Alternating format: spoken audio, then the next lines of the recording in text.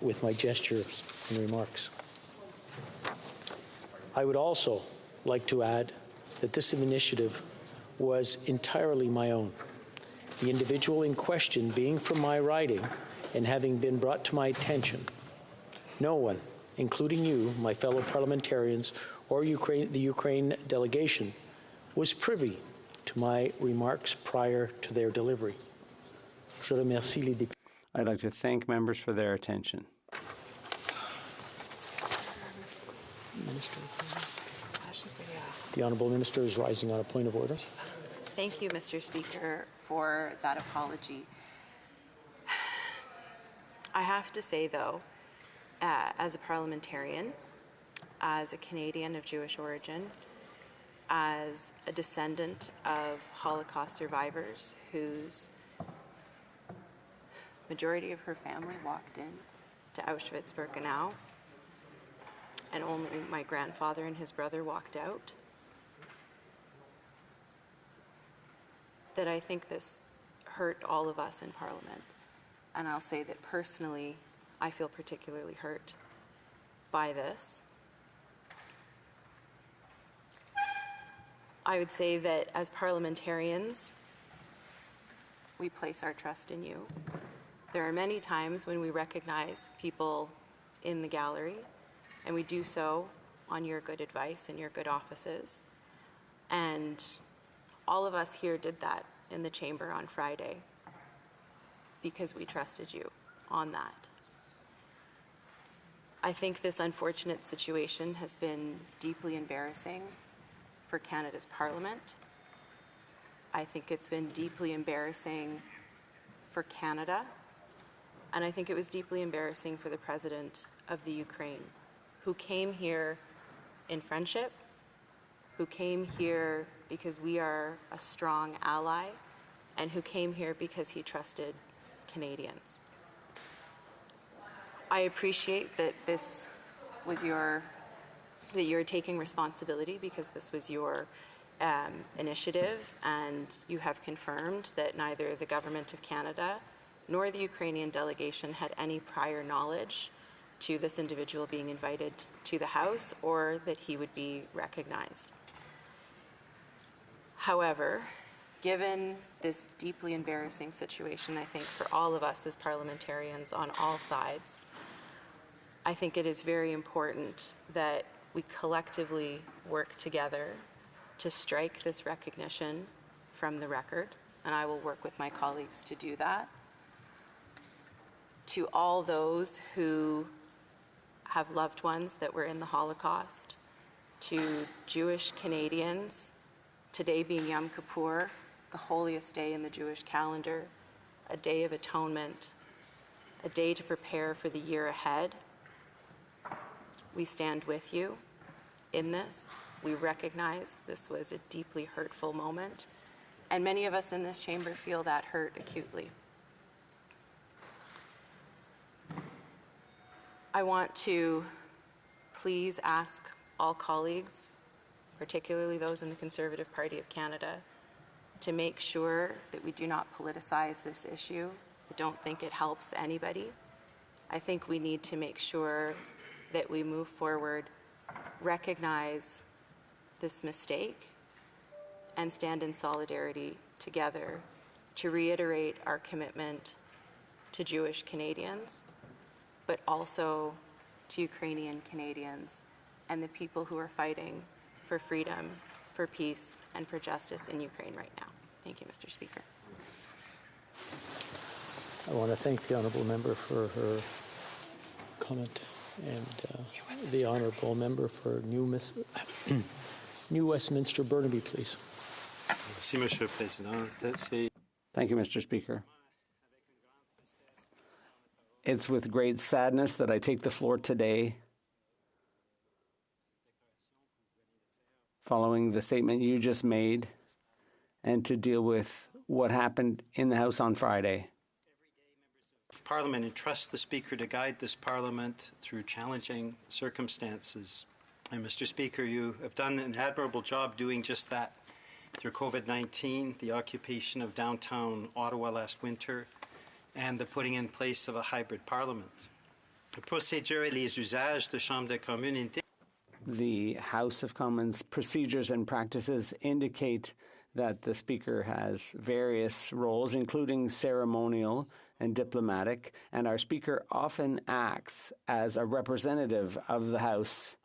His ceremonial role is important, and that is why he alone has the privilege of recognizing visitors in the gallery.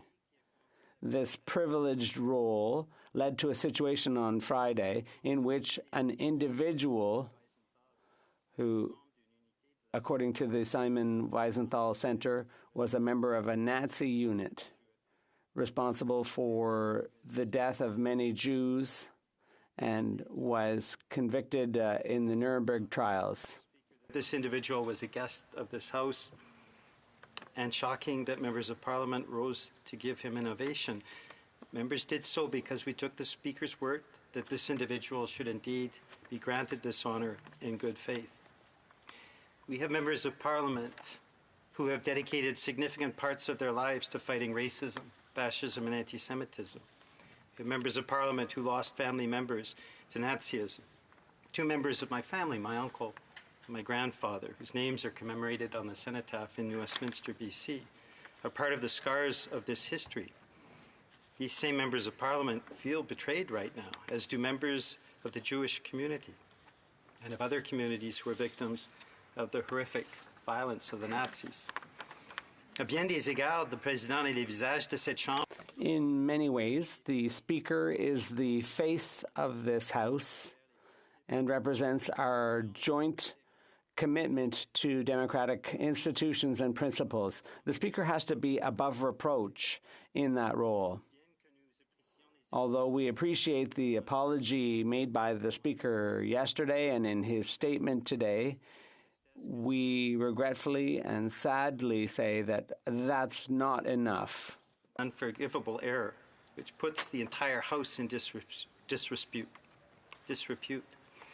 And unfortunately, I believe a sacred trust has been broken.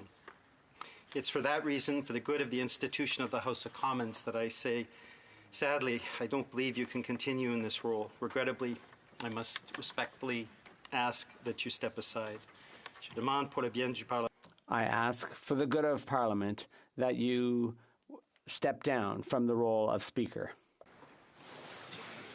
Merci au commentaire. Thank you for that comment.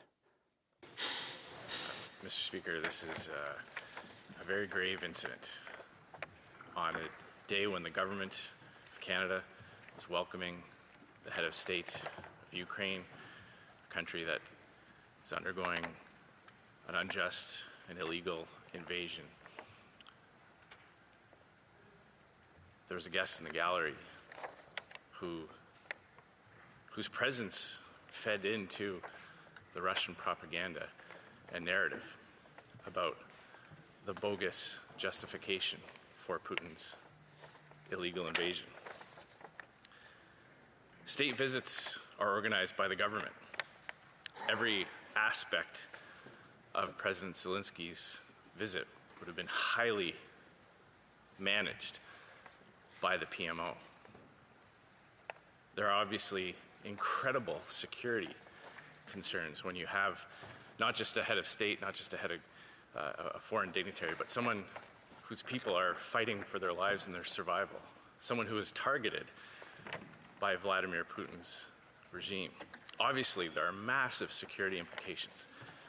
Your statement doesn't answer the questions around how this individual was vetted, how the government, who would have seen all aspects, all guest lists, all interactions with President Zelensky, allowed that person to be in the chamber. Members of Parliament don't have the ability to vet who might happen to be in the chamber on any given day. That's the responsibility of the Director of Protective Services, who reports to the Minister of Public Safety. And the coordination between the Prime Minister's office, the protocol office here in the House of Commons, and that protective service is what members trust is happening to make sure that things like that don't happen. If someone of that background which a straightforward Google search will show served in that particular division during World War II. If that basic level of vetting was not done by the government, that raises serious concerns. What kind of message does that send to our allies around the world? That when they come to the House of Commons to address the House and Senate, that basic rudimentary vetting as to who might be in the galleries isn't done? That's incredible, Mr. Speaker. So we'll take your statement under advisement. We'll have more to say on this, but there are still many, many questions that need to be answered as to how the Prime Minister's office so completely dropped the ball on this.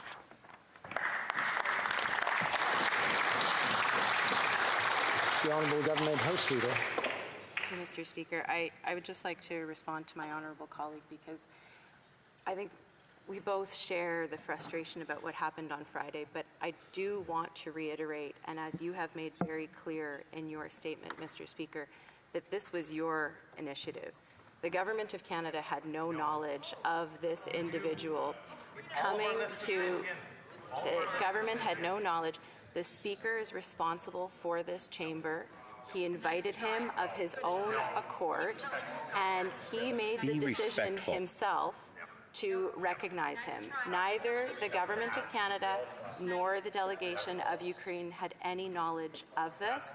I would respectfully submit, Mr. Speaker, that you clarify this for the members opposite, because it's important that this information be clear and that these false allegations do not continue because they're not true. Thank you, Mr. Speaker. That's right.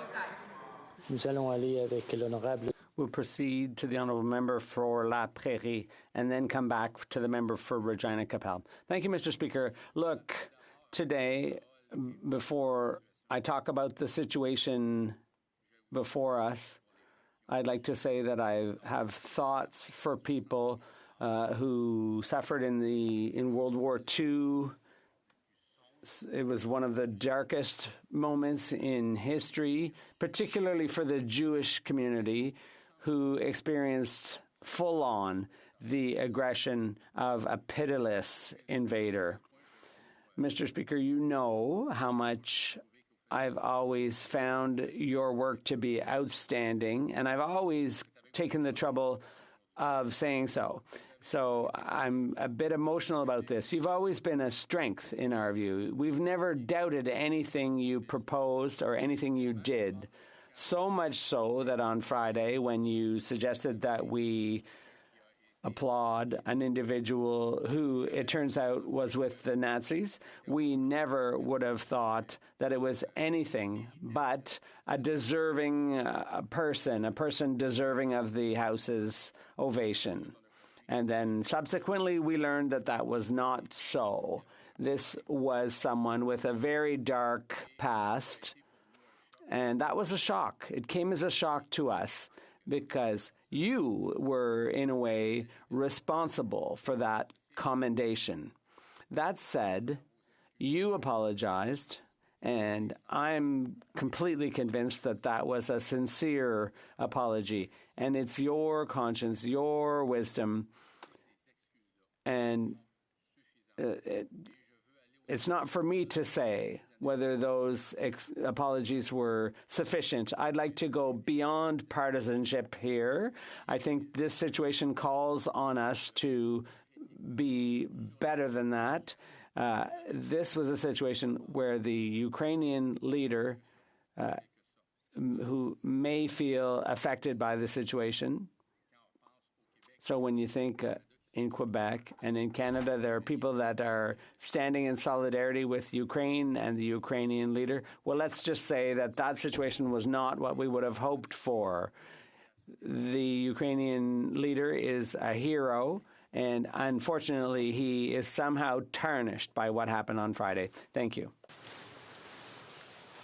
I believe the honourable member for Calgary-Nose Hill. Thank you, Mr. Speaker. As chair of the Canada-Slovakia Parliamentary Friendship Group, it's my obligation to point out that the individual in question who was recognized on Friday was part of a division that was used against the Slovak National Uprising, which was a military uprising organized by Slovak resistance movements during World War II, comprised of the anti-Nazi political faction of the Slovak nation, which is my heritage. Units of this division this man fought with were sent to help squash the Slovak rebellion. Battle groups were formed to actively search out and destroy members of the resistance. And according to Slovak historian Kay Fremol, the division's members were helping in anti-partisan, repressive, and terrorist actions and committed murders and other excesses. Based on what I've heard in the House today, I feel like this is the government trying to collectivize responsibility for an incident that was solely within their purview. By inviting the Ukrainian president to our country, we had a duty to protect him in all aspects. And by the government failing to have either a non-existent or judgment-free vetting process for members who would be recognized and lauded in the House of Commons, the House of Commons should be not accepting collective responsibility for that abject, egregious lack of judgment that has tarnished the reputation of our country and led to people like the ambassador from Poland demanding an apology from us. This is a time in which our country needs to be having, our allies need to be standing with us. There should be no question about whether or not we have our act together, and yet here we are having this debate. It's beyond an embarrassment. It is a stain on our country. And I refuse, as a member of this place who represents 120,000 Canadians, to collectively share responsibility with a government that has a pattern of not vetting questionable individuals that they take meetings with. Jaswal Atwal, Joshua Boyle. Enough. I will not, on behalf of my constituents, take 1 ounce of blame for this government failing a vetting process. They can say, Mr. Speaker, it was your purview. They invited this man. They invited this world global leader here, and they failed to vet this. So no, on behalf of the constituents of Calgary Nose Hill, I will not accept collective responsibility, and the buck stops at the Prime Minister's office.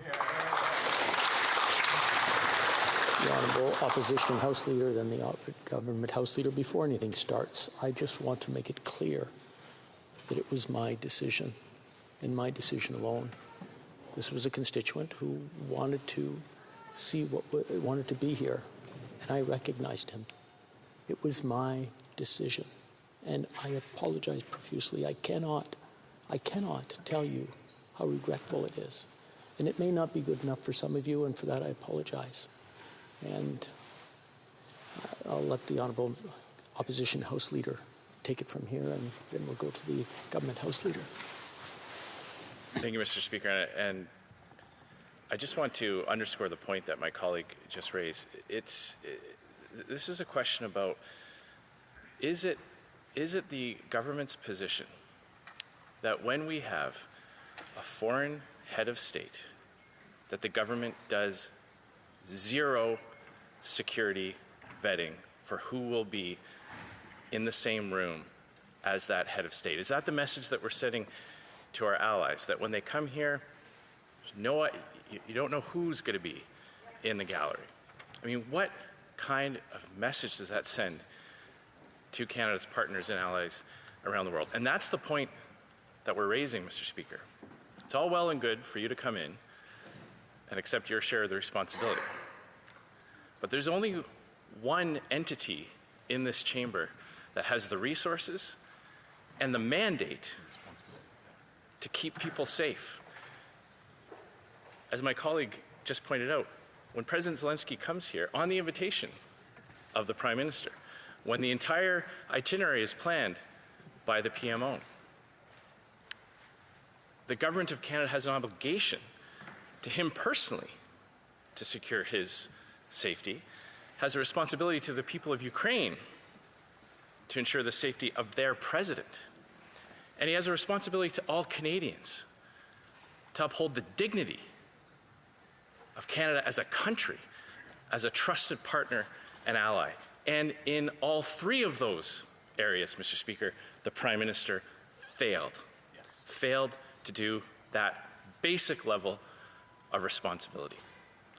That's the point that we're underscoring, Mr. Speaker. There was a Nazi in the chamber.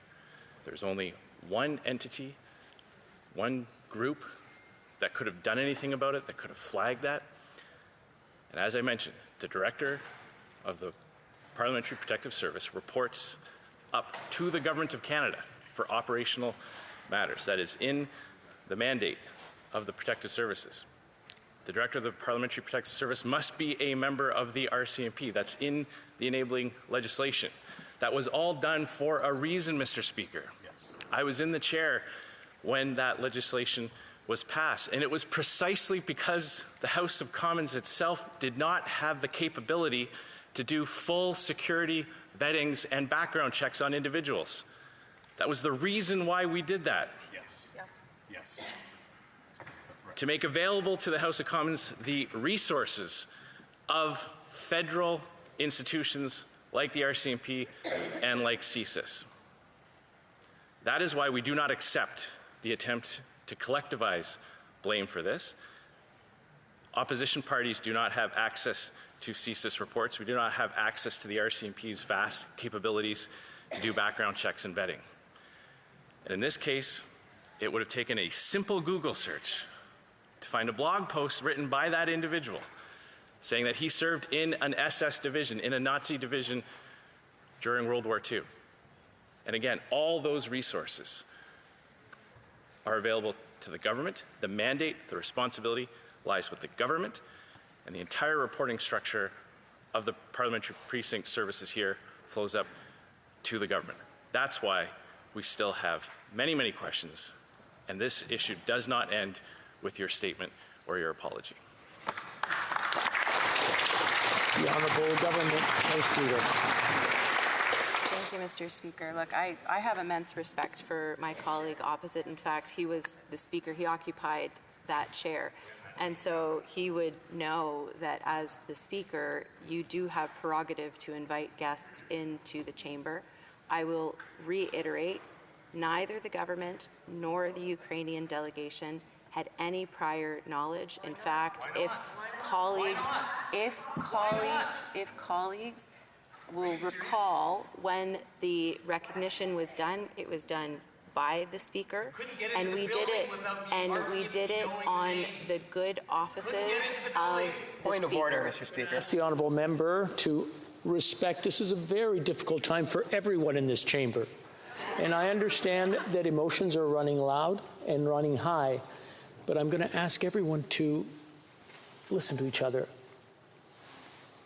I don't think I've ever been through a tougher time in this chamber or in this House since I got here in 2004.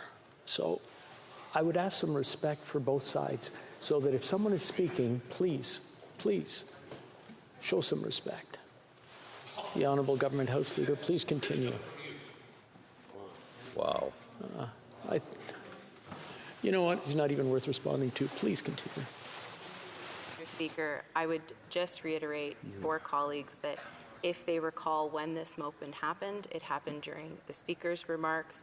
We were all caught off guard by this.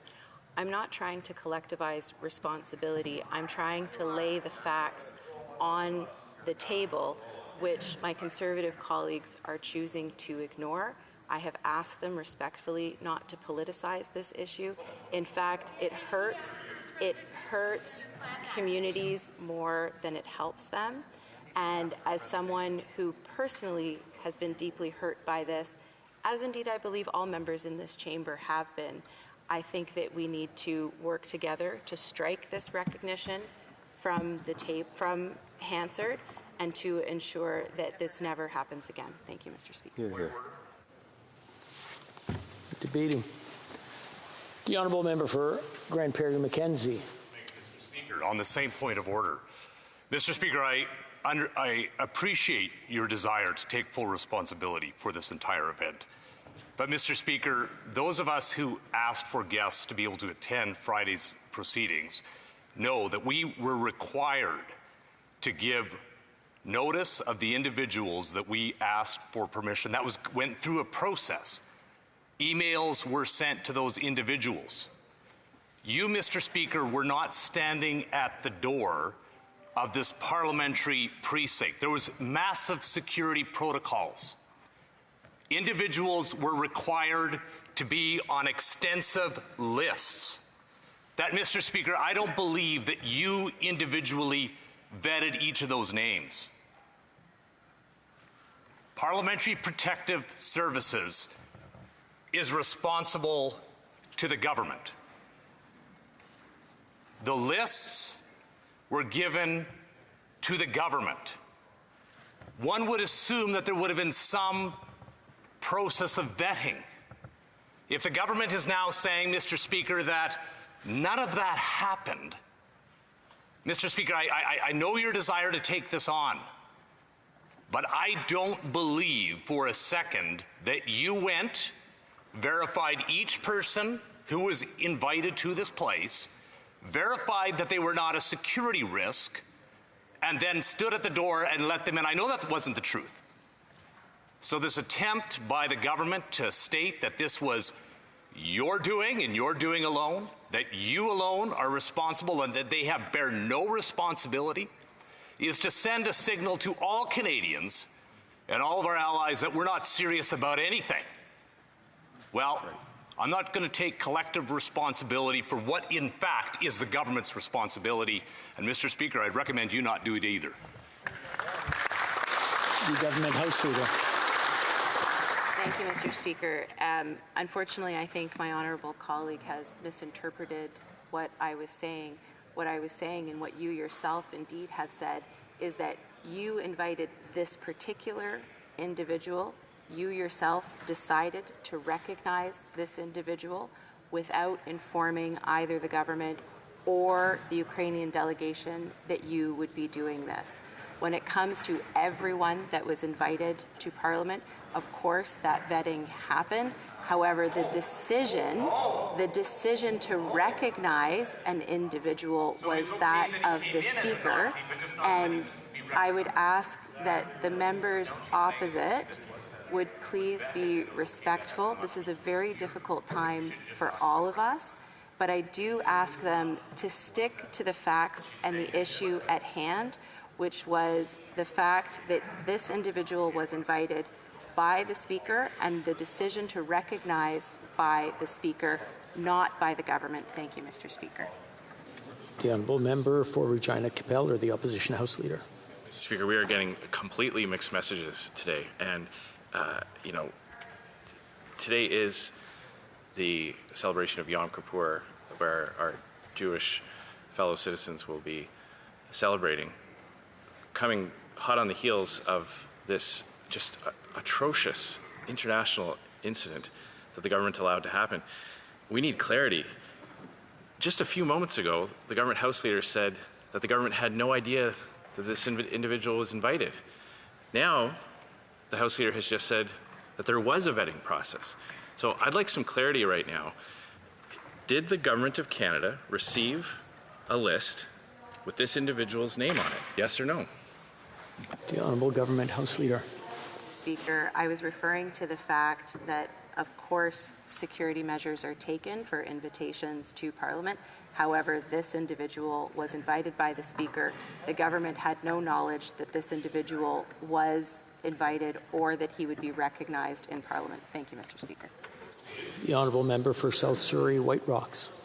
On the same point of order, Mr. Speaker, and I appreciate you taking responsibility for your part in this. It is something that is weighing very heavily ever since it happened on all of us here.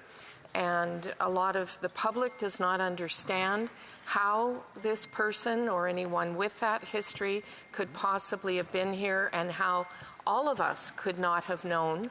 And I think it has been explained that there is no ability on behalf of opposition members to know when someone is introduced from the gallery. We had no notice and we had no context for that. However, there is a concept in law about responsibility, and that concept is someone either knew or ought to have known. And this is where we have a disconnect in these discussions today, because it isn't only up to the Speaker of the House who sits in the gallery.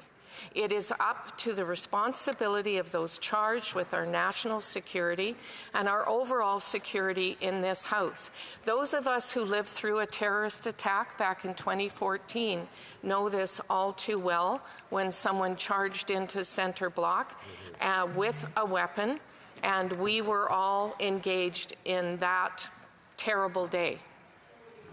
And because of that day, when we used to have just an unlocked door in front of Parliament, I think our naivete was shattered that day, and changes were made, as the House Leader has already gone through.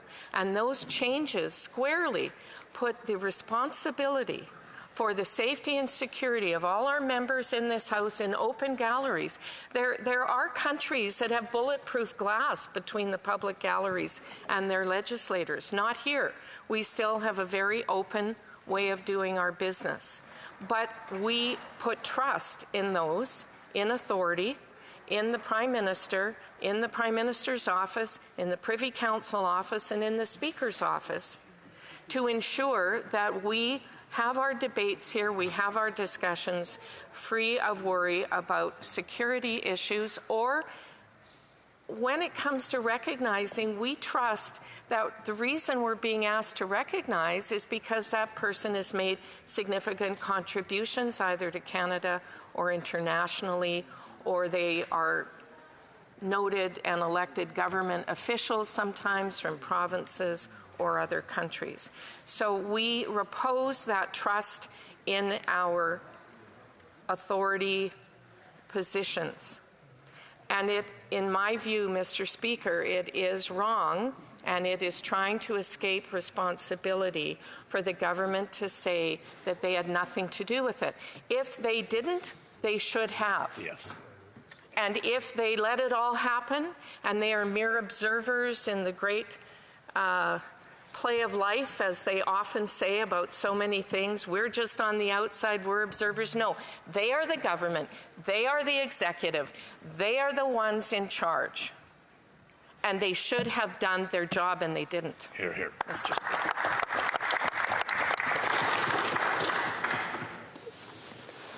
The Honourable Parliamentary Secretary is rising on a point of order.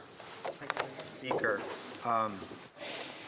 as a Polish Canadian, I can say that for many Poles and Polish Canadians, the month of September is a difficult one. It's a month where many Poles and Polish Canadians commemorate the German Nazi invasion of Poland and the Soviet-Russian invasion of Poland, September 17th. 6 million Poles were murdered, were killed in the Second World War. 1 out of 5 citizens. The presence of the gentleman in the gallery was something that is deeply hurtful to Polish Canadians, to Poles. And his membership in the 1st Ukrainian Division, or the Waffen-SS Galician Division, this is a particularly cruel, exceptionally cruel unit that murdered thousands of Jews, thousands of Poles in eastern Poland, viciously murdering Poles and Jews. And so that moment in the House was something that is deeply painful to my community, to Polish Canadians and Poles abroad. But Mr. Speaker, I know you as a good man. The delegations that come here internationally know you as a good man. You have taken ownership of this grievous error. You have promptly taken responsibility, full responsibility on your shoulders. And you apologized deeply. My interest here is that we work together as parliamentarians to make sure that we have the systems in place, that this never happens again in this House. Thank you, Mr. Speaker. I want to thank the honourable member for Windsor-Tecumseh. If there's no other interventions, once again, I want to apologize for what happened and really tell you that the intention was not to embarrass this House. L'intention était de... The intention was to show what history was about and how it continues and how things should stop. My sincere apologies to the House, to each and every one of you who are in the House today, and to all Canadians for having been put through this. It being 11:35, the House will now proceed to the consideration of private members' business listed on today's order paper. Orders of the day. Private members' business, resuming debate at second reading of Bill C-323, an act to amend the Excise Tax Act, Mental Health Services, standing in the name of Mr. Ellis. The member for Richmond Hill. Thank you, Mr. Speaker. It is quite difficult to deliver this intervention after the conversation we had in the House. However, the business of the government has to continue.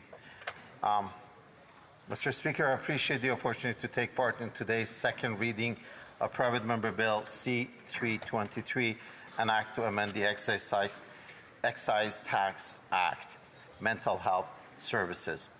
As we know, this bill would exempt supplies of psychotherapy and mental health counseling services from the Goods and Services Harmonized Tax, GST and HST. At the outset, I'm pleased to announce that our government and I will be supporting this private member bill to go forward and go into the committee for further study. Our government has a proven record of supporting the delivery of mental health services for Canadians, and we look forward to building on this record with Bill C-323. At the same time, my colleagues will know that our government also likes to ensure that we get things right. The creation of tax legislation is an area of public policy where you certainly don't want to get things wrong, as the result can be particularly costly and unfair to Canadians. That's why our preference is ordinarily that tax changes like those proposed in Bill C-323 be undertaken through the budget process. This enables us to fully consider trade-offs, balance priorities, close potential loopholes, and undertake new fiscal commitment only to the extent that they are fair and affordable. This sort of policy safeguarding is typically undertaken by tax professionals and lawyers at the Finance Department. But when it comes to private members' bill C-323, this responsibility will fall to us as parliamentarians. And there are some important considerations that we'll need to address in this regard before moving the bill past the House.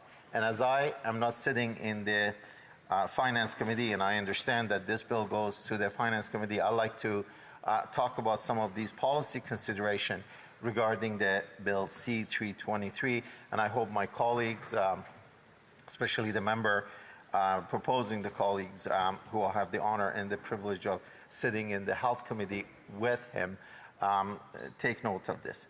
We know, for example, that the policy underlining the GST-HST treatment of the healthcare sector generally exempt basic healthcare services from GST and HST.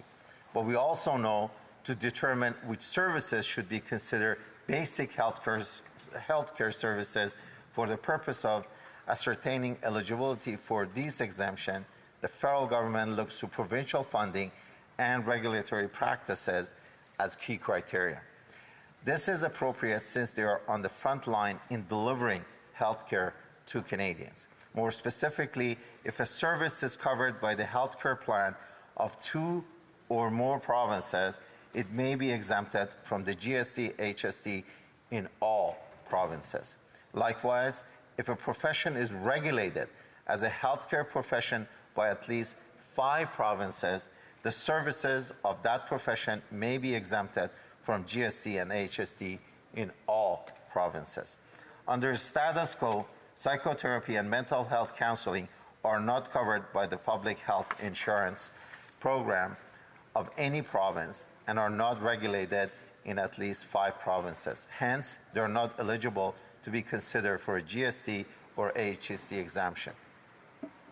Psychotherapy services provided by the psychologist or other health professionals such as physician, nurse, or social work are already exempt if the services are within the scope of the practice of their profession. So in short, it is provincial policies that currently determine what medical services should be considered for a GST HST exemption. And it is based on these policies that psychotherapy and mental health counseling are not currently exempt from the GST and HST.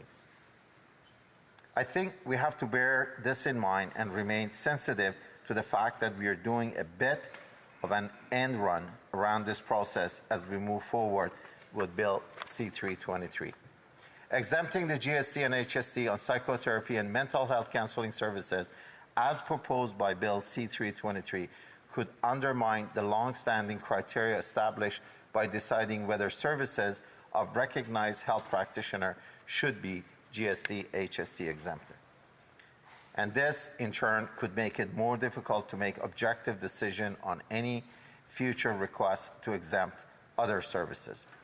There are important questions related to this bill that must be examined more closely in the committee. The most fundamental one is whether this bill will apply in the same way in each province. This is a basic question of fairness for all Canadians. I think we need to also better understand how each province regulates the healthcare practitioners this bill targets and how each province defines the services they provide for the purpose of healthcare in provinces.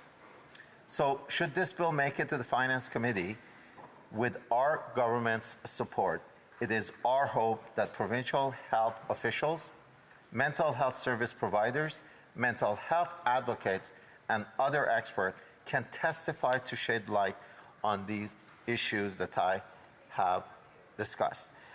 As a complete personal note, since 2015, I've had the honor and privilege of being a member of this House, I have always advocated for parity when it comes to mental and physical health. And I believe this might be a gateway for us to be able to have the opportunity to open that conversation. Although I know this is a narrow passage, but I think this is a great opportunity for us to engage in a broader conversation. Naturally, it won't be through the Finance Committee. However, it will be something that we should consider. Just want to quickly talk about a few of our government achievements and focus that's been in support of mental health since 2015. And Canadians can rest assured that our government has already made it a top priority to invest in mental health services for Canadians and will move forward on this basis. I want to talk about most recently in Budget 2023 proposes to provide a total of $359 million over 5 years starting in 2023-2024 with $5.7 million ongoing and $1.3 million in remaining amortization to the support a renewed Canadian drug and substances strategy, which will guide our government's work to save lives and protect the health and safety of Canadians. Also want to also our government has provided about $158 million over 3 years starting in 2023-2024 to Public Health Agency of Canada to support the implementation and operation of the 988 suicide prevention line. Mr. Speaker, in conclusion, I'd like to highlight the fact that we are making investment because the strong and effective public health care system is essential to the well-being of Canadians, and that includes mental health care. It is also an important foundation of a growing, healthy economy. Our economy is stronger when people are healthy and can get the care they need before complication arises or they are in crisis. Our government will move forward in supporting Bill C-323 on this understanding, but we also want to make sure that we get it right. So we look forward to hearing from key stakeholders as we do so in the Finance Committee. Once again, Mr. Speaker, thank you to my colleague for bringing this bill forward. I have a lot of constituencies in my riding who are looking forward to having this bill passed, hopefully amended to address the concerns that we have, and they get to provide the services that's much needed to the community. Thank you, and looking forward to debate in the Finance Committee. Thank you, Mr. Speaker.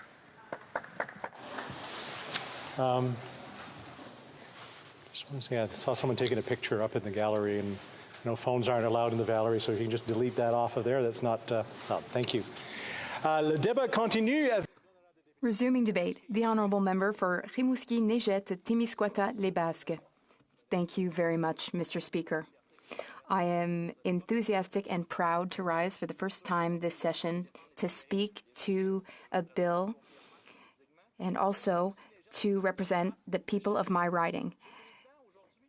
Hello to everyone in my riding. Mr. Speaker, I rise today to speak to a topic that is close to our hearts, a topic that affects every Quebecer and every Canadian, and that is mental health.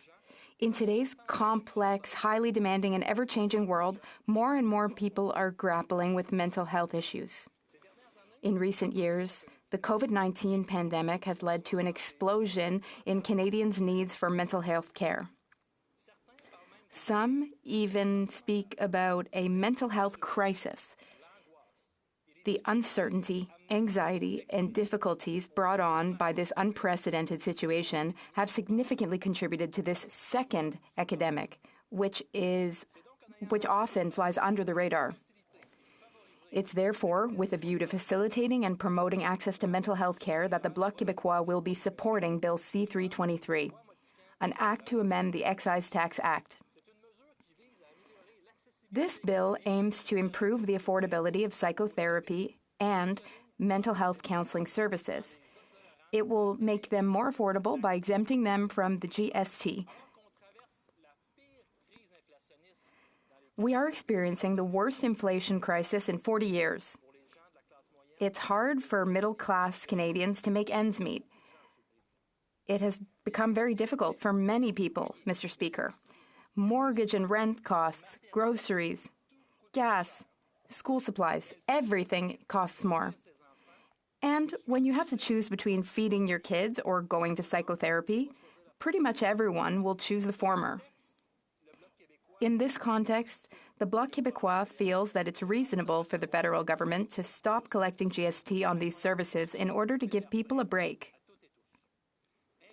Investing in your mental health is always a win-win situation, and it should be encouraged. Mr. Speaker, before going any further, allow me to ask and answer a simple question. What exactly is psychotherapy? Psychotherapy is a psychological treatment that aims to bring about changes in a person's attitude, behavior, or way of thinking in order to enable them to feel better, to find answers to their questions, to solve problems, to make choices, and to better understand themselves. Psychotherapy has been regulated in Quebec since 2012, thanks to a 2009 bill, Bill 2121, which guarantees the quality of services offered. Mental health counseling, while not a regulated profession, which is not subject to legal guidelines, can be an important and useful form of helping. However, the Association des Psychologues du Québec, Quebec Psychologists Association, reminds us that it is essential to verify the training and background of the person offering these services before opting for counseling, as counseling can be practiced by a variety of professionals whose level of expertise and ethical obligations can vary greatly. Quebec has, for a long time, been a pioneer in social policy and healthcare. In psychotherapy, specifically, Quebec's legislation served as inspiration to many provinces, including Ontario, which followed in our footsteps. We have always prioritized the well-being of our citizens and taken it seriously, and this is reflected in our commitment to providing quality mental health services. Mr. Speaker, mental health care services are invisible. There are still prejudices about mental health care. It's often taboo, and so mental health care services are like the poor cousins of health care services. Yet they are just as essential to our health as physical health care services. That's why it's important that we put an end to certain fiscal inequities that still exist when it comes to mental health care services. For example, many physical health care services are already exempt. Optometry, occupational therapy, for example. There is also a disparity between the different professional orders that can provide psychotherapy services. For example, for physicians and psychologists, psychotherapy falls within their respective expertise and fields of practice. Since all their services are not taxed or zero rated, psychotherapy offered by a physician or psychologist is already zero rated. But on the other hand, if the service is offered by one of the 7 professional orders authorized to practice psychotherapy specifically, it will be taxed. We need to update our tax legislation to reflect the progress made in regulating psychotherapy in Quebec. Mental health services are just as essential as physical health services, and it's time to treat them equally when it comes to taxation. Bill C-323 responds to this need by leveling the playing field by completely exempting from tax these services, regardless of who provides them. Now, when it comes to access to mental health services, we can no longer ignore the elephant in the room.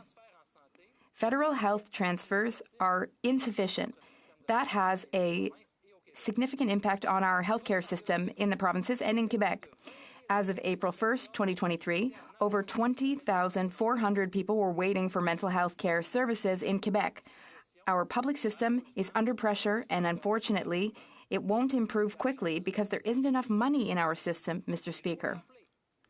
Let's not forget, Quebec and the provinces asked for $280 billion over 10 years, yet they received only a fraction of that amount, a meager $46 billion.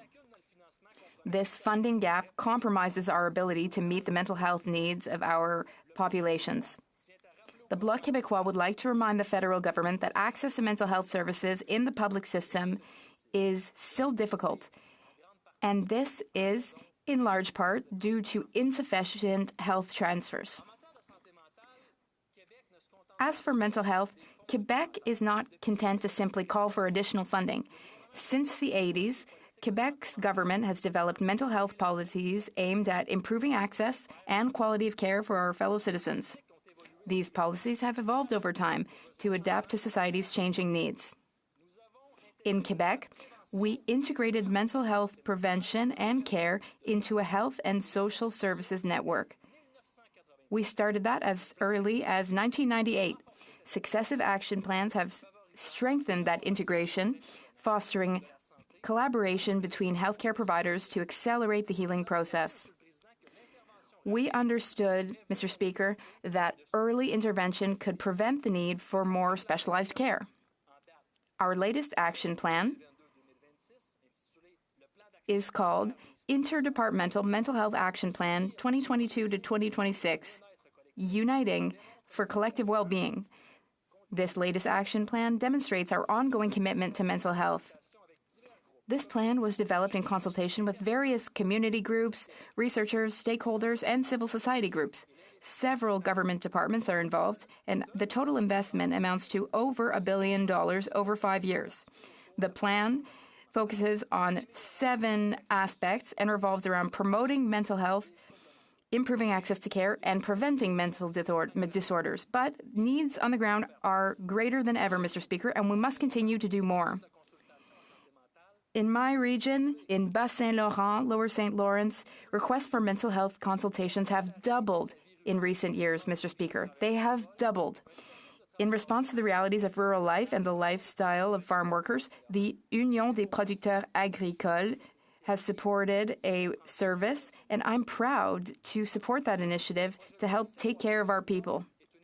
In conclusion, Bill C-323 is an important step towards improving access to psychotherapy and mental health counseling services in Quebec and in Canada. In keeping with Quebec's tradition as a forerunner in mental health, the Bloc Québécois will support this bill. We believe in a strong, innovative, and united Quebec, where everyone has access to quality mental health care. That's why we will continue to call on the federal government to increase health care transfers, because Quebec and the provinces need more resources to meet the growing demand for mental health care. Thank you very much, Mr. Speaker. Continuing debate with the honourable member for London Fanshawe. Thank you, Mr. Speaker. And I want to thank my colleague from Cumberland Colchester for tabling this important bill. C-323 is an act to amend the Excise Tax Act for Mental Health Services. Now, as we know, this bill would expand the category of healthcare services exempt from point-of-sale taxes to include psychotherapy and mental health services. We know also that physical health services such as chiropractic, physiotherapy services are already exempt from federal sales tax.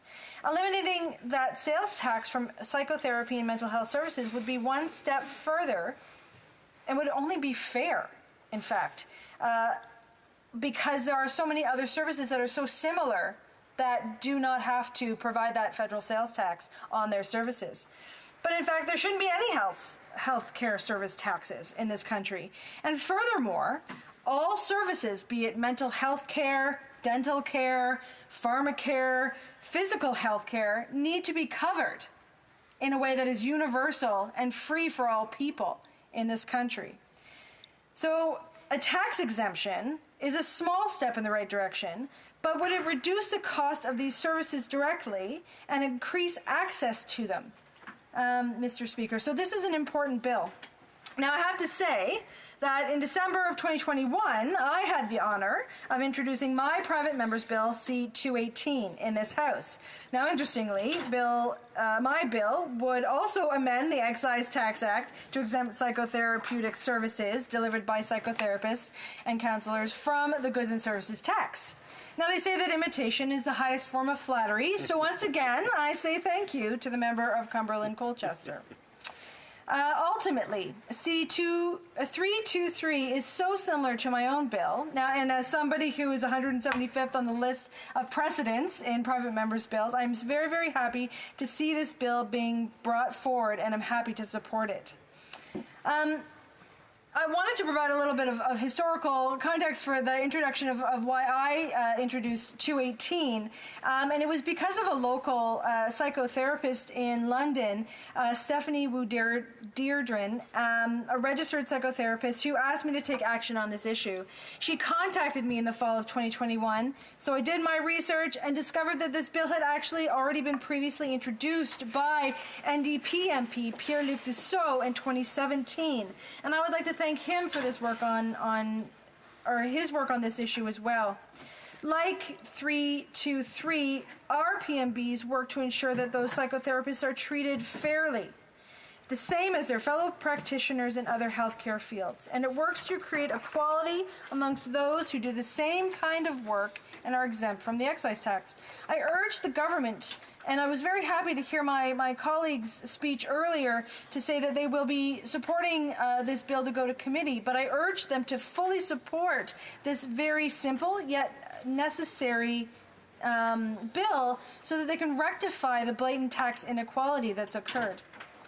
The government says that Canadians' mental health is a priority, and this is a key opportunity for them to do something that is very easy to do, to ensure that something good is done for Canadians' mental health. Just this past March, I presented a petition in the House of Commons to remove GST from counselling, therapy, and psychotherapy services, and that petition received over 14,000 signatures. I want to thank Barbara McCollum for bringing that forward. And there were so many signatories, 14,000, because they saw that the government must act to rectify this error. And it's quite a simple thing that the government can do. According to the Canada Revenue Agency, if a profession is regulated as a health profession by at least 5 provinces or territories, the services of that profession are GST or HST exempt. Now, the profession of counseling therapy or psychotherapy meets this criteria, and it has for some time. A tax exemption was refused because the provinces regulated under the profession had different titles. But counseling, therapy, and psychotherapy are the same profession as demonstrated by a shared scope of practice, comparable qualification requirements, an aligned code of ethics, and recognized under the Canada Free Trade Agreement.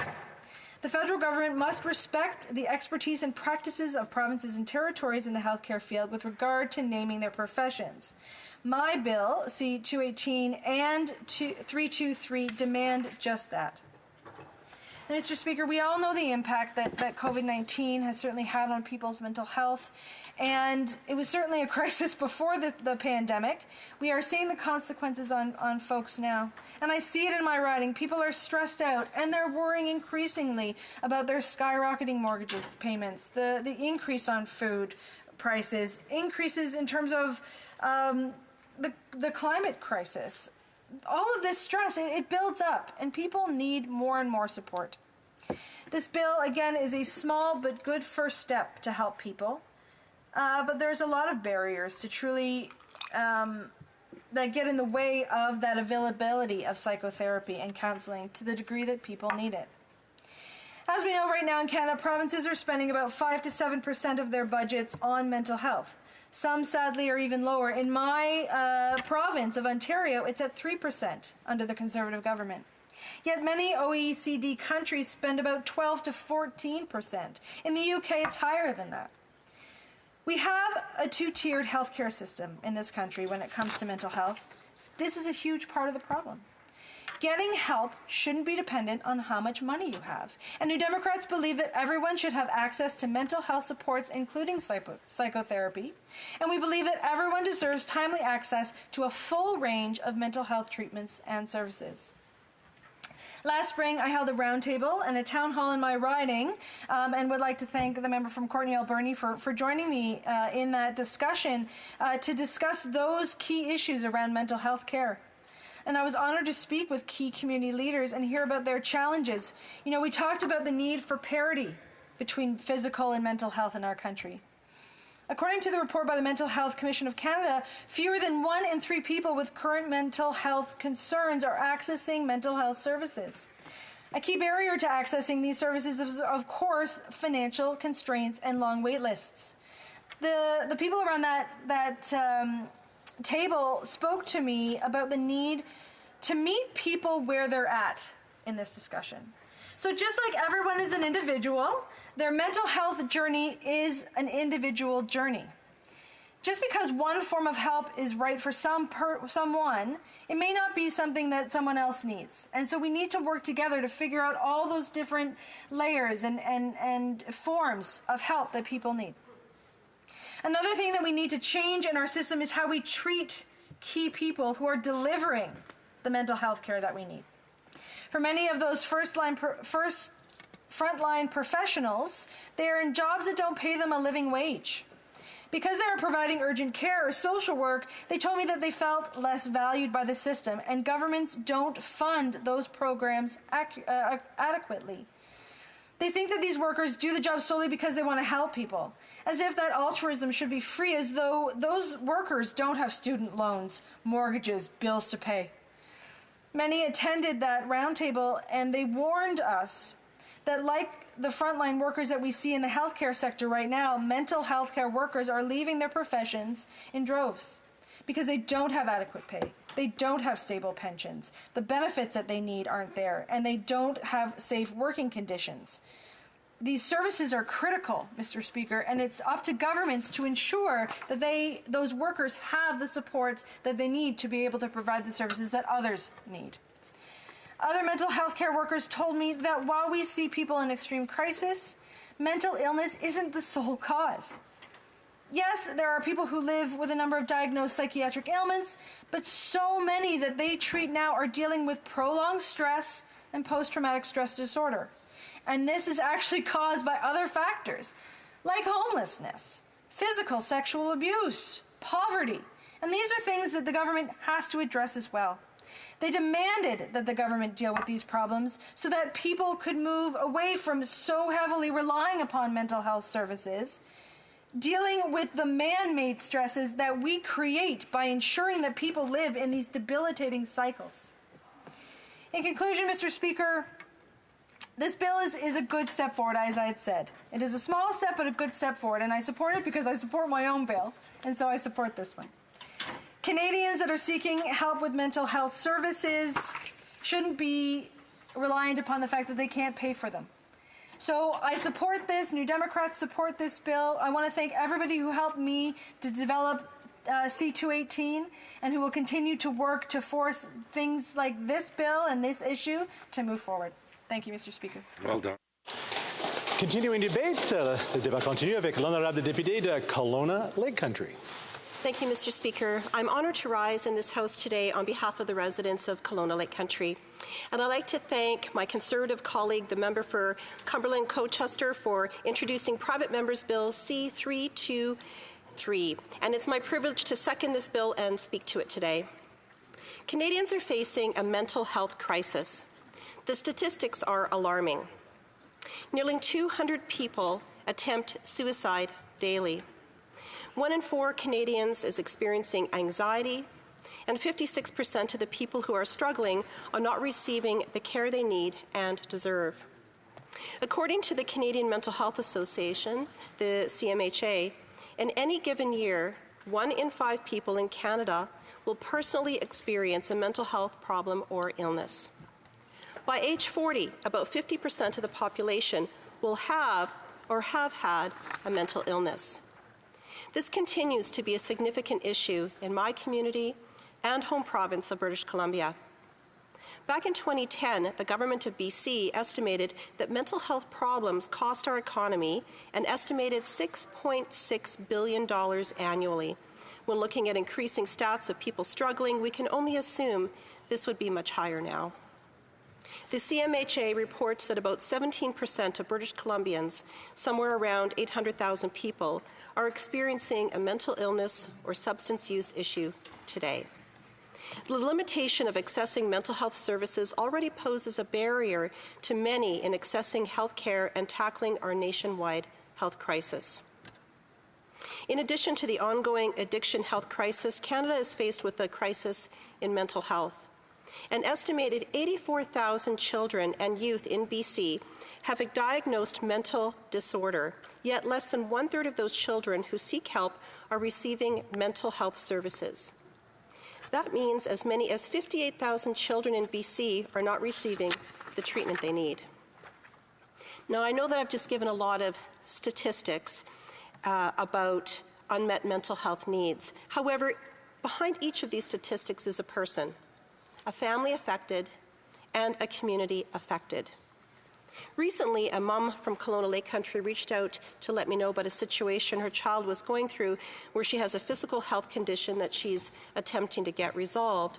And she says her child is dealing with mental health issues of depression and suicidal thoughts because of bullying due to her physical conditions. Now, this is just one of many situations people bring to my attention.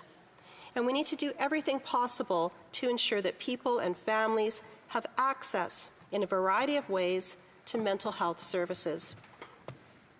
Right now, societally, we are paying for mental anguish in the most extreme way possible when looking at attempted suicide rates and deaths. It is clear from the numbers that many people are waiting until the point of crisis. That could mean too many hospital stays, and perhaps cycling through our criminal justice system instead of receiving treatment. Or worse, like we heard recently when a woman came forth publicly in August of 2023 to explain how she was having a mental health crisis, and a clinician, shockingly, at Vancouver General Hospital suggested medical assistance in dying made as an option. Bill C-323, an act to amend the Excise Tax Act, works to put health service providers on equal footing when people come to them for mental health assistance. And I'm proud to second this bill today and speak to it today. This legislation sets to end the charging of GST or HST upon the services of psychotherapists and mental health counselors. For context, Psychotherapists and mental health counselors are currently the only regulated mental health service providers that must remit GST or HST tax on their services. This will put them on equal footing to other health professionals. Psychotherapy and mental health counselors often are also not covered by many insurance providers, and the additional cost of the GST or HST tax on their services limits their capacity to serve many Canadians in the time of need, especially at this time of high cost of living when paychecks are so stressed. It makes no sense for fully regulated psychotherapists and mental health counselors to be subjected to this type of taxation when physicians, psychiatrists, registered nurses, registered psychiatric nurses, psychologists, occupational therapists, and social workers are all exempt. Health Canada has reported that 24.7% of Canadians over the age of 15 report having unmet mental health needs. We need to do everything possible to get help to people so they aren't living in mental anguish and so families aren't heartbroken with getting a devastating phone call no one ever wants to get, like 12 families a day do in Canada who hear a loved one died of suicide. Conservatives are offering tangible solutions within federal jurisdiction to help people. This is a compassionate, common sense bill. Not only are there costs to the federal government associated with this legislation by it not happening, but any loss in tax revenue resulting from the tax exemption would likely be inconsequential in the greater scope of federal budgets. Many organizations and stakeholders like the Canadian Counselling and Psychotherapy Association have spoken in favor of removing the GST or HST taxes from the services of psychotherapists and mental health counselors.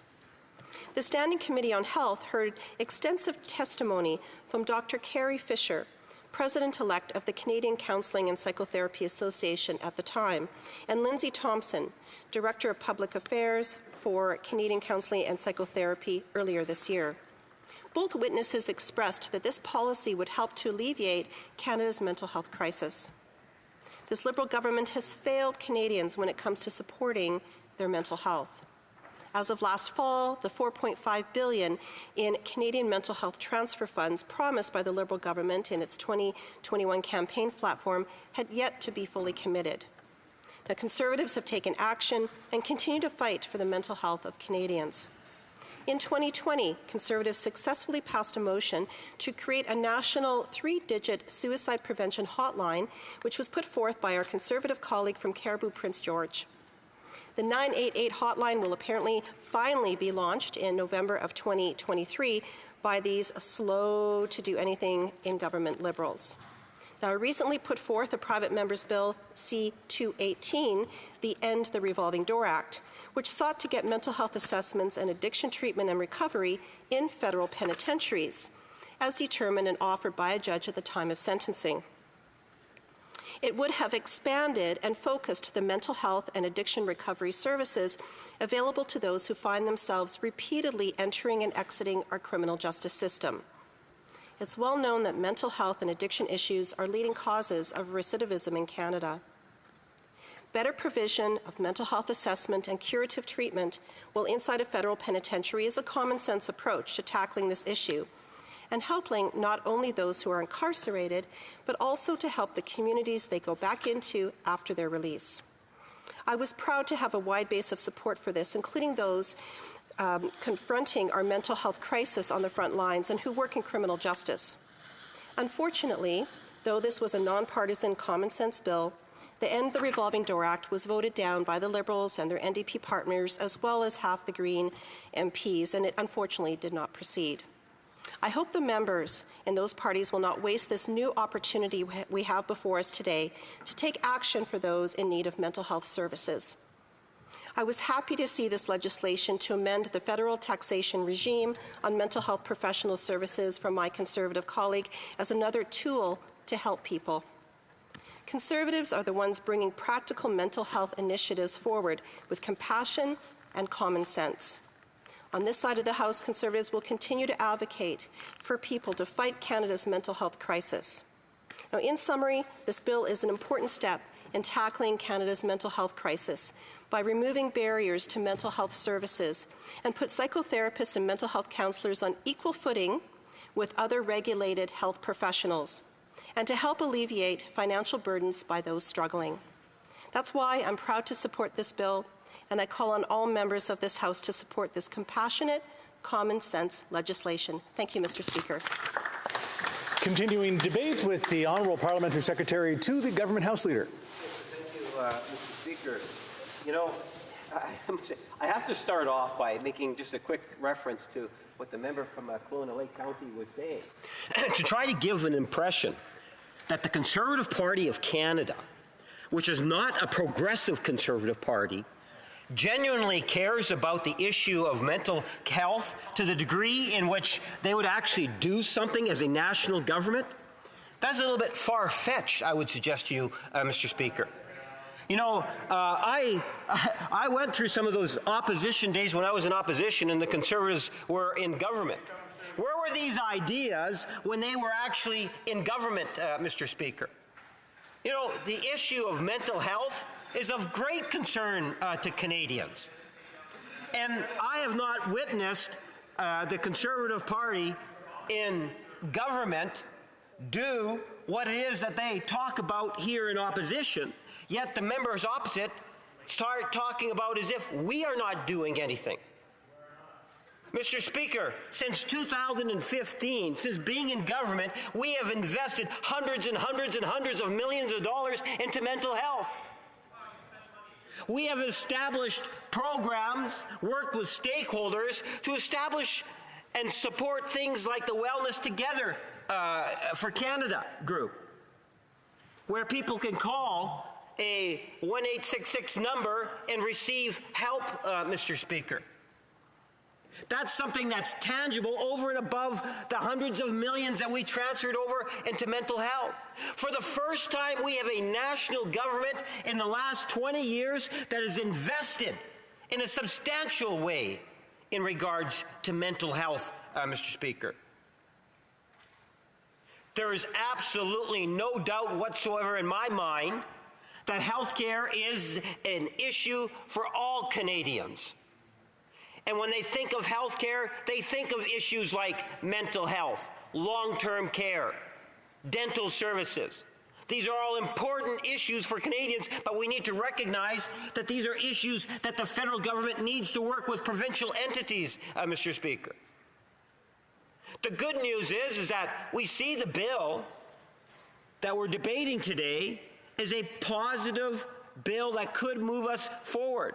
There is a need for the committee to look at it and get an assessment on whether or not we could implement some changes, some amendments that will give some clarification in some areas and hopefully get the support going out of committee and into third reading, Mr. Speaker. That is the hope. I welcome the idea of having debates on the issue of mental health.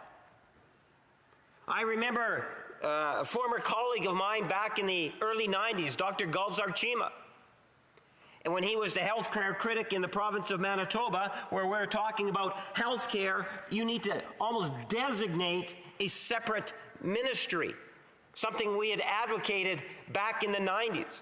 Interesting enough, he moves to British Columbia and he becomes the first ever Minister of Mental Health for the province of British Columbia. Mental health does matter. We see that on our streets, Mr. Speaker, in many different forms. When we talk about the issue of housing and the homeless, you have to incorporate a wide spectrum of reasons as to why it's happening. Mental health is one of those reasons, Mr. Speaker. When you think in terms of what it is that the legislation in itself is trying to do, it's very admirable. Psychotherapy, mental health services, these are becoming more and more recognized. I think that we are seeing provincial and territorial jurisdictions recognizing the value of these professions and the need for it. And we are starting to see more interest. Remember, healthcare is a federal provincial jurisdiction in the sense that Ottawa provides a great deal of money and we have the Canada Health Act, but it is the provinces and territories that establish the regulations that are necessary. And I can tell you, Mr. Speaker, and I know the Conservatives don't support the dental care plan. That's fine. The moment of truth will come out on that. The issue is, do they support genuine changes in dealing with mental health? And I'm trying to give some free advice to my Conservative friends on this.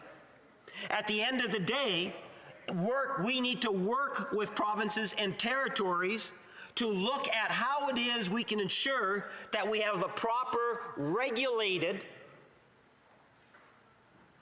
area so that we can ensure that psychotherapy and mental health care services that have been recognized by our provincial jurisdictions can in fact receive things such as the tax break that is being proposed within this legislation.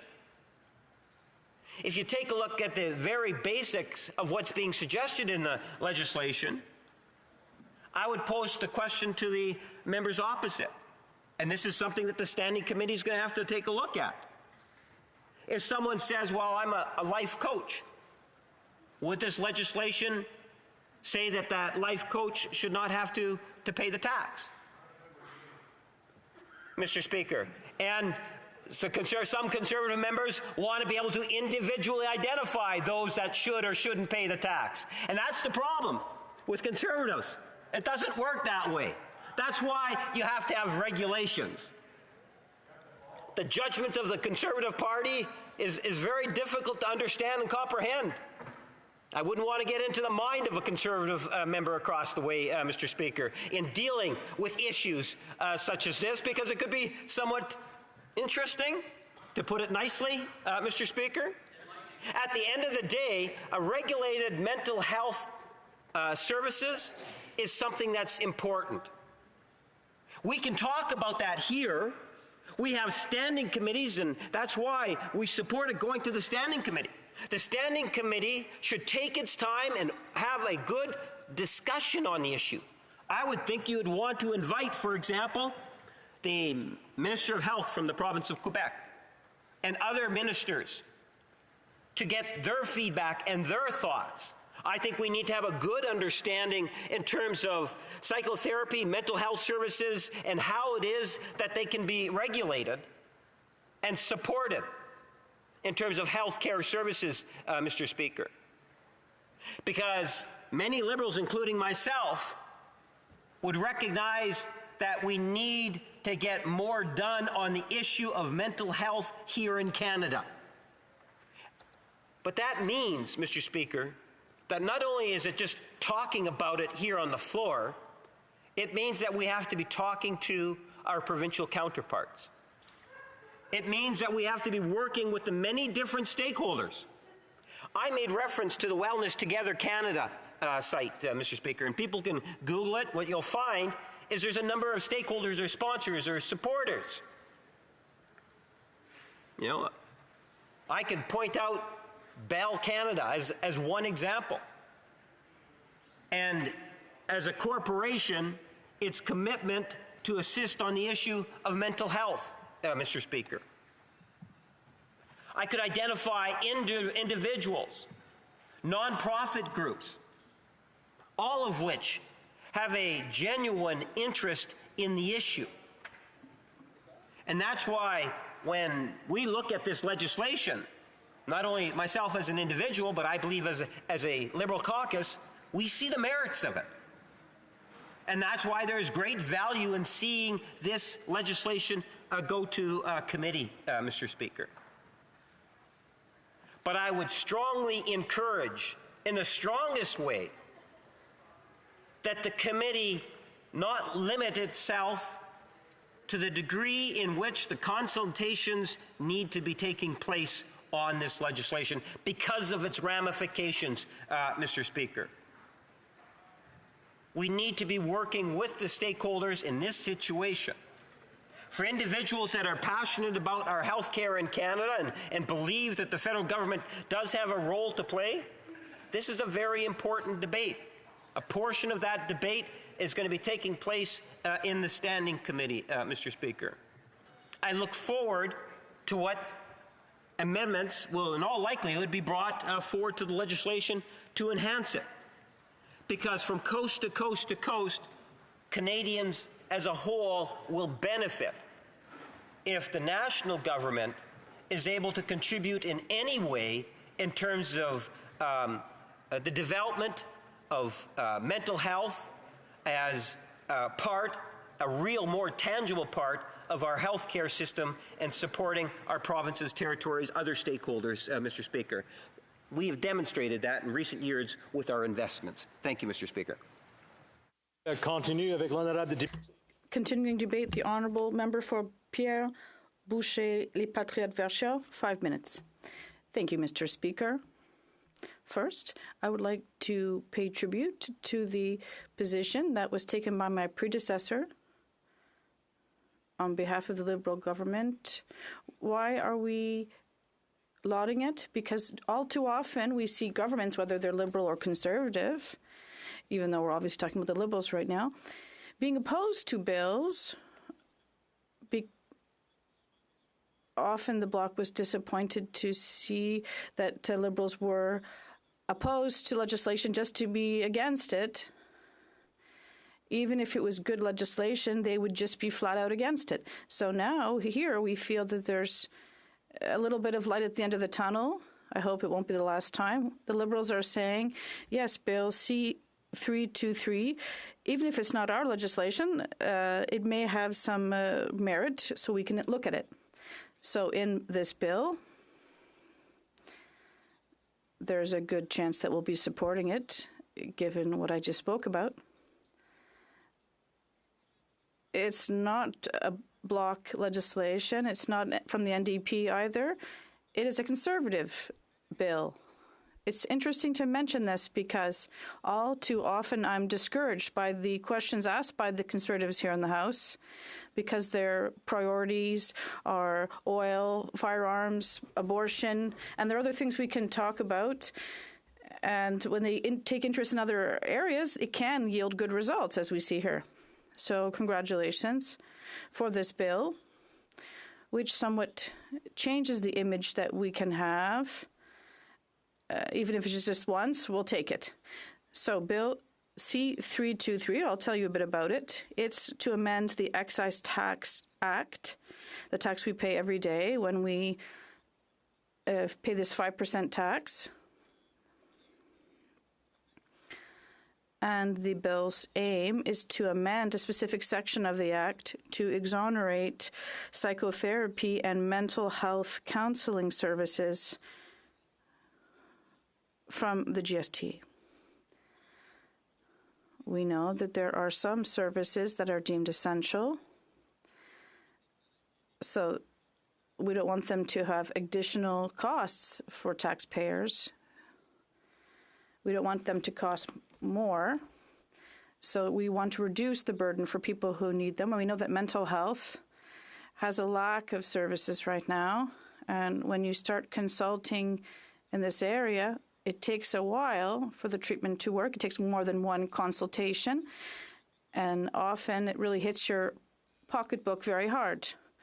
And this 5% tax, the federal portion, and there's also a 10% portion in Quebec, if you pay $100 an hour and you have to pay an extra $15, it does add up, weighs on your budget. And sometimes we don't have enough money for mental health services, so this will be a good measure and the one that I applaud. I'd like to mention an anecdote, Mr. Speaker. I don't have a lot of time, but in my writing office, it's located at the top of a center. It's a multidisciplinary center for early childhood that offers various types of services, speech therapy, psychology, and other specialized services. And one of the co-founders of the center is himself a psychoeducator. And when he saw that I was located just above his office, he said, I was able to use these services because my son needed these services from this center to help him in his personal growth. And the psychoeducator told me, I provide mental health services which are essential, but if you go to the eye doctor, you don't pay tax. If you see an audiologist or other types of specialists, you don't pay tax. If you go see your doctor, you don't pay tax.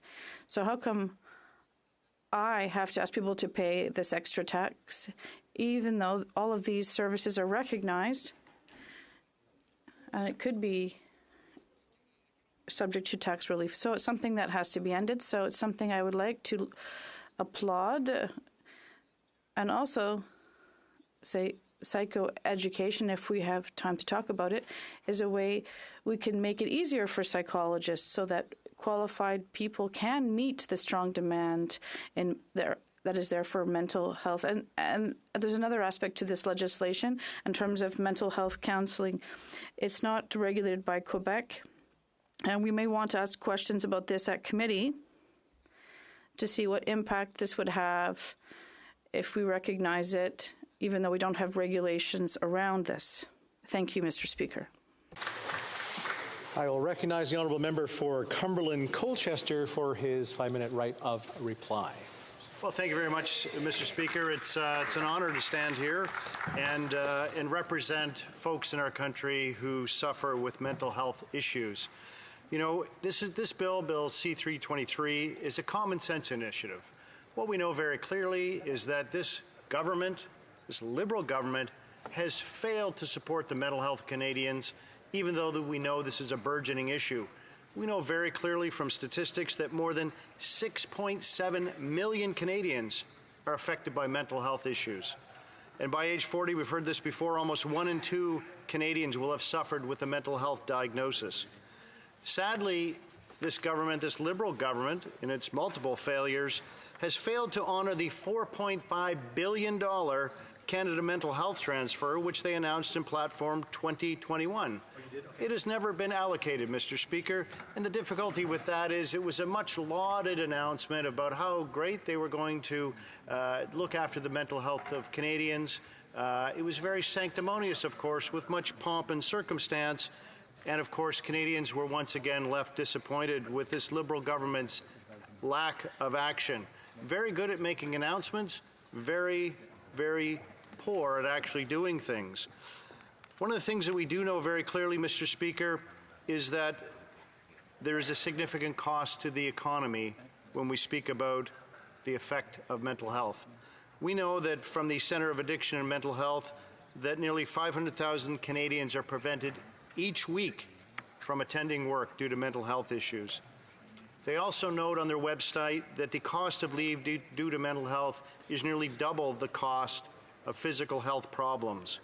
And finally, Mr. Speaker, I would point out that the cost to the Canadian economy is almost $51 billion with a B per year when direct healthcare costs, lost productivity, and reductions in mental health quality of life are taken into consideration. The other thing, which is a very, very sad issue, Mr. Speaker, is that nearly 4,000 Canadians die by suicide every year. And on average, that's 11 Canadians every day. The other thing we know clearly, Mr. Speaker, is that people with mental illness are more than twice as likely to have a substance use problem as those who do not. We know clearly, Mr. Speaker, as well, these are things we've heard in this House many times, that almost 20 Canadians are dying every day due to overdose. A third of Canadians over the age of 15 report having unmet mental health needs. And we know clearly also, Mr. Speaker, that this report from Stats Canada released in September 22nd this year about mental disorders and access to mental health care, that this is clearly an issue for Canadians and is something that needs to be addressed. We already know that 6.7 million people have difficulties with their mental health. This report states that nearly 5 million people meet the diagnostic criteria for major depressive disorder, bipolar disorder, generalized anxiety disorder, social anxiety disorder, alcohol use disorder, cannabis use disorder, and other substance use disorders. And more Canadians met the criteria for a mood or anxiety disorder in 2022 than in 2012. The prevalence has basically doubled. I sense a theme here, Mr. Speaker, perhaps a connection with mortgage costs, rental costs, food costs, and heating costs, all of which have doubled under this Liberal government. Sadly, over half of those with a mood, anxiety, or substance use disorder have spoken to a healthcare professional. Only half, Mr. Speaker. And in the words of this report, disparities in coverage for counseling services will need to be addressed. This bill may need minor additions, and certainly I'm open to having those amendments made at committee. I urge you to support Bill C-323 for the sake of the 20% of Canadians struggling with mental health issues at the current time. Thank you very much. It being 12:36, the time provided for debate has expired, and accordingly, the question is as follows. Or should I say, is the House ready for the question? The question is as follows. Mr. Ellis, seconded by Mr. Doherty, move that Bill C-323, an act to amend the excise tax mental health services, be now read a second time and referred to the Standing Committee on Finance. If a member participating in person wishes that the motion be carried or carried on division, or if a member of a recognized party participating in person wishes to request a recorded division, I'd invite them to rise and indicate it to the chair. The Honourable Member for Cumberland Colchester. Mr. Speaker, given what's happened this morning, I ask that this motion be adopted on division. The Honourable Parliamentary Secretary to the Government House Leader. Mr. Speaker, we request a recorded vote, please. Pursuant to Standing Order 93, the division stands deferred until Wednesday, 27th of September, at the expiry of the time provided for oral questions. Orders of the day.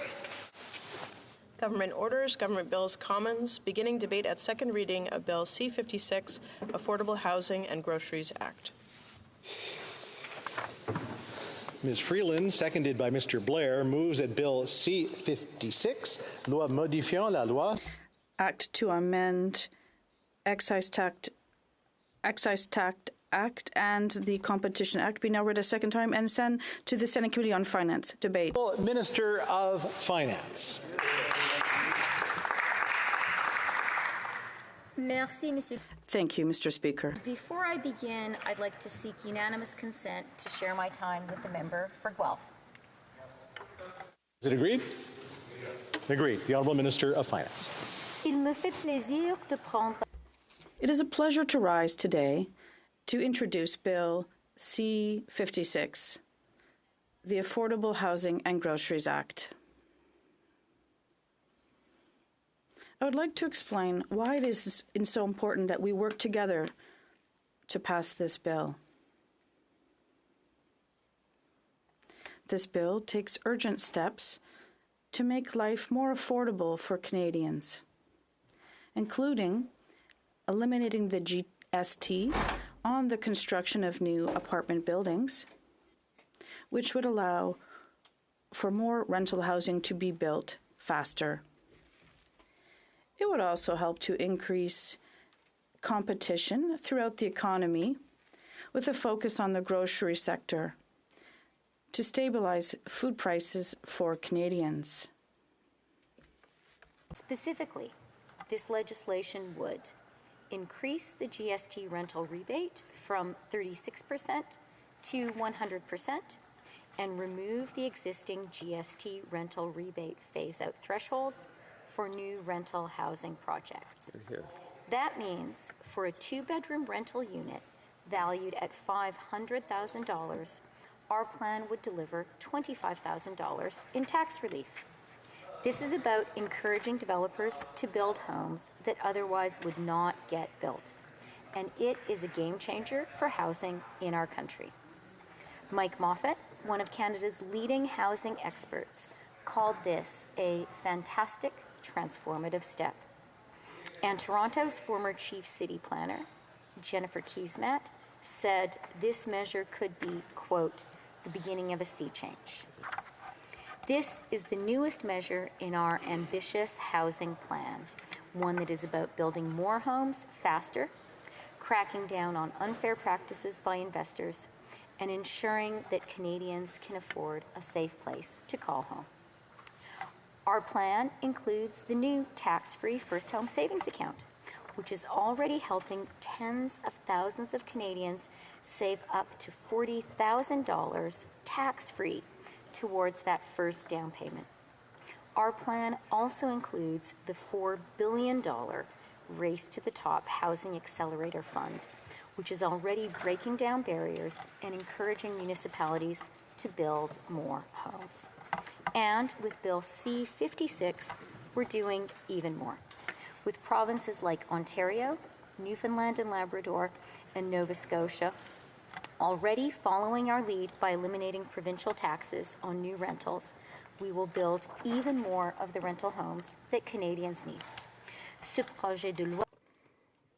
This bill would also amend the Competition Act. It would give the Competition Bureau greater powers to investigate price gouging and also to investigate price fixing.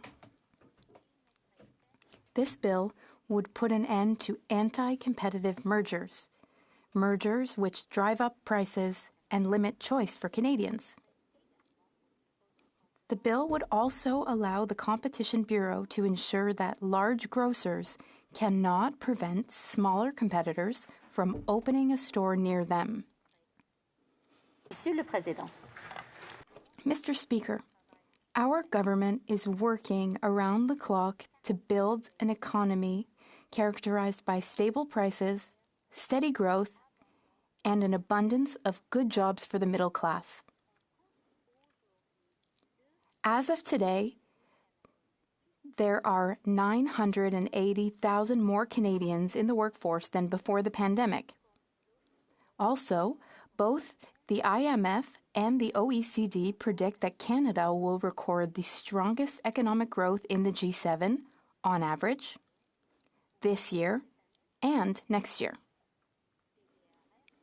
DBRS Morningstar also confirmed our AAA credit rating earlier this month. Since we were elected, 2.3 million Canadians have been lifted out of poverty.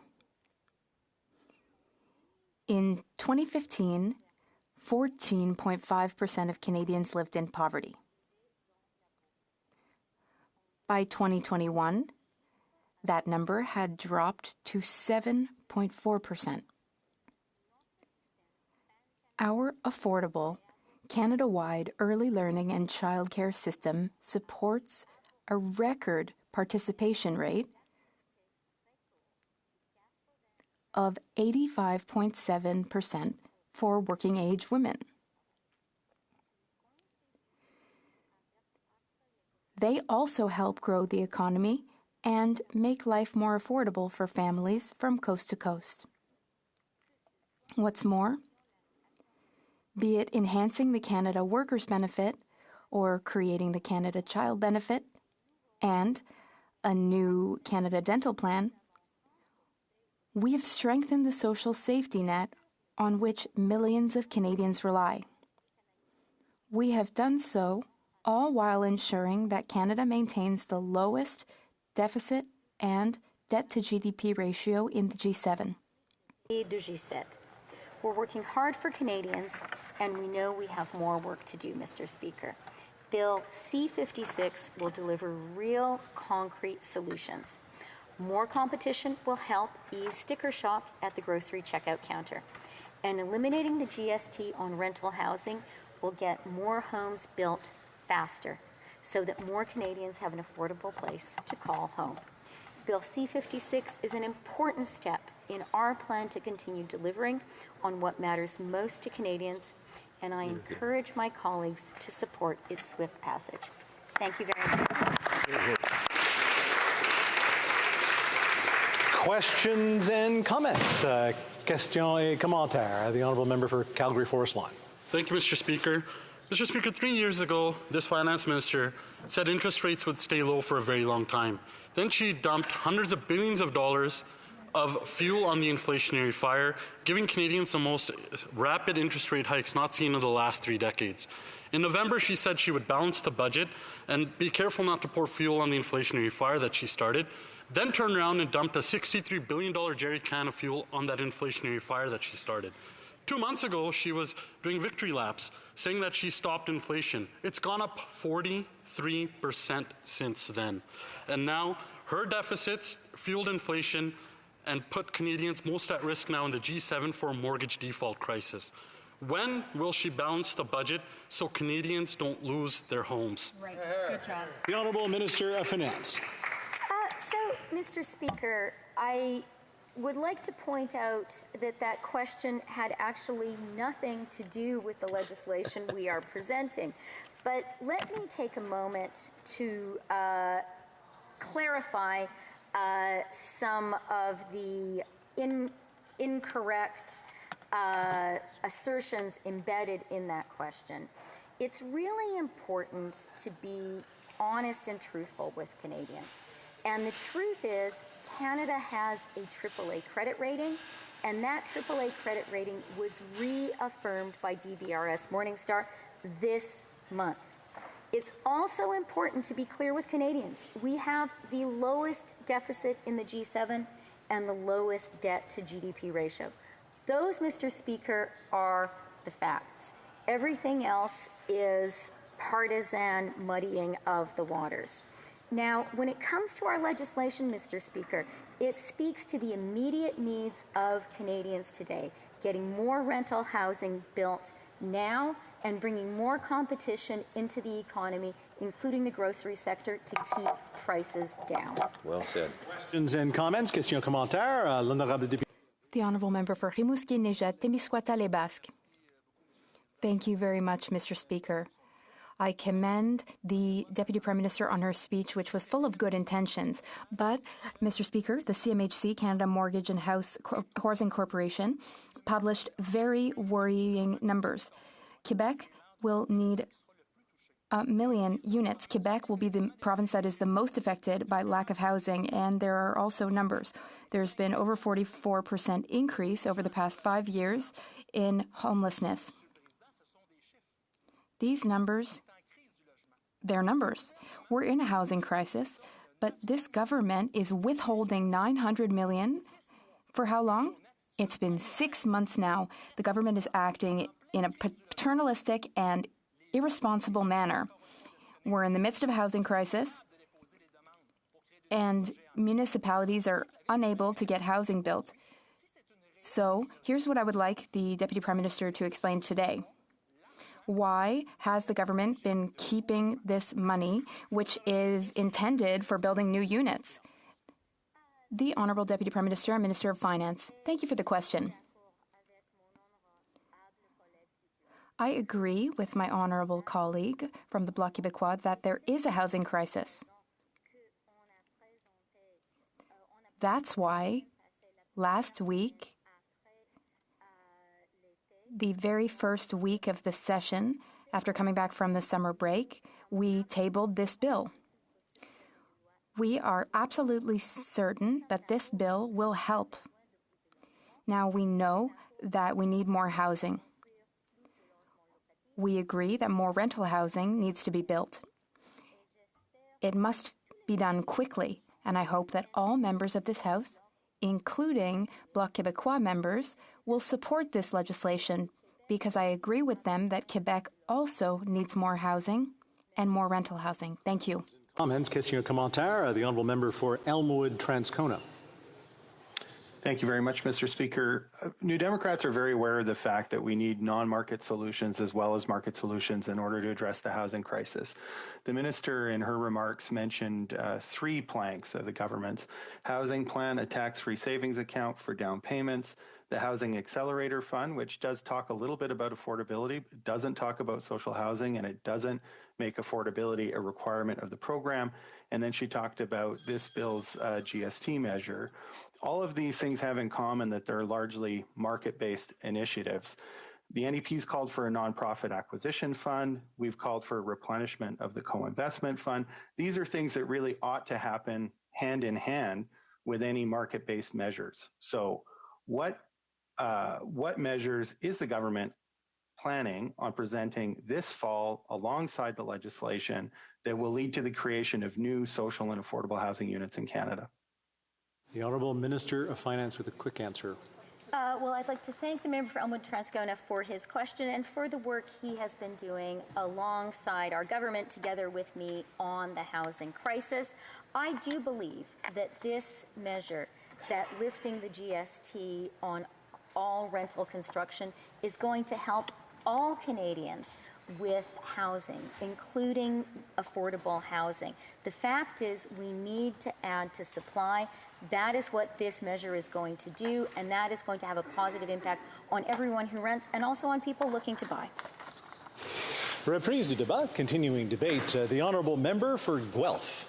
Thank you, Mr. Speaker. It's a pleasure to rise in this House for my first time this session to discuss this very important bill that we have in front of us. This summer, Mr. Speaker, I spoke to many of my constituents in Guelph who had concerns about the price of housing. They had the concerns about the price of groceries, concerns about big business taking over the marketplace in many areas. So I'm really pleased that this first piece of legislation of the session that we have to talk about in front of us is Bill C-56, which is the Affordable Housing and Groceries Act. The government understands that many Canadians are struggling to make ends meet at these times of high inflation. Many of our measures that we've been introducing have been to help people that are unfairly affected by the inflationary winds that are blowing globally right now. But we need to do more than targeted support that we have been doing. The bill in front of us today is addressing what we can do to help build more rental houses, as well as what can we do to try and curb the inflation that we see in the grocery market in particular. Families across the country are relying on parliamentarians to do what we can to help with measures such as we've outlined in Bill C-56 and the ensuing debate that we'll have. Making housing more affordable is something that we need to look at. Where can the federal government influence the activities within the marketplace so that young people, young Canadians, have the dream of owning a home again? Right now, it's increasingly out of reach, and paying for rent has become more expensive across the country, which is really affecting younger Canadians, as well as people that are just trying to get their foot into the market. The housing crisis has an impact on our economy. When people are not succeeding, our economy doesn't succeed. Without more homes in our communities, it's difficult for businesses to attract the workers they need to grow and succeed. And when people spend more of their income on housing, it means less money is being spent in our communities for our necessities like groceries. It has a direct impact on small business. Mr. Speaker, Bill C-56 would enhance the goods and services tax rental rebate on new purpose-built rental housing to encourage the construction of more rental homes, including apartment buildings, student housing, and seniors' residences across Canada.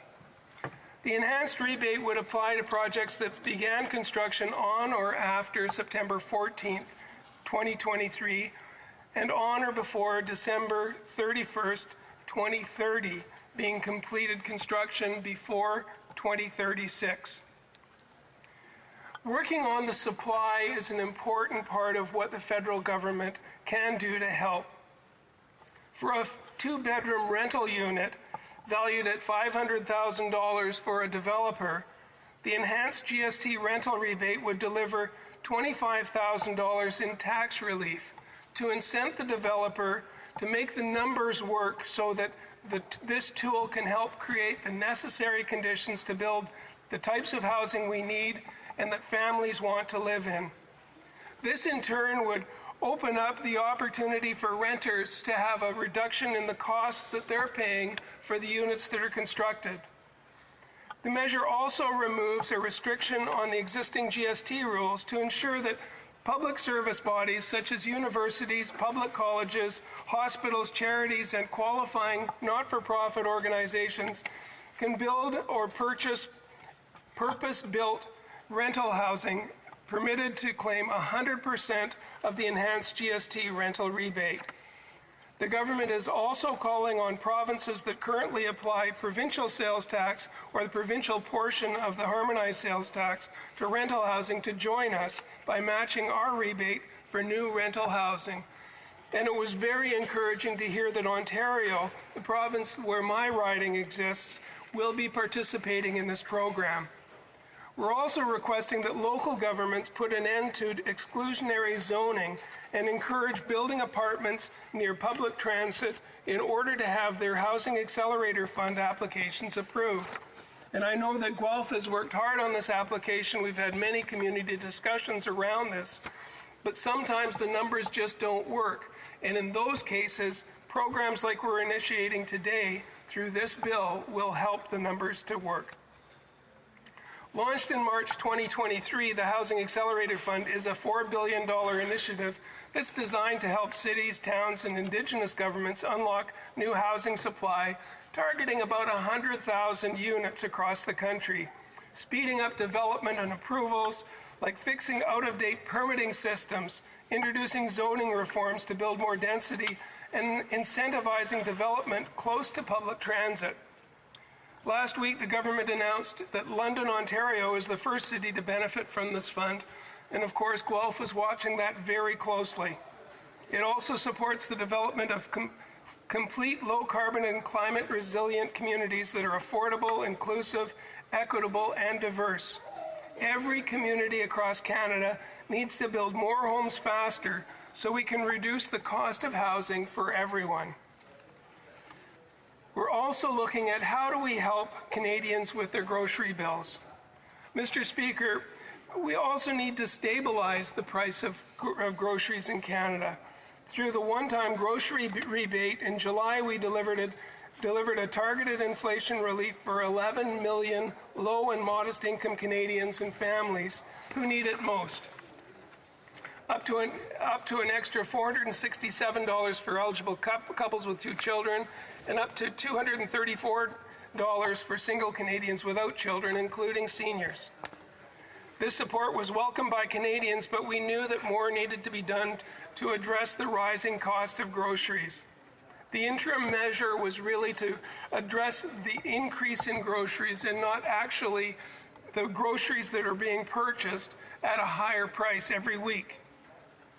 Mr. Speaker, this is why we're taking immediate steps to enhance competition across the Canadian economy with a focus on the grocery sector to help stabilize costs for middle-class Canadians. Through Bill C-56, the government is introducing a first set of legislative amendments to the Competition Act, and that's intended to provide the Competition Bureau with powers to compel the production of information to conduct effective and complete market studies, to remove the inefficiencies defense, which is currently allowing anti-competitive mergers to happen if the corporate efficiencies are being used as a reason for them to go forward. Canadian customers will still pay higher prices even if these efficiencies are realized. Empowering the Bureau to take action against collaborations that stifle competition and consumer choice, in particular situations where larger grocers prevent smaller competitors from establishing operations nearby. So building on making the life affordable for Canadians, Madam Speaker, this bill builds on our other measures that have been introduced to make life more affordable for Canadians, and these include delivering the automatic advance payments of the Canada Workers Benefit starting July 2023 to provide $1,518 total for eligible single workers, $2,616 for an eligible family, split between 3 advance payments and final payment after completing the 2023 tax return. We also are supporting 3.5 million families annually through the tax-free Canada Child Benefit, with families this year receiving up to $7,437 per child, under the age of 6 and $6,275 per child for children aged 6 through 17. Increasing old age security is another measure that we've taken, and indexing that to inflation. Reducing fees for regulated childcare by 50% on average, moving towards cost of $10 a day by 2026, with 6 provinces and territories already reaching that goal. We're looking at what can we do to influence and to help people influence the market to help people that are facing these costs. So we're working on helping Canadians put food on their table, pay the rent, and be successful within their communities. We want to ensure Canada remains the best place in the world to live, work, and go to school, and to raise a family, and making life more affordable is a key part of that. So I urge honourable members to support this legislation, Madam Speaker, and I'm open for questions. Questions and comments. Questions et commentaires. The honourable member for Calgary-Midnapore. Thank you very much, Madam Speaker, and thank you very much to my colleague across the way for his speech. I was very honoured in June of 2022 to host a roundtable on housing in Calgary, where I welcomed such individuals as Craig Dickey from United Anthem, Corey Zwack from Calgary Housing Company, Michelle Ward from Homes by Avi, Cliff Stevenson and Jackie Stewart, both from Build Calgary, and Brian Hand from Build Calgary. My apologies, Madam Speaker, Cliff Stevenson was from Korea.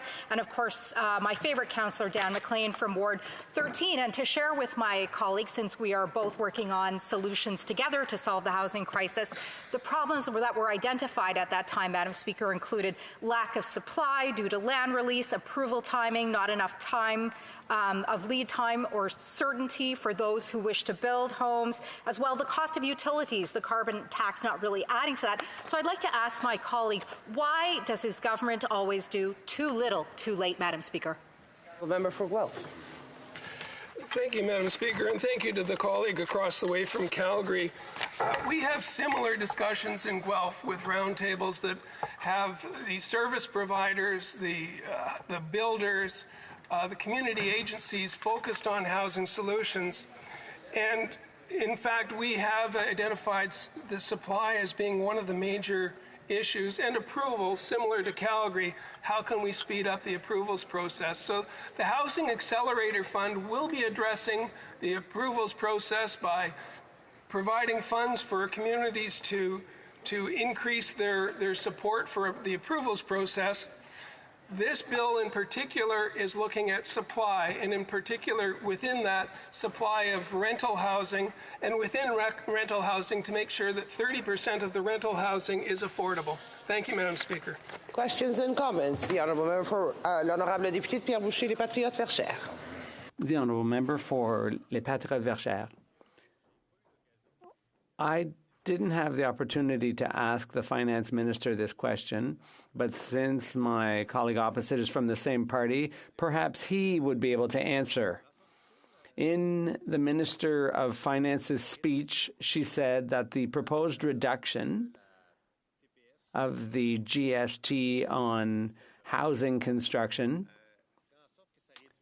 would reduce construction costs by from, for example, $50,000 to $25,000. So yes, it would decrease the cost of building to the construction company, but then when a person comes along to rent it, well, what interest does that person have in reducing the rent if the market price is the same? Because I'd like to give the honourable member an opportunity to answer. Thank you, Madam Speaker, and thank you to the honourable member across the way for his question. You know, Madam Speaker, reducing the cost of a $500,000 unit by $25,000 really gives a developer the opportunity to move forward with plans that they have to create more supply. Creating more supply in a marketplace such as ours will reduce the cost because of supply and demand. We have a demand that's right now not being met by supply. If we meet supply by more units, automatically the market will adjust itself accordingly. Thank you, Madam Speaker. Questions and comments. The Honourable Member for Windsor West. Thank you, Madam Speaker, and I appreciate my colleague's intervention here, and from his previous work on the Industry Committee, he knows that this is going to have some improvements with the Competition Bureau in the bill. The concern I have, and I would like them to talk a little bit about this, is does he think it goes far enough, or, are we going to see some improvements? Because as he knows, these CEOs fixed the price of bread, had to be caught by it. They've also ended pandemic pay altogether at the same time. Technically, they didn't violate the law, but they got together and almost colluded to do it at the same time. And lastly, Madam Speaker, most recently, they met with the minister privately, but I'm not sure how successful that's going to be because most recently the Competition Bureau has been ordered to pay $9 million just doing its job challenging the Shaw-Rogers merger. So to my colleague, does he have confidence this is actually going to resolve some long-standing challenges? The Honourable Member for Guelph in 15 seconds or less. Thank you, Madam Speaker, and to my honourable colleague from Windsor across the way. The review that we have done starting in 2022 has been a public consultation on the Competition Act. A couple of what we heard is finding its way into this bill, but there's a lot more on the website to show the other things that we've heard that we need to address with future legislation. Thank you, Madam Speaker. Resuming debate, the Honourable Member for Bay of Quinte. Thank you, Madam Speaker. Before I begin, I'd like to request unanimous consent to split my time from the Honourable Member from Calgary Forest Lawn. I'm not sure. Does the Honourable Member have the agreement of the House? No. So there's no agreement. The Honourable Member for Bay of Quinte. Madam Speaker, I have all the time in the world today. So, Yes, we want to hear you. Madam Speaker, Canadians pay some of the most punishing prices at the grocery store in all the world. Canadians pay double the rent they did only a few years ago. Canadians have it really tough, and it's inflation is the culprit, fueled by this government's reckless spending and a punitive carbon tax. They've increased prices significantly over the past year, almost 18% for groceries alone. And inflation is rising in Canada faster than the United States and has risen over 43% in the last 2 months. This after the government said it was gone. But it's also a story about a lack of competition and competition laws to look after the consumer, to look after the people, and to boost competition in the industry. And after 8 years of this Liberal government, we're finally seeing some results. We're finally seeing, after 8 years, some competition law changes in a government bill. And I'll be the first to admit this is a really, really good idea, especially to eliminate the efficiencies defense. The efficiencies defense, of course, which allowed any company right now to merge if they found efficiencies. A lot of times those were in job losses. Superior Propane used it not just once, but 3 times because it's such a good law. And of course I say it was a great idea because it was actually my idea. First reading of the efficiencies debates C-339 I read into the House June 8th, and we were supposed to go to debate in November. But I digress. This is a great idea, and I give credit to the government where credit's due for taking this great idea. Okay, all right, that's good of you. What a guy. That's a good start. Combined with the Leader of the Opposition's idea only a few weeks ago to eliminate the GST in purpose-built rental housing, that's a great idea. I want to congratulate the Leader of the Opposition in his first piece of government legislation. Well done. Just wait until we form government. I'll tell you, it's going to be something.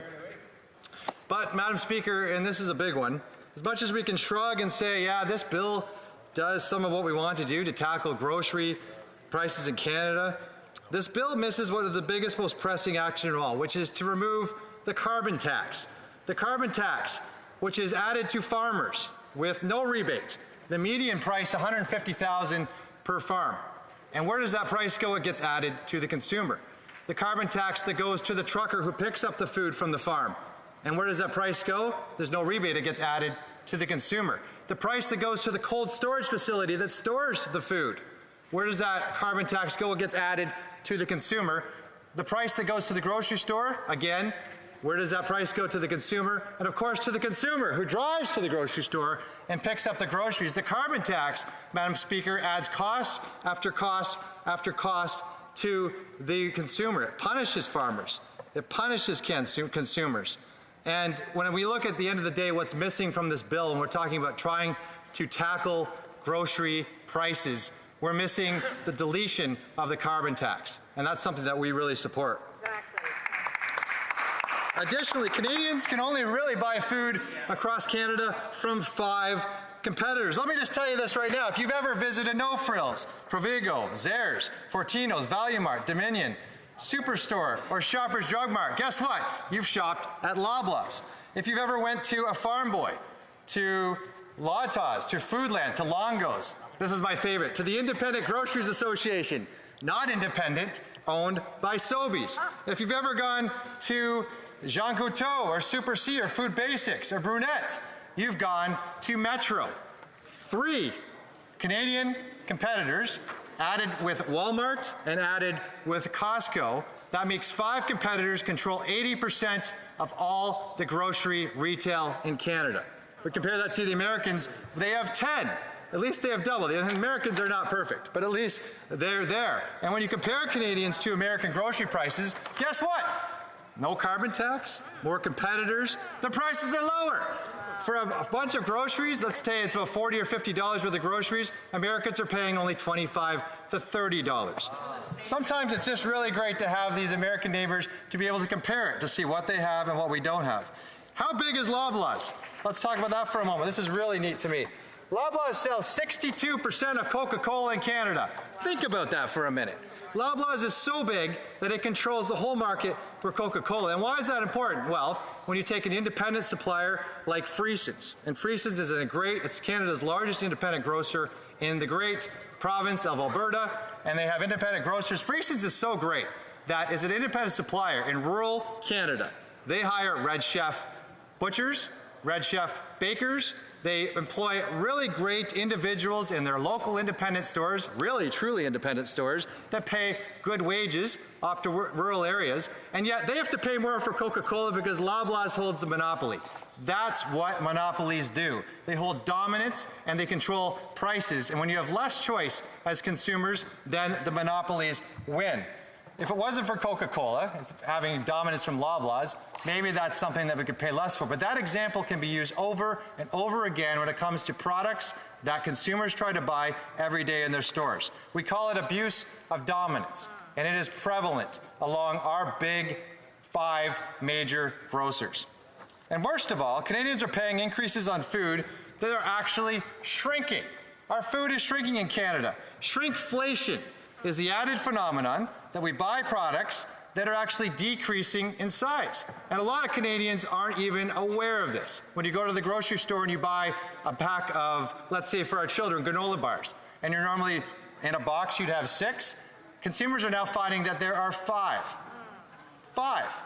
So when parents go to put those granola bars in their students' lunches, they're paying a little bit more for a product that is less inside. And that phenomenon is shrinkflation. That's something that's coming because of inflation, because of these dominance and monopolies. And all the while, Canadians are seeing food prices that are actually going up. Food prices in all of Canada this year increased 6.8%, almost 7%. Well, the 2-year increase is 17%. Meat, 6.5% increase this year. 2 years, 13.5%. Eggs, we're up 3% this year, not bad. Over 2 years, 20%. Breakfast cereals, 10% this year. Over 2 years, breakfast cereals are up 25%. Fresh vegetables, 9% increase this year. Over 2 years, 19%. Coffee, we all need coffee, especially sometimes in this house. 8% over 1 year, 24% over 2 years. Food purchases at restaurants, and we think, what is the cost to restaurants? 8% this year increase in cost, 14% over 2 years. Think of a lot of these restaurants, these small, independent, local businesses who took on loans during the pandemic and now have to try to pass these costs off to consumers. Really difficult and really hard for the consumers who want to go out for a meal. From seed to source in Canada, there's also little choice. And when we talk about what's come into Canada, and we talk about the growing influence of Walmart and Costco, I mean, decisions made by the Competition Bureau over the last 20, 30 years would allowed, in one instance, one grocery store to buy another, or allowed, even in one instance, a major chain, which I think will have a dominant effect in the future, which is Amazon buying Whole Foods, even though they've decreased scores lately.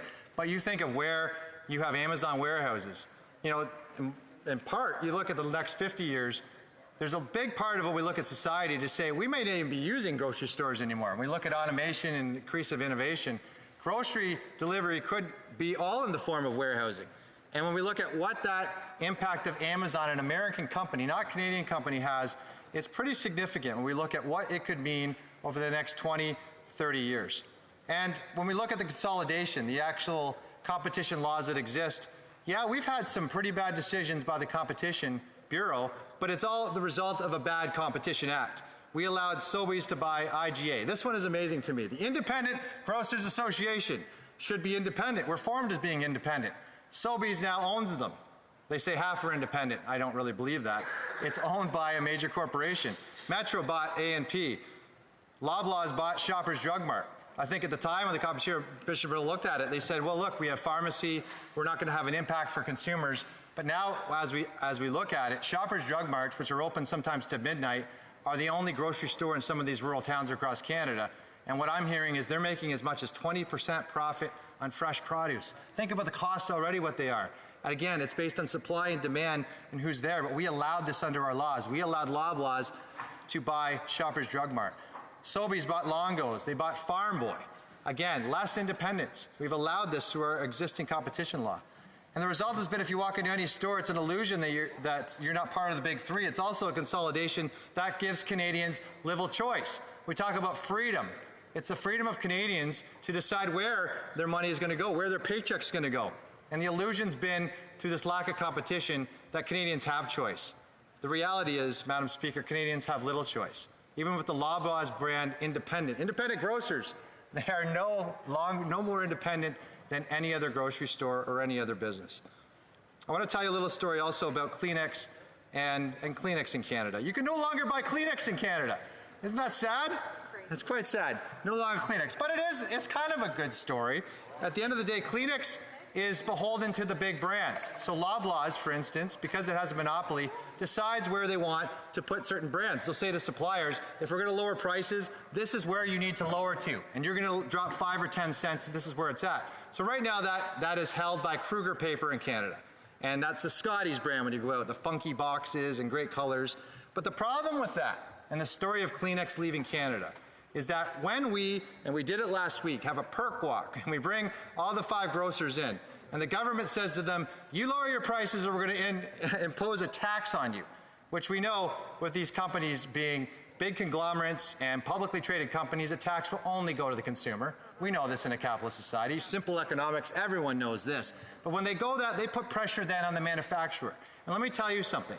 If a Kruger Paper, and I have a manufacturing facility in Quinte West in my riding, which employs 120 employees, feels the pressure to have to decrease prices, they start to find savings in other areas of the business, which means layoffs, which means shorting shifts, which means hurting Canadian workers. That's the power that these big monopolies have. And when we look at competition laws and how we have to fix them, we need to fix the dominance that these big monopolies have, because at the end of the day, it's Kleenex today. We don't want it to be Kruger tomorrow, and that's really important. Big players cannot control lower players. We have to make sure small players have the say when it comes to the Canadian economy, because then it's really the consumer that has the say. I want to talk about shrinkflation. So shrinkflation, as I brought before, it's really fascinating, right?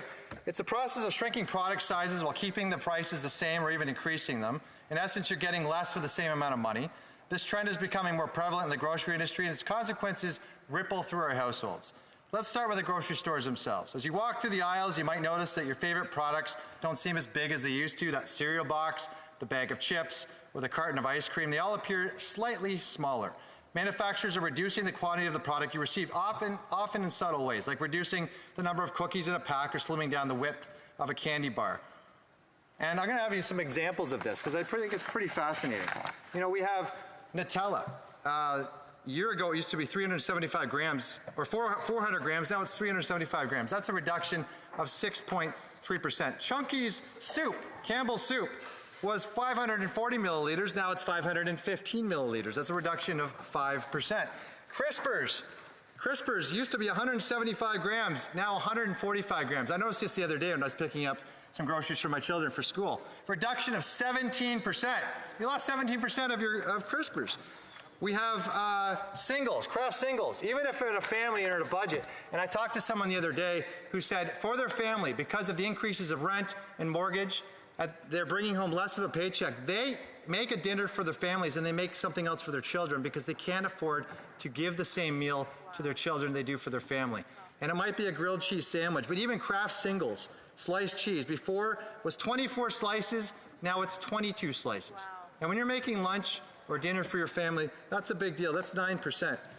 We have chewy granola bars. Used to be 6 bars, now it's 5 bars. And I'm going to save this one. This is really important. And fine ground coffee. Used to be 1,000 grams, now at 930 grams. This is Tim Hortons Original Blend Coffee, a reduction of 7%, which is pretty sad. But the problem with that, Madam Speaker, when I talk about granola bars that went from 6 bars to 5 bars, there's something else significant that happens from that when we see that reduction.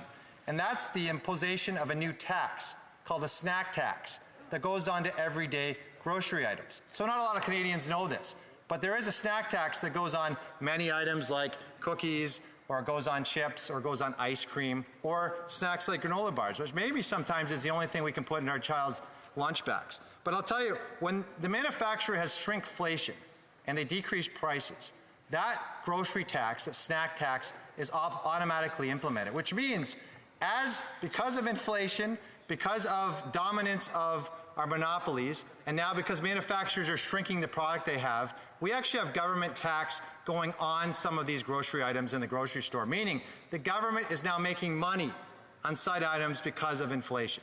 And that's really sad. When we take this to committee, this is something obviously I think we're going to study. I know my colleague before for the NDP talked about some other elements. But how sad is it when we talk about what's happening in the grocery store and certain elements that the government is actually making money on it? And that's what's happening, Madam Speaker, when it comes to shrinkflation. You know, I think we can all agree that when it comes to looking after the consumer, when it looks after rent and it comes to grocery, we certainly have a lot of ideas that we need to implement that are going to help the consumer. And at the end of the day, we understand on this side that a lot of these ideas came from this side of the House, but also from a lot of great committee work from members in this side of the House. And we have to be very cognizant when we're putting all this forward that we're doing the best we can for consumers, Madam Speaker. Those consumers, those families that every day have to make decisions from their household, and it's always going to be at the grocery store. Madam Speaker, this bill is equivalent to the shrug emoji. You know, we can support it, but it needs a lot more to actually make grocery prices affordable in Canada. After 8 years of this tired Liberal government, this government is out of ideas. There's a few good ideas in here thanks to the Conservative government, but it fails in the most part to follow through with better ideas that take a big chunk of which is a major oligopoly in Canada that gives Canadians little choices, and you keep paying for more and more at the grocery store for less. With shrinkflation and the tax that follow it, it's eating more of Canadians' paychecks, with the carbon tax, which takes a chunk out of farmers, out of those that deliver the food, and of course the consumers that buy the food. Competition Act changes are good, but we must go further to stop the abusive dominance provisions that exist in the Competition Act. And those provisions are the most prevalent, those that allow monopolies to take advantage of Canadians, of consumers, and most importantly, manufacturers and farmers in the whole process. And most of all, Madam Speaker, we need more competition in Canada, from food manufacturers to farmers, to ensure Canadians have freedom of choice. And when they have freedom of choice, they will decide best where to put their money, where to put their hard-earned paychecks, to bring lower prices home for Canadians and their families. Thank you, Madam Speaker. Questions and comments. The Honourable Member for Guelph. Thank you, Madam Speaker, and thank you to the Honourable Member across the way. There were a couple of things I was listening for, but I didn't hear, so maybe the Honourable Member can help clarify for me. One is in terms of competition, external competition, where in August, Saudi Arabia cut 1 million barrels a day of oil out of production, which is about a 20% cut of the supply of oil. When you reduce supply, you increase prices. And that's what we're seeing now with 9 billion barrels a day is current production. and that is driving up the price of oil. So I didn't hear much about external competitive factors, but also I was really hoping to hear something about the Competition Bureau and the role that that independent organization plays in Canada to enforce the law, enforce the act that we're discussing, and how having an independent review is such an important part of the process, where quite often I hear the other side saying it's all the government's fault, but really we have an independent review through the Competition Bureau. Maybe you could discuss that. Member for Bay of Quinte. Thank you, Madam Speaker. Well, so the first question, if you just cut the carbon tax, we at least eliminate 14, 15 cents right now, and about 60 cents later, so that's a good idea. We're full of great ideas here. But second, yes, the Competition Bureau is important, but they have to have the right laws in order to enforce them. Right now, we look at different examples, but the Rogers-Shaw merger, for one, which was allowed to go forward, and by the way, would have gone forward regardless because of the efficiencies defense. It has to have the right tools and the right powers in order to look at competition and to stop some of the mergers I mentioned that happen in the grocery industry. 5 or 6 of those mergers probably should never have been able to happen. So much so that we had an independent grocery association owned by a major monopoly in Canada. How bad is it that an independent grocer is not independent at all? So we have to strengthen those laws, and we're going to look forward to making those changes. Thank you, Madam Speaker. Questions et commentaires. Questions and comments. The Honourable Member for Courtenay Alberni.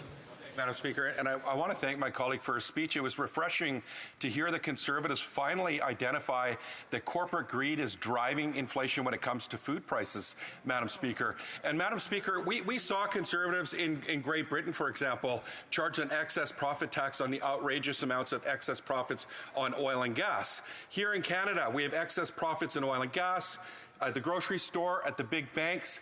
Madam Speaker, we can't even get Liberals in Canada to charge an excess profit tax.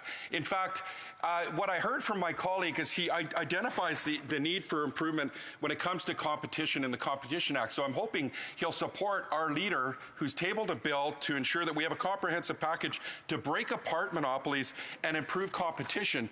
Now, Madam Speaker, when he talked about the carbon tax, the greedflation, Madam Speaker, is about 20-fold the impact on grocery store prices compared to the carbon tax. Will my colleague support our leader's bill for the NDP, and will he support an excess profit tax on these corporations? The Honourable Member for Bay of Quinte.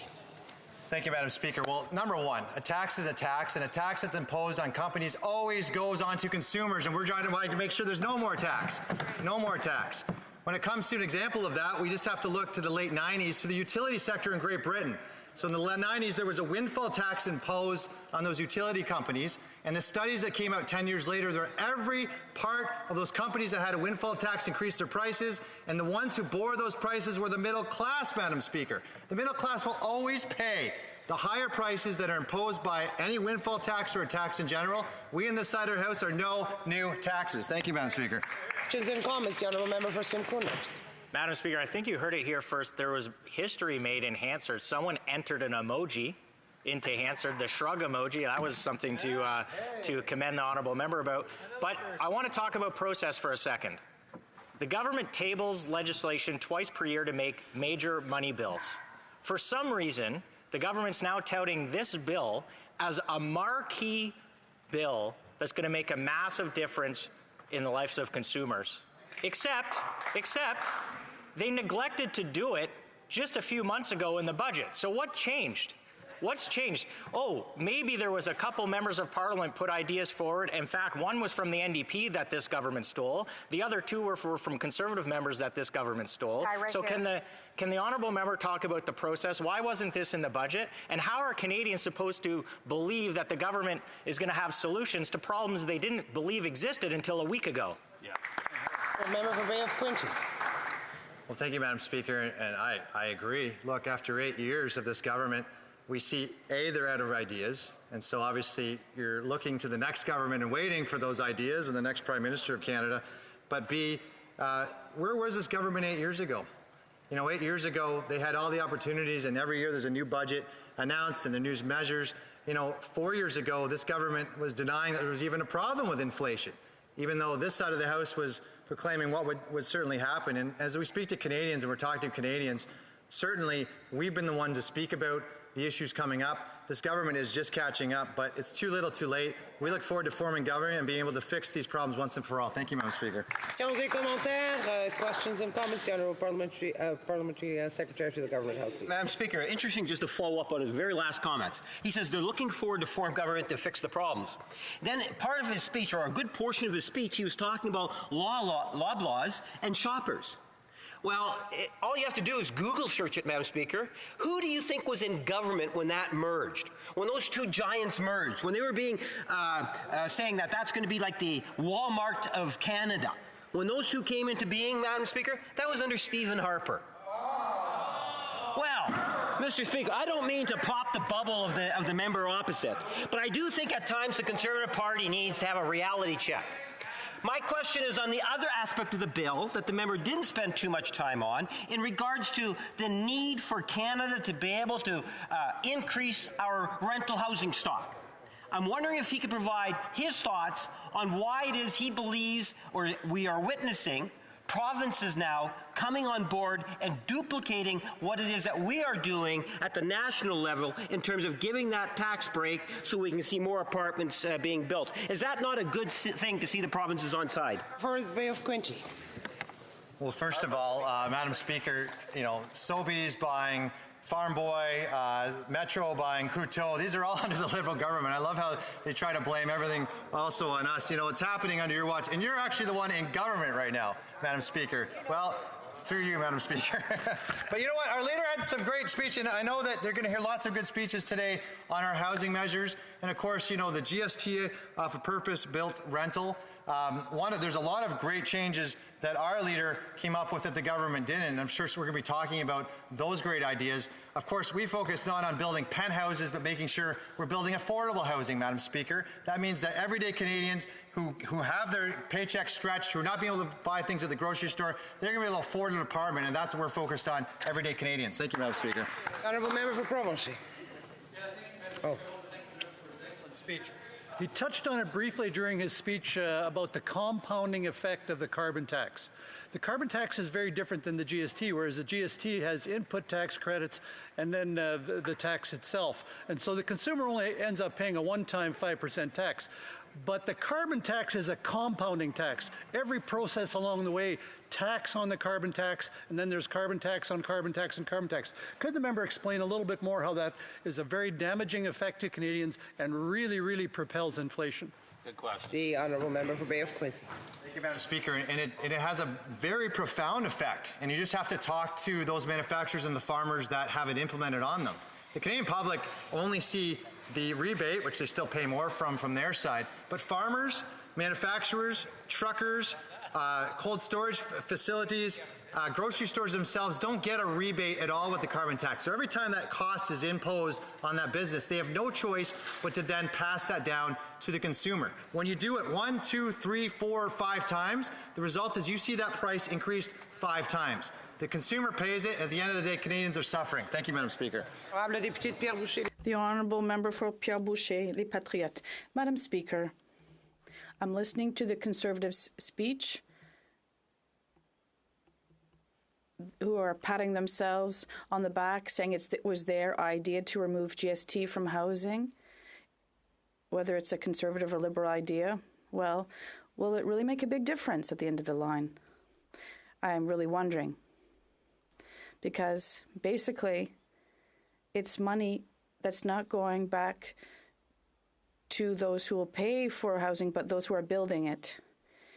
It will cost them less money. The Minister of Finance, $25 million. But if the market was at $800,000, why would I sell it for less? So I'm wondering how this magic bullet will kind of help the problem. 50 seconds. Thank you, Madam Speaker. We all know the crisis that housing is in. It's the worst in the world.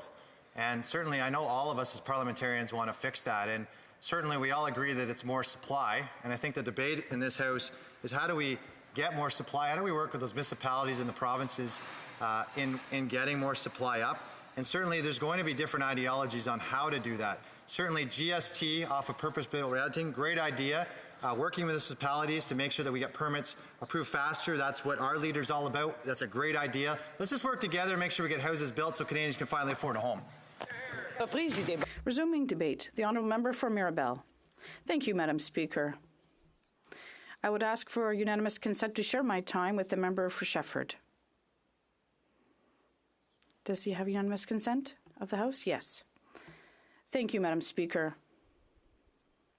First, as you know, I was hoping that you had spent a good summer, and I had so many things to say to you, but I wanted to let you know that I have a very severe opinion of this bill. There are some small measures, some relatively important things. It's not a magic bullet, but we're going to support it because we can't be against it. But here's my diagnosis of this bill. We're facing a government that is unable to think long term. It can't see past the end of its nose. We've had a housing crisis that has been in place for 10, 15, 20 years, and we've never had long-term measures.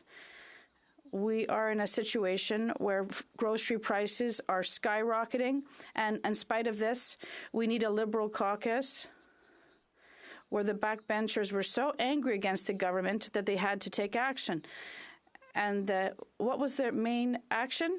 It was to have the Minister of Industry, and you can't invent this, Madam Speaker, who said, I'm going to do something. I'm going to help people who represent 90% of the food market in Canada. I'm going to call them to a meeting. He picked up his phone, and he said, there's 5 of them. There's 5 of them, Madam Speaker. 3 large chains, plus Costco and Walmart. So it took him roughly 30 seconds to call them. There are concentration measures in some industries. Some are more complex than others. But when you have all these people controlling the food market and they can all go golfing together, we know that there's concentration in this sector, and the Conservatives don't do any better. For years now, there has been concentration in this sector, and things had to explode for them to take action. And what has been happening since 1996? We saw Steinberg leave the market. Provigo was bought by Loblaws. Sobeys and others. Metro was also bought up. And since the 90s, well, before there were 13 grocery chains, and now we're down to 3.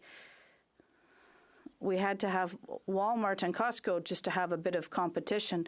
But the Minister of Industry was never interested in that before.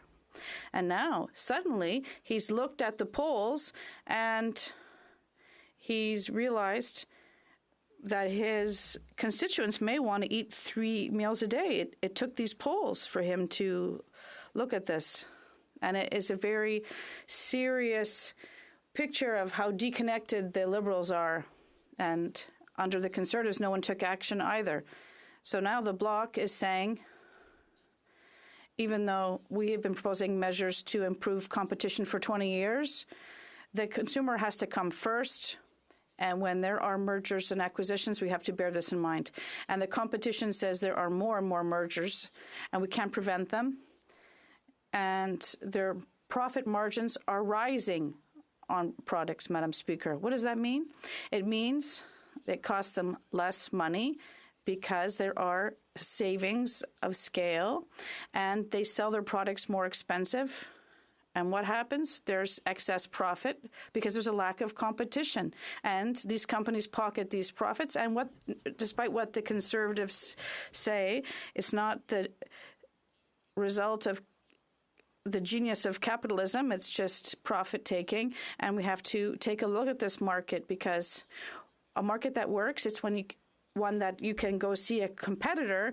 If prices are too high at one company, you can go to another company, and we no longer have competition in Canada in this sector.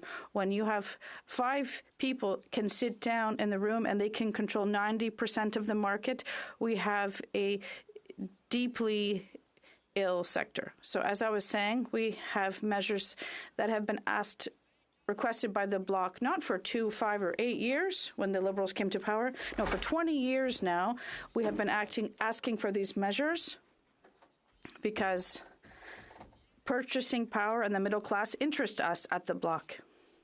And this bill obviously does have some good things, but it was high time. We need the commissioner to really be able to investigate things. They just can't give their opinion by doing small-scale studies and now we'll be able to compel people to testify, and people will have to be able to provide documents. This is necessary for investigations because the powers are limited. Right now, there is a model in place. Well, we're not the best country in the world in terms of competition. When companies would decide to merger, the Competition Bureau says, well, go ahead, because costs will come down. But the commissioner can't say, well, there'll be less competition and prices will be higher and there'll be a lack of competition. The commissioner cannot prevent this, but now we're making a step forward, and it's just the beginning, as I was saying. We will support this bill, but it's far from a move that we can laud the government for. We really have to look at things. The Conservatives have to as well. There are still steps to be taken. There's abuse of dominance that needs to be examined. Companies can abuse consumers when they have a strong market share. And it's just the beginning with this legislation. It's very disappointing. Now let's talk about housing, Madam Speaker. Right now, there is an imperfect market in the housing market.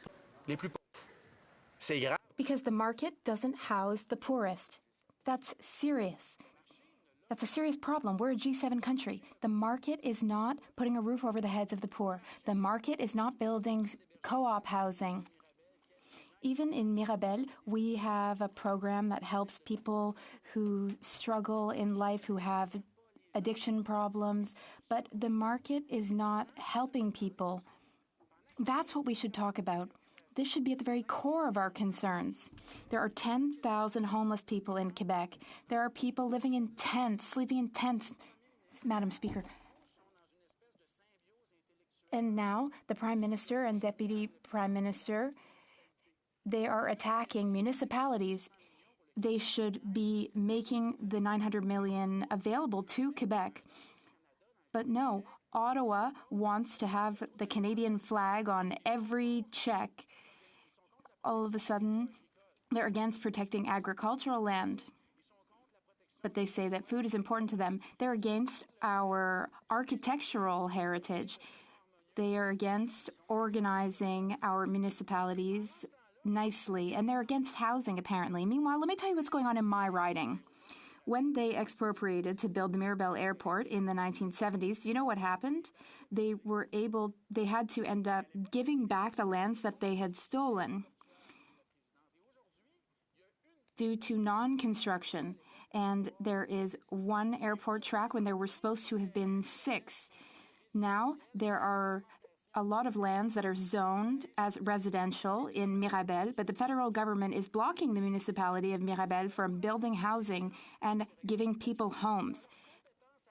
That is within their jurisdiction municipally, but the federal government, instead of minding its own business in its own jurisdiction, it is making life difficult for mayors, for cities. Mirabel made requests in 2007, in 2014. They never heard back. In 2022, they also made requests of Ottawa. They never heard back from Ottawa. Over the weekend, I wrote to the Minister of Transportation about this, and I welcome the minister to get back to me. The problem we have is that Ottawa blackmails cities, imposes conditions. Meanwhile, real people, real families are living in the streets, living in tents, or sleeping in their cars, Madam Speaker. And one last thing. We need to think about demand. It takes time to build housing. And this GST measure is for housing starts, which will occur in 2030, for housing that'll be available in 2035. And for the National Bank and TD, they say that immigration is poorly planned, as usual, and the GST rebate is also poorly planned. We had a briefing on it. We've heard that the market is crumbling, faced with high demand, because the Liberals are just pulling electoral stunts. So they're increasing immigration thresholds and levels. They're not building housing. They're preventing people from being housed, Madam Speaker. And I can predict that with this government's attitude and the Conservatives' attitude, the housing crisis will be even worse in 10 years. Questions and comments? Mr. Secretary to the Government House Leader. Yes, Madam Speaker, I don't think literally spending billions of dollars is a political stunt. I think that is a reality. I don't believe the first ever national housing strategy is a political stunt. I believe these are all attempts by this government to ensure that we're able to address as best we can. And the national government needs to play a strong leadership role.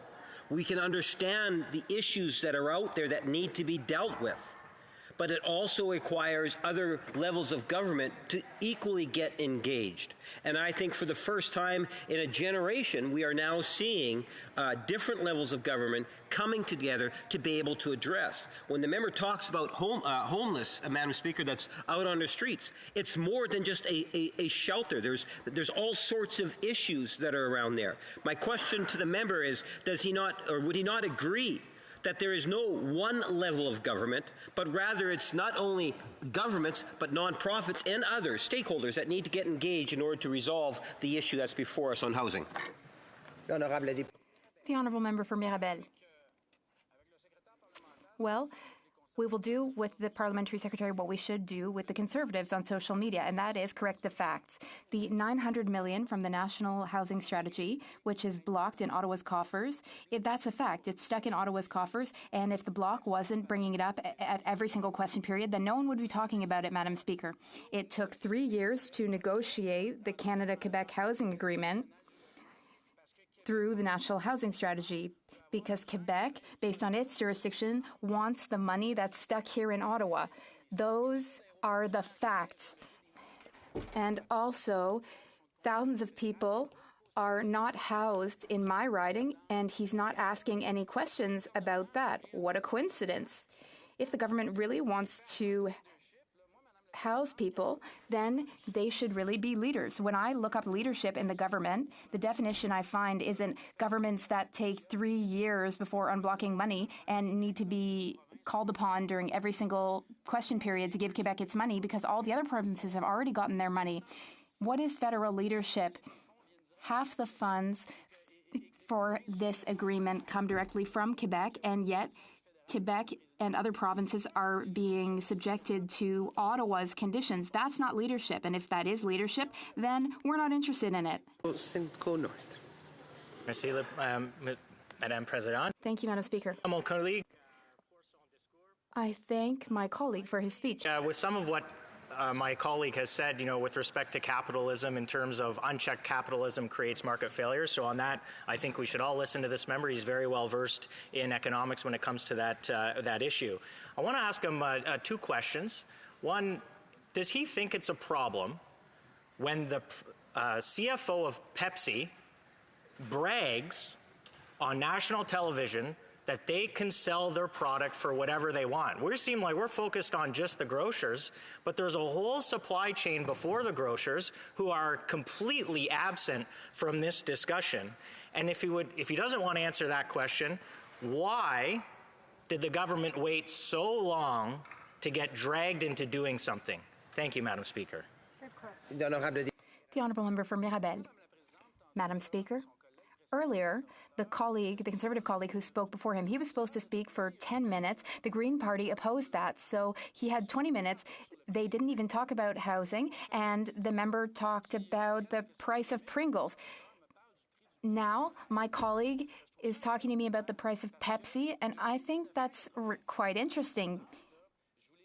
Because since 1986, Madam Speaker, earlier I named all the mergers and acquisitions which made it such that today there are people who probably belong to the same private club and they control 80% of the private market. The Harper government didn't do anything to fix that. There was nothing in the Conservative platform for that.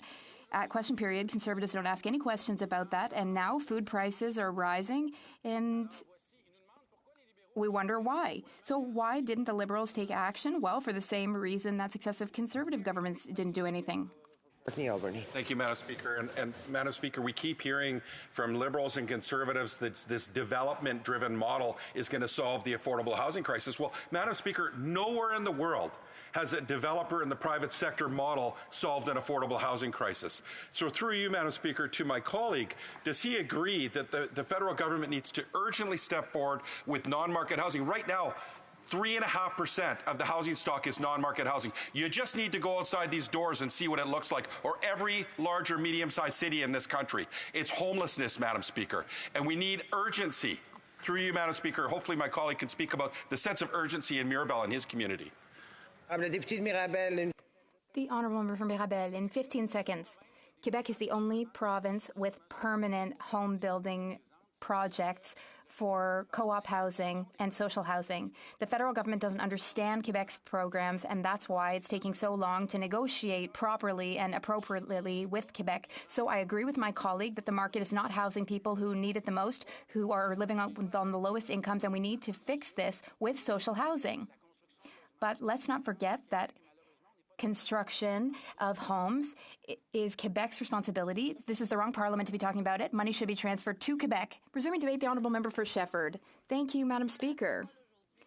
I rise today to speak to C56. As the member for Shefford, Madam Speaker, I care deeply about homelessness and housing issues. The city of Granby has been hit hard by these issues. I traveled around Quebec this summer and I heard a lot about how hard it is for seniors to have a roof over their heads. We can't hope that the problems will fix themselves magically. We need to work seriously.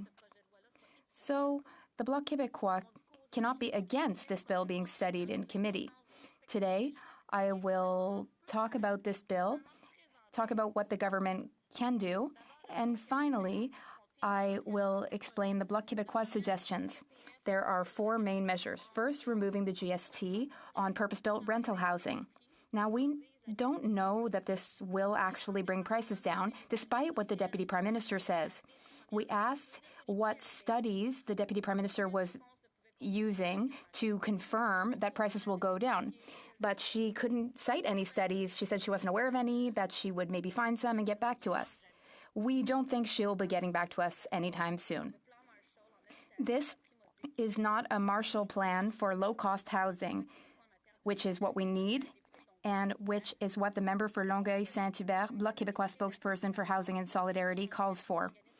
Now, the member accepted my request and spoke to community organizations about these issues in my riding in collaboration with the group Action Solutions and community organizations to combat homelessness. And these organizations do great work, and their work needs to be acknowledged. So removing GST on new rental housing, well, some developers may, in order to prioritize profits, build rental housing instead of condos, which may bring down costs. But in Quebec, 40% of households rent. It's expected that only 14% of new builds will be rental. So the current shortage will only worsen during the years to come. But if C56 increases the amount of rental housing, then that can be positive. But, Madam Speaker, this Part 1, which modifies the Excise Tax Act, will apply to those building rental housing. This reimbursement of GST will occur at the moment of sale, but some buyers are already exempt, for example, government organizations or municipalities, or not-for-profits or housing co-ops. So C56 will have no real impact on the cost of social and community housing. It will only address private housing. But we still want this sent to committee and studied. Now, there will be 3 amendments to the Competition Act. First, there will be real powers to investigate some specific sectors of the economy. This is what we were calling for in the case of investigating gas prices. We called for that a lot, even before 2011. So we do think that anti-competition measures are positive. This is positive and should be studied in committee. So the Competition Act currently lets businesses acquire other businesses if they show that it can lead to efficiency, but that, in fact, fosters centralization and acquisitions in the private sector. The Bloc Québécois, and especially the member for Terrebonne, called for this measure. The Bloc Québécois makes tangible, concrete solutions and suggestions, and that's what we will do throughout this entire session, and we will avoid disinformation. We need to know that provinces and municipalities know best about their housing needs. The federal government doesn't need to meddle. Housing is exclusively the jurisdiction of Quebec and of the provinces. That is in Section 92, paragraphs 13 and 16 of the Constitution. That is where provinces have jurisdiction over property and housing. So the federal government should not interfere with that. The numbers are very telling. C-56 is just a drop in the bucket in an ocean of needs. Quebec needs 1.1 million units built within 6 years. Homelessness is on the rise in Quebec in all regions. It has increased by 44% over the past 5 years. We have approximately 10,000 homeless people in Quebec. This is all part of the housing crisis. The Bloc Québécois already has a vast amount of solutions and suggestions which are reasonable and feasible in order to deal with the housing crisis currently affecting Quebecers and Canadians. We are still waiting for the $3.7 billion from the 2020 Canada-Quebec Housing Agreement, 50% of which will come from Ottawa. At question period, we have mentioned how unfortunate it is that it took 3 years to negotiate that agreement, and the funding was blocked until the 2 levels of government came to agreement. The Bloc Québécois finds it really upsetting that Ottawa wants to dictate why and how Quebec gets money and how it spends it. If we had gotten that money in 2017, then Quebec could have built a lot of social housing units 3 years earlier, which would have cushioned the blows of the current housing crisis. For building social housing, it's simple, but there are all sorts of agreements which lead to complications. I must interrupt the honourable member. There is a point of order being made by the honourable leader of the opposition. It's on a point of order. I believe if you seek it, you will find unanimous consent for the following motion. I rise on a point of order to address what came to light on Sunday, that a Nazi Waffen-SS officer was in attendance during the Ukrainian president's visit to Parliament, whereas on Friday, September 22nd, a former member of the Nazi Waffen-SS was admitted to and recognized in Parliament as the Ukrainian president visited the House, whereas it is the job of the Prime Minister of Canada to ensure the success of all visits to Canadian soil by foreign dignitaries, whereas it is the responsibility of the government, the Prime Minister's Privy Council Office, and the Prime Minister's Global Affairs Department, as coordinated by the Diplomatic Protocol Office, to organize arrangements for visits of foreign dignitaries. Whereas in 2015, legislative changes were made to establish the Parliamentary Protective Service, and in situations like this, the Parliamentary Protective Service reports to the Royal Canadian Mounted Police, the Government of Canada, and ultimately the Prime Minister, whereas all parties were required to submit lists of guests to this event to the House of Commons Protocol Office, which should have worked with the government's Diplomatic Protocol Office, the Prime Minister's Department, and national security agencies to vet individuals, whereas the government House Leader today confirmed in the House of Commons that the government had vetted, and I quote, everyone that was invited to Parliament. Whereas the information confirming the individual's involvement with the Nazi Waffen-SS was easily found and accessible through a basic internet search. I believe you will, if you seek it, you will find unanimous consent for the following conclusion, that this House condemn the invitation and recognition of this individual at an address to the Parliament of Canada.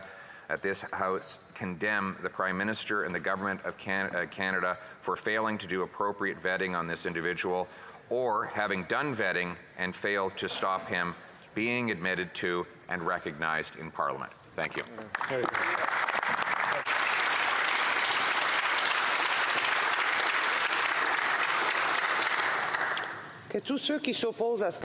Will all those opposed to what the member is moving please say nay?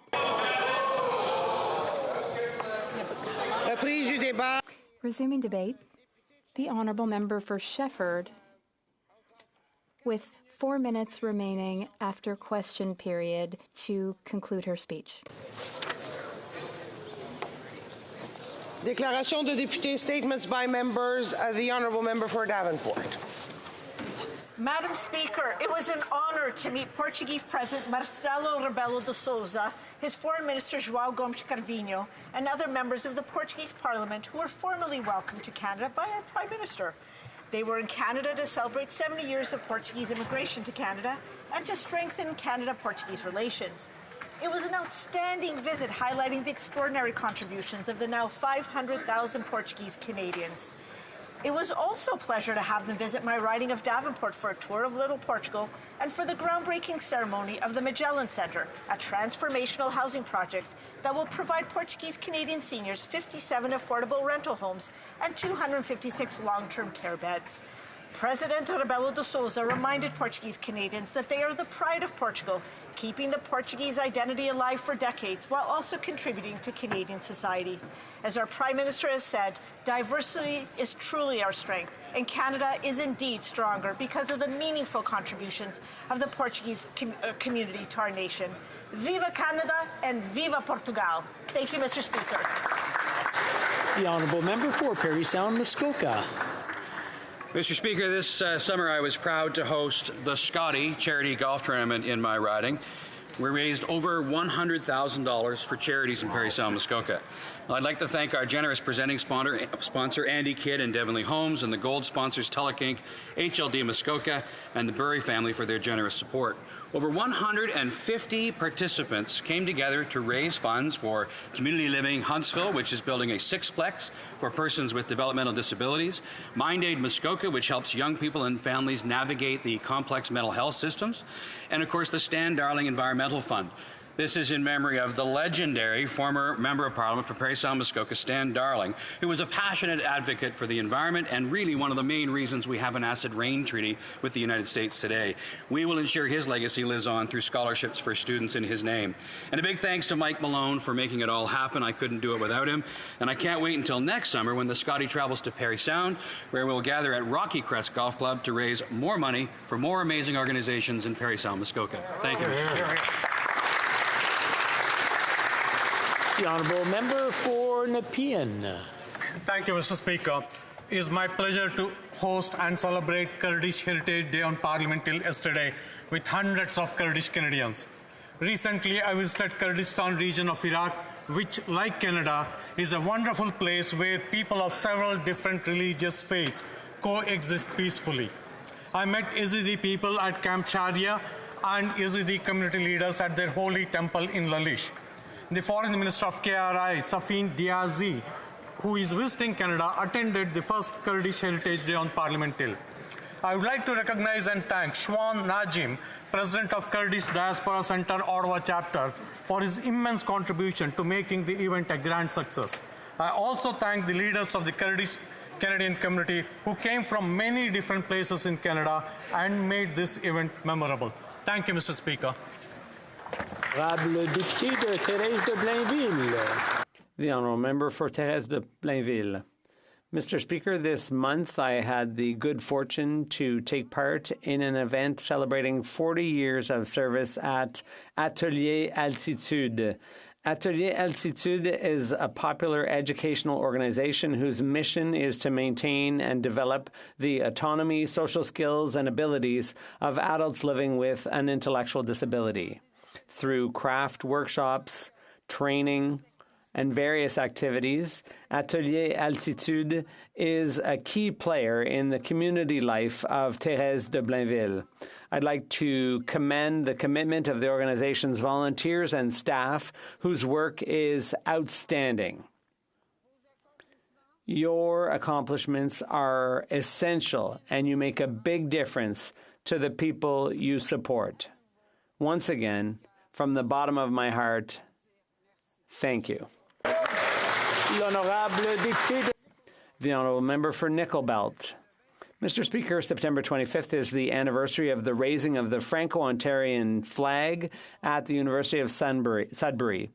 As a Parliamentary Secretary to the Minister of Official Languages and proud Francophone, I'd like to thank all the partners who keep the Francophonie alive, the ACFO Health Centres, Richelieu, Calumet and Cano Clubs, Boreal College, the Francophone Women's Alliance, and the 12 French language school boards in Ontario. Also, congratulations to Marks Day Warren, which on Friday declared itself a bilingual town. Also this afternoon, with the West Nipissing Historical Society, my Aunt Florence Serret will share the many books that celebrate our culture and pride in our identity.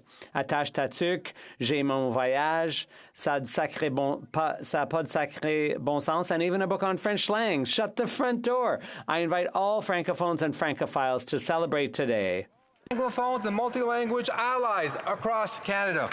Merci, Miigwech. The Honourable Member for Abbotsford. Next year, the government will expose the most vulnerable Canadians to medical assistance in dying. Assisted suicide will be available to those who suffer from mental illness, including depression. This is profoundly wrong and unprecedented. There's no consensus in the mental health community that MAID can be safely and ethically administered to the mentally ill. Issues of suicidality, irremediability, and competency are far from being resolved, and there's growing fear amongst persons with disabilities over the slippery slope our country finds itself on. Who's next? The veterans suffering from PTSD, the poor who have no escape from poverty, the addicted on our streets with no hope of accessing timely treatment? And that's why I've tabled Bill C-314, the Mental Health Protection Act. It repeals that portion of Canada's MAID laws that capture the mentally disordered while preserving the remaining elements of the government's MAID regime. I encourage my colleagues to vote in favour of Bill C-314. The Honourable Member for Vaudreuil-Soulanges. To recognize and congratulate the Hudson Village Theatre on their 30th anniversary. Created by Heather Markgraf, a Hudson resident and theatre educator in the summer of 1993, the Hudson Village Theatre has grown to become a staple in our community and the largest off-island English theatre in Quebec. In 2000, the community came together in support of the theatre and raised enough money to buy the historic Hudson train station, which was first built in 1890. Now, the station has transformed into a stage auditorium with seating for 148 people and regular programming year-round. I want to extend a heartfelt thank you to the theatre team Kalina Skalska, John Sheridan, Peter Vatsis, Dean Patrick Fleming, Karen Bergen, and Sarah Oakes, as well as the board members Elizabeth Corker, Glenn Lucas, Helen Hodgson, Marion Kuiper, Amelia Robinson, Jerry Semmelhack, Peter Leslie Freud, Michel Levanseur, and of course everyone who has stepped up over the years to make this incredible dream a reality, Mr. Speaker. Cheers to many, many more decades to come. Let the show go on. The Honourable Member for Cloverdale, Langley City. Thank you, Mr. Speaker. Mr. Speaker, the year was 1958. John Diefenbaker was Prime Minister of Canada, and the 24th session of Parliament began on May 12th. Tommy Douglas was the Premier of Saskatchewan, and Terry Fox was born that year. The Avro Arrow flew out for the first time, Canada-wide television started, and the Canadian Football League was established. Go Riders. Arguably, the best news event of 1958 was when my parents, Don and Kay Aldag, were married in southwestern Saskatchewan at the Good Hope Lutheran Church. My parents raised our family, including my siblings, Debbie and Rick, on the family farm that my great-grandparents homesteaded, instilling the values of hard work and optimism even during the most challenging of times. This past summer, our family celebrated Mom and Dad's 65th wedding anniversary. Thank you to my parents for their unwavering support for myself and my siblings. Happy anniversary, Mom and Dad. I love you. The honourable member for Calgary, Forest Lawn. Mr. Speaker, I want to express my sincerest condolences to the family of Bhai Hardeep Singh Nijjar on their loss due to this outrageous assassination. In June, Conservatives called on the RCMP to conduct a full investigation into this murder, reiterated in strongest terms by the Conservative leader just last week. Canadians must be safe from extrajudicial killings of all kinds, most of all from foreign governments. We call on the Indian government to act with full transparency in the investigation of this murder so the truth comes out.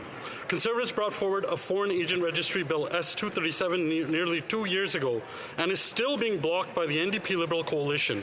Only Conservatives brought forward any meaningful action on foreign interference. This registry would have exposed foreign agents operating in Canada on behalf of foreign governments. NDP Liberals need to stop the talk and take meaningful action. Join us and pass this bill immediately so Canadians and the Sangat can feel safe. Those who assassinated Bhai Hardeep Singh Nijjar must be exposed and brought to justice. The honourable member for Coquitlam, Port Coquitlam. Mr. Speaker, it is with regret that I rise today in this place to honour RCMP Constable Rick O'Brien of the Ridge Meadows Detachment, who last Friday was struck down in the line of duty while executing a search warrant in Coquitlam. Words cannot ever encompass a tragedy like this. Nevertheless, on behalf of myself and my family, on behalf of all the residents of Coquitlam and Port Coquitlam, and indeed the whole of the Tri-Cities area, and I dare say on behalf of all of us in this place, I would like to express my deepest sadness and most profound condolences to Constable O'Brien's wife and children.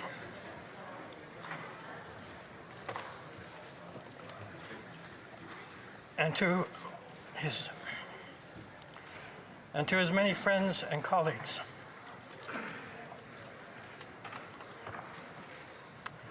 All of whom will feel his absence forever. Maintain le droit.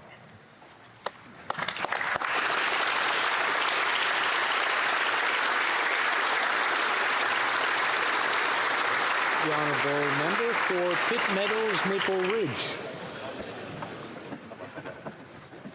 Mr. Speaker, on Friday, Ridge Meadows RCMP Constable Rick O'Brien was shot and killed. 2 other detachment officers were also wounded as they were executing a drug search warrant in Coquitlam. Previously, Rick worked many years with at-risk youth. This is devastating for his wife and 6 children. Ridge Meadows RCMP Superintendent Wendy Mahat stated, Rick's contribution to his work and his fellow members was immeasurable. Rick loved visiting schools, helping students, and supporting our detachment with food drives and sports events. He was truly exceptional. His death is senseless and heartbreaking. Sunday was Police and Peace Officers National Memorial Day. Over the past year, 12 officers have lost their lives in the line of duty, the most ever. May we as a nation be more appreciative of the men and women in our police forces. May God bless them, and may God sustain the O'Brien family.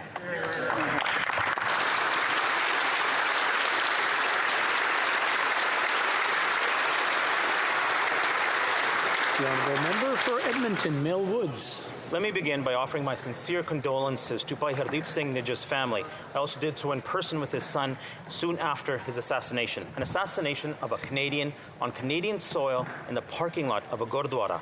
At that time in June and now, we call on the RCMP for a full investigation. We call on the Indian government to act with utmost transparency in this investigation because these allegations represent an outrageous affront to Canada's sovereignty.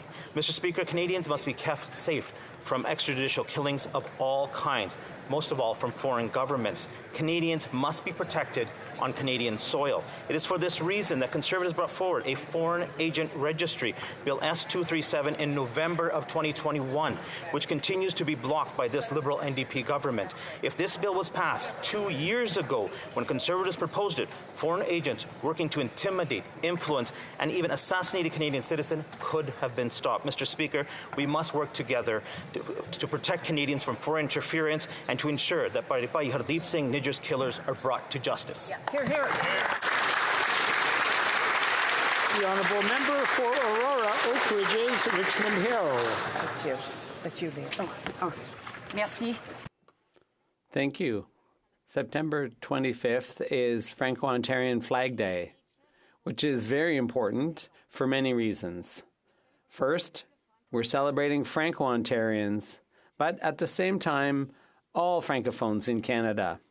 The fact that we're a country with 2 official languages, 2 cultures of origin, that continue to this day to be a source of pride that we should celebrate.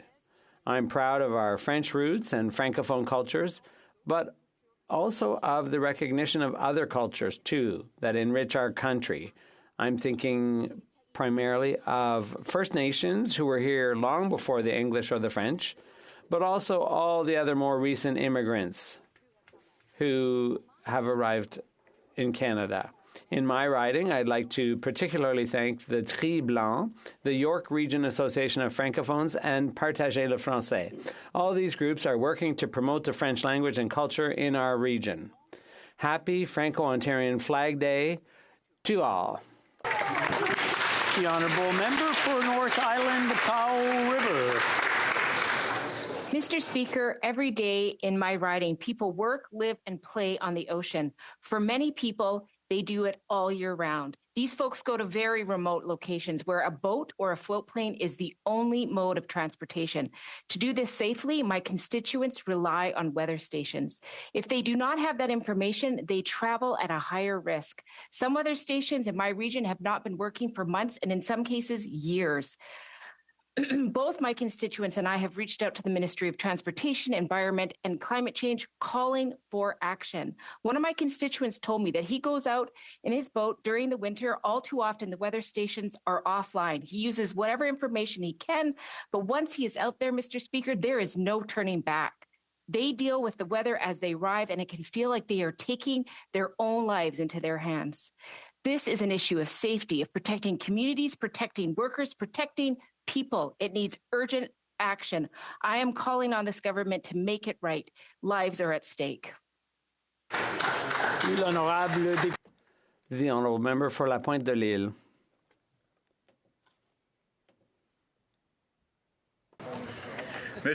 Mr. Speaker, on this September 25th, it's the Franco-Ontarian Flag Day, which commemorates the very first time the Franco-Ontarian flag was raised in Sudbury in 1975. Creating a flag is defining one's identity. And on the flag, Franco-Ontarians put the white trillium, the flower of Ontario, and the lily, the symbol of Francophone America.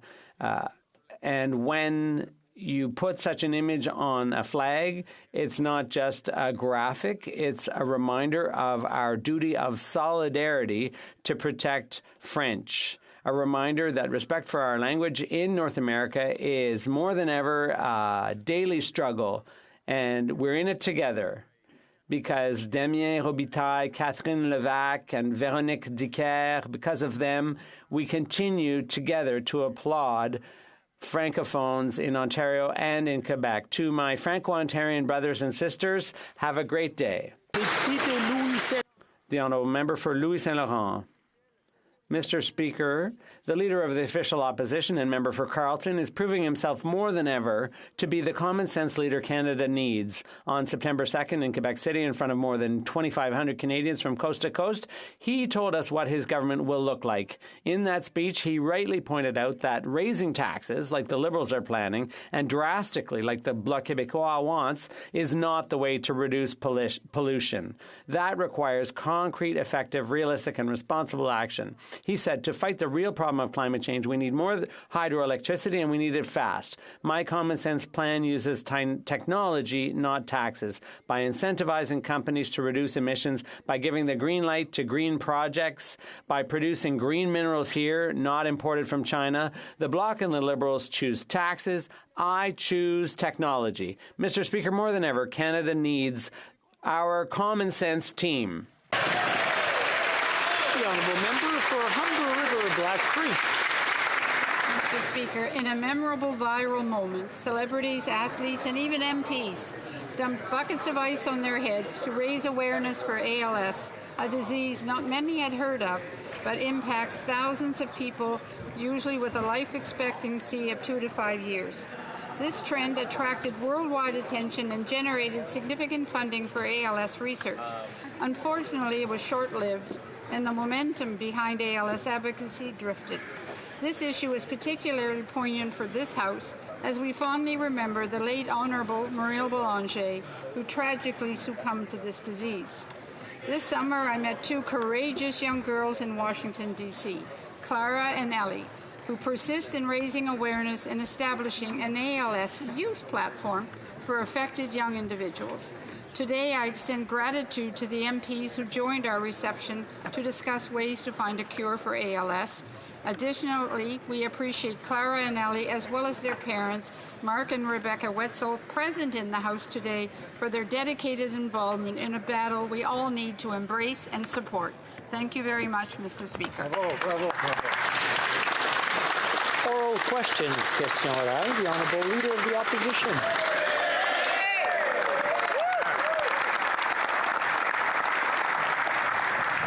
La nouvelle. The news that the House of Commons paid homage to a Nazi Waffen-SS officer here at the House of Commons has upset the world and embarrassed Canada. It hindered the victims of the Holocaust and gave a tool of propaganda to Russia. The Prime Minister, and only the Prime Minister, is responsible for the success of international visitors here in Canada. Will he take responsibility for this massive issue that he helped to cause? The Honourable Government House Leader, thank you very much, Mr. Speaker. Like every member here in this House, I was extremely disappointed with this situation, and personally, as someone who was a descendant of a Jewish survivor, I was very disappointed, like everyone here. And as the Leader of the Opposition well knows, and as you mentioned, Mr. Speaker, it was your decision and yours alone. Neither the government or the Ukrainian delegation knew about this ahead of time, and it's something that we are all very disappointed by. The Honourable Leader of the Opposition. The question was for the Prime Minister, because indeed it is the Prime Minister's sole responsibility to guarantee the diplomatic success of major world leaders who come to this country. It is the Prime Minister whose government is responsible for both security and diplomatic vetting of everyone that comes in close proximity of a foreign leader on Canadian soil, particularly a foreign leader who is at war. The government has now admitted that they vetted everyone who was in attendance that day. Will the Prime Minister apologize for having vetted this individual and letting him come anyway? The Honourable Government House Leader. Mr. Speaker, like all members of this chamber, I am incredibly disappointed in the fact that this individual was invited, as you yourself, Mr. Speaker, have confirmed by you, was recognized in the gallery. I found out, just like every other member in this House at that time, that this individual was present.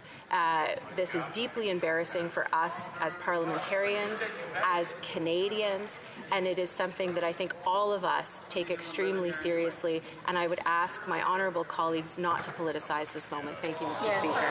The Honourable Leader of the Opposition. Mr. Speaker, the Prime Minister is responsible. He is in Ottawa today. He can get on his feet and answer for his massive diplomatic embarrassment and shame. Minister admitted that the government vetted every single person that was here for the speech. That was the job of the government, which has an entire security and diplomatic apparatus set up for that purpose. Will he finally take responsibility for his latest embarrassment and apologize to Canadians for this massive mistake? The Honourable Government House Leader. Mr. Speaker, as a descendant of Jewish Holocaust survivors, I am personally very hurt by the fact that this chamber recognized this individual. And I am sure that everyone feels the same way in this chamber. The Parliamentary Protective Service had the appropriate screening in place to ensure the security of last Friday's event, and that is what I was referring to, Mr. Speaker. But what I can continue to say is that we all must take this seriously because it is hurting many communities. Honourable Leader of the Opposition. It is the job of the Government of Canada, the Privy Council Office, which is the Prime Minister's personal department, the Prime Minister's security forces in the RCMP, to vet every single person that comes within proximity of a high-profile foreign war leader who is involved in a very difficult conflict right now. It was the job of the Prime Minister to protect that foreign leader from this massive embarrassment. If the Prime Minister failed to have vetting in place, then that in itself is a massive act of incompetence. Will he take responsibility and apologize for that? The Honourable Leader of the Opposition. Mr. Speaker, I would again ask the Leader of the Opposition to not politicize this issue. He knows just as well as everyone else in this chamber that the decision to invite this individual was yours, Mr. Speaker, and yours alone, that you did not inform the government or the Ukrainian delegation that you were inviting him or that you would recognize him. You made that public yesterday. The Leader of the Opposition knows that, and I would ask that he sticks to the facts. Thank you, Mr. Speaker. Yes, very good. Leader of the Opposition. Well, if the Prime Minister is so proud of how he conducted himself, he would be on the floor in the House of Commons today answering questions. Instead of hiding under a rock.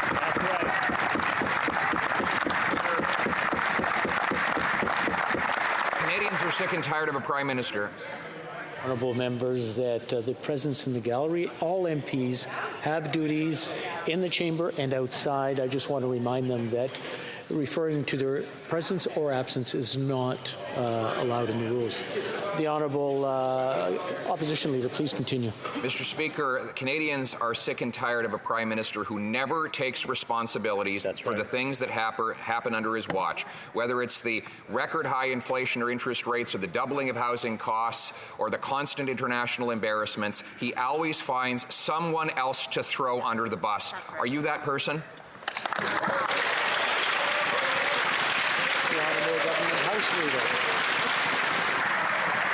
Mr. Speaker, I know the Leader of the Opposition doesn't want to rely on the facts, but the facts in this situation are that the government had no prior knowledge that this individual was being invited, nor that he would be recognized. And if they go back and recall what happened on Friday, they will see that it was indeed the Speaker of the House that recognized this individual. We were all caught off guard.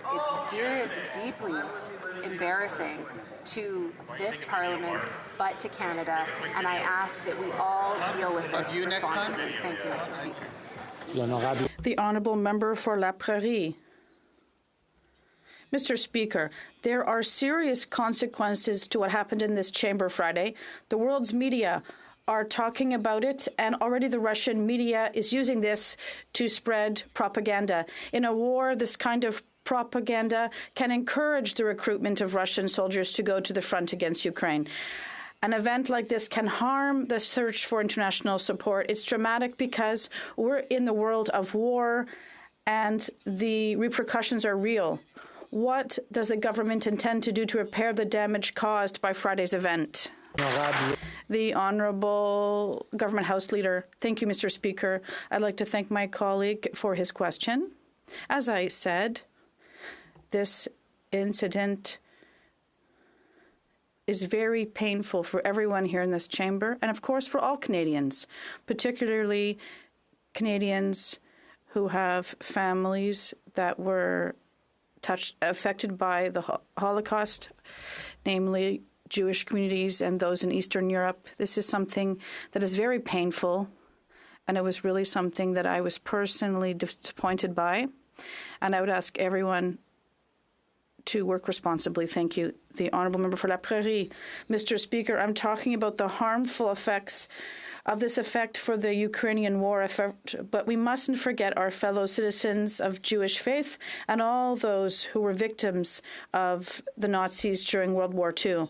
If there are still executioners alive and there are still victims, our thoughts go out to them. We must show that this House and this government do not take Friday's event lightly for all those affected in one way or another. What will the government do to repair this tragic blunder? The Honourable Government House Leader.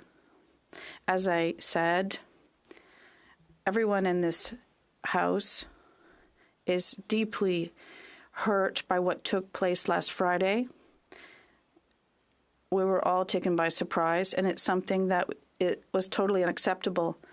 There are communities across Canada, Jewish communities, and Eastern European communities for whom Holocaust and World War II were particularly painful. As a descendant of a Holocaust survivor, something I take very seriously, and I think this is time for everyone to reflect. East. What happened last Friday never should have happened. Now, turning to another crisis. The last 30 years has demonstrated that successive Liberal and Conservative governments' market-driven approach to housing has failed Canadians. Housing serves as a social good. It should not just be treated as a commodity for greater profits. People need housing that they can afford, and waiving the GST for new rentals is not enough.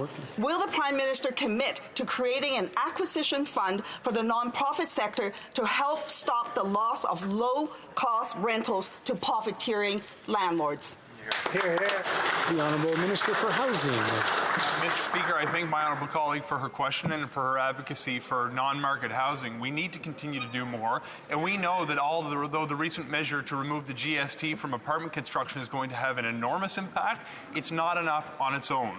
We're going to continue to make investments in low-cost financing to build more homes that ordinary people can actually afford. We've advanced programs in the past and will continue to in the future to directly subsidize the kinds of homes that low-income people need to build. We don't have a monopoly on good ideas, Mr. Speaker. We're willing to take feedback from members of all parties in this House. I look forward to continuing my collaboration with the member opposite in that regard. The member for Vancouver East. Well, then commit to creating an acquisition fund. Now, let me say this. The Liberal plan is not working. The minister should know that relying on market forces will not solve the problem. That's what the Liberals and Conservatives did for the last 30 years. Look where it got us. The average rent in Canada is now over $2,100 a month. In Vancouver, it's over $3,000. Time for bold action. Will the minister commit to building 2 million units of social housing to meet the needs of the community? The Honourable Minister of Housing. Mr. Speaker, I agree with the member opposite that building market housing is not enough, but we must also increase the supply of market housing in the market. Mr. Speaker, we need to encourage the construction of homes for low-income Canadians. We need to encourage the construction of homes for middle-class Canadians. As we move forward with a measure that's going to allow people to build more market-based homes, we're also advancing measures that are going to disproportionately have a positive impact on builders that are seeking to build homes for low-income families outside of the traditional market. There is no silver bullet to the housing crisis. We will pull every lever at our disposal to make things right. The Honourable Member for Charleswood St. James, Assiniboia Headingley. On Friday, a Nazi received a standing ovation in this House. Today is Yom Kippur. The Jewish community, my community, is horrified. Only one office in the country is responsible for vetting visitors to this place, the Prime Minister's office. When the Ukrainian president, a head of state, addresses this House during a time of war, the Prime Minister's office is responsible for security. Full stop. This scandal is entirely on the Prime Minister's office. Did they vet this Nazi and not care? are not vetted and are completely incompetent. The Honourable Government House Leader. Mr. Speaker, as a Canadian of Jewish origin, I've shared very clearly with this House on several occasions how disturbing this event is for me personally, but I also know for Canadians who are Jewish right across this country, and particularly today on Yom Kippur, the holiest day in the Jewish calendar, the Day of Atonement, as we prepare for the new year. This is particularly disturbing. However, I do have to correct my honourable colleague in the sense that the government was not aware that this individual was invited. It was completely the prerogative of the Speaker. It was his decision, and we need to make sure that the facts remain on the table. Thank you, Mr. Speaker. Yeah, very good. The Honourable Member for Charleswood St. James, Assiniboia Headingley. Shame on that member and that government for not taking responsibility. The Prime Minister has the massive security apparatus of the state at his disposal, and yet a Nazi was honored in this place. I can't believe I'm even uttering these words, Mr. Speaker. Canada has been embarrassed around the world. Shame on this government for bringing shame on this chamber. My late grandparents are turning in their graves. A simple Google search would have revealed this person's background. And so again, did they vet this Nazi and simply not care, or did they not vet this Nazi and are completely incompetent? The Honourable Government House Leader. Mr. Speaker, I would again ask the honourable colleague to stick to the facts, because we know, and he knows, because you have stated publicly and in this chamber that it was your decision to invite this individual, your decision alone to recognize him in the chamber. We were all caught off guard on Friday. Everyone in this chamber stood because we trusted the Speaker to know who this was, but at the same time, we must all take this seriously, and we must not politicize this. Communities are hurting, and we need to be there to be united at this time. Thank you, Mr. Speaker. For Regina Capel. I was Speaker when the government changed the law to ensure that the House of Commons Security reported to the government. That was done for very specific reasons, Mr. Speaker, one of which was the fact that the House of Commons itself doesn't have the resources to do comprehensive vetting and background checks. That is why the change was made. Nobody believes that it's up to your office to do comprehensive background checks. There's only one entity that has access to CSIS information and RCMP intelligence. How did the government let someone who fought for the Waffen-SS into this chamber?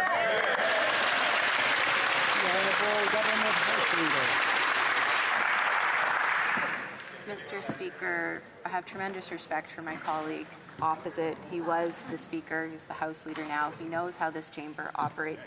He knows that the Speaker has prerogative for who they invite to the Speaker's gallery.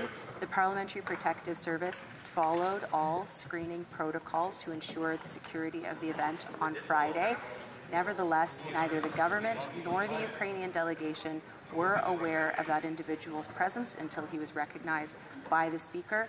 Those are the facts. Thank you. The Honourable Member for Regina Capel. Mr. Speaker, it's the government that is politicizing this issue.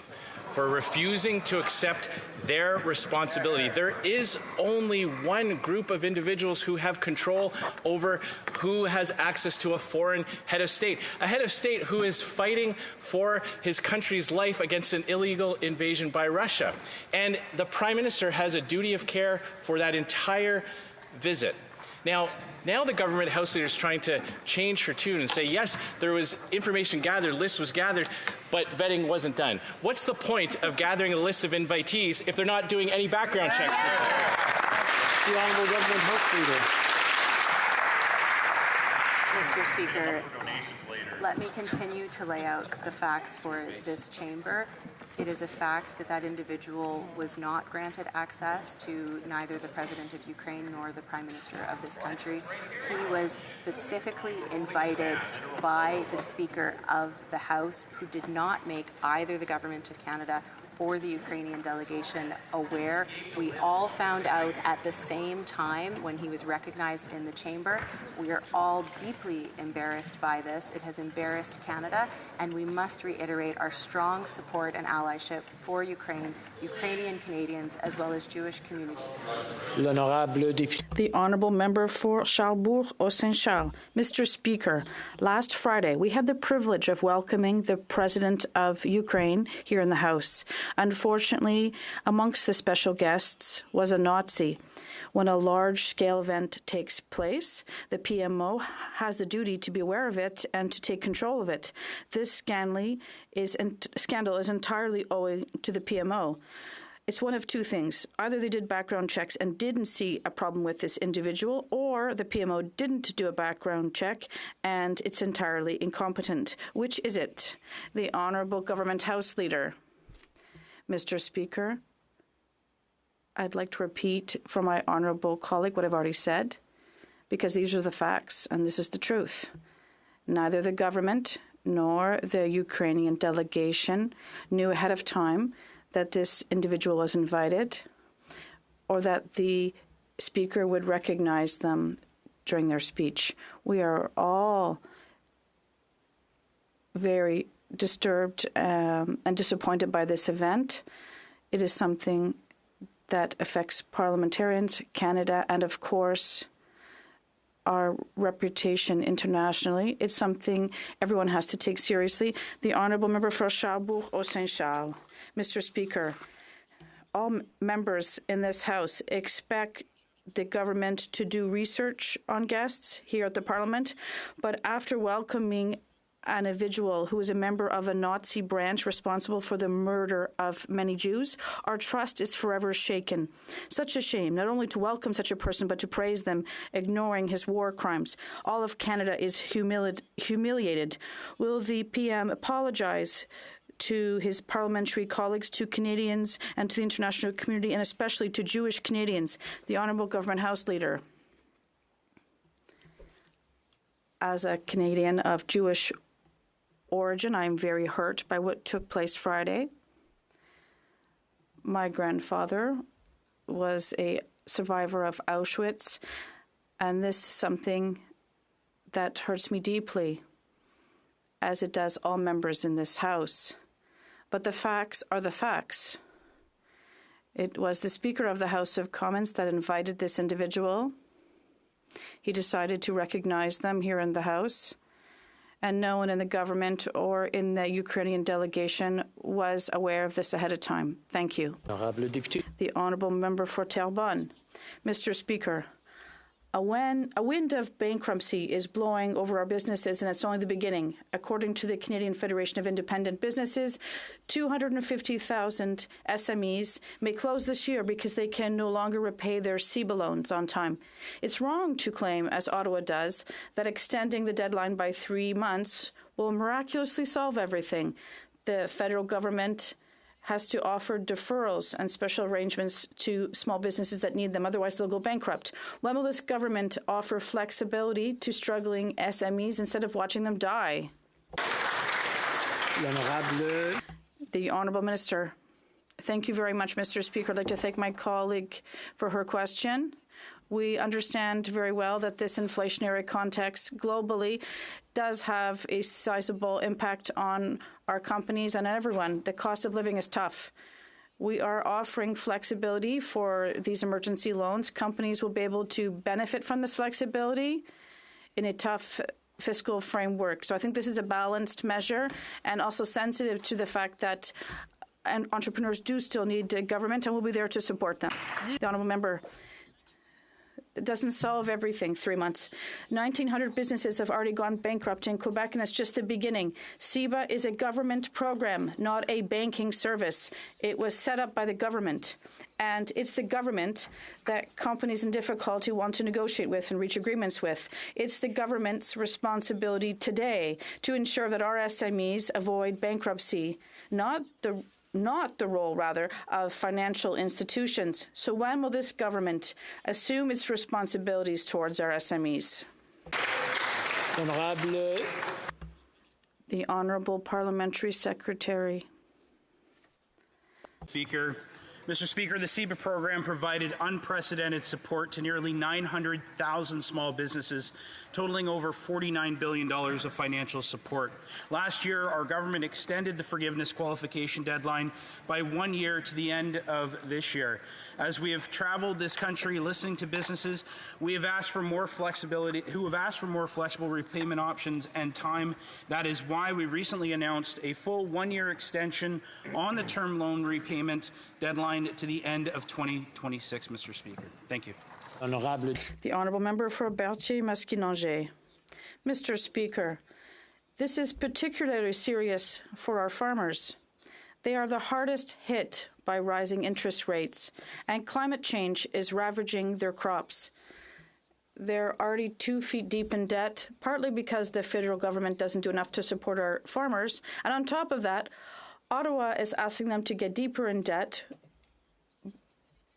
with their bank within 3 months, or they have to pay back their entire CEBA loan. Mr. Speaker, will this government finally show some flexibility instead of forcing SMEs, farmers, into bankruptcy?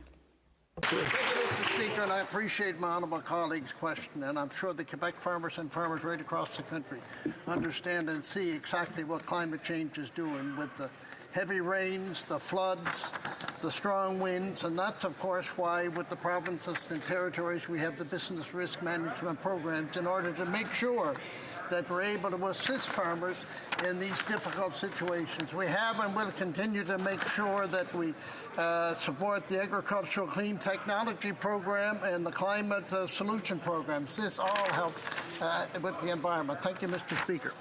The member for Sturgeon River Parkland. Mr. Speaker, the inclusion of an SS member in Parliament during President Zelensky's speech is unacceptable and embarrassing. But what is further embarrassing is an admission from this government that they did not do proper background checks on everyone that was in this Parliament. President Zelensky is a target of death from the Russian regime. His security in Canada should be our highest priority. The minister in charge of parliamentary security must be held to account. For if a Nazi was allowed in this Parliament, how can we know that this government took all precautions necessary to ensure the protection of President Zelensky? The Honourable Government House Leader. Mr. Speaker, as I have already stated, the Parliamentary Protective Service followed all screening protocols to ensure the security of last Friday's event. I agree with the member opposite in that it was profoundly embarrassing for Parliament and for Canada that this individual was both invited and recognized. However, as that member knows, and as all members know, it was the Speaker of this chamber that decided to invite this individual and recognize him. We were all caught off guard, and we are all hurting because of it. Thank you, Mr. Speaker. The Honourable Member for Selkirk Interlake Eastman. Ukraine has survived multiple genocides at the hands of both the Soviets and the Nazis. The Holodomor, the Holocaust, the Siglerneck of the Crimean Tatars. So it's shocking that a self-professed Nazi was allowed into this chamber by the Liberals and officially recognized by the Speaker during the state visit of the President of Ukraine. The Liberals abdicated their duty of care responsibilities to President Zelensky during his state visit. So will the Prime Minister officially apologize to President Zelensky for his incompetence and indeed apologize to all the people of Ukraine? The Honourable Government House Leader. Mr. Speaker, as I have stated, I think that episode on Friday was one of profound embarrassment for parliamentarians and for all Canadians. As has been stated clearly, the Parliamentary Protective Services did all of the required security protocols to ensure the security of the event.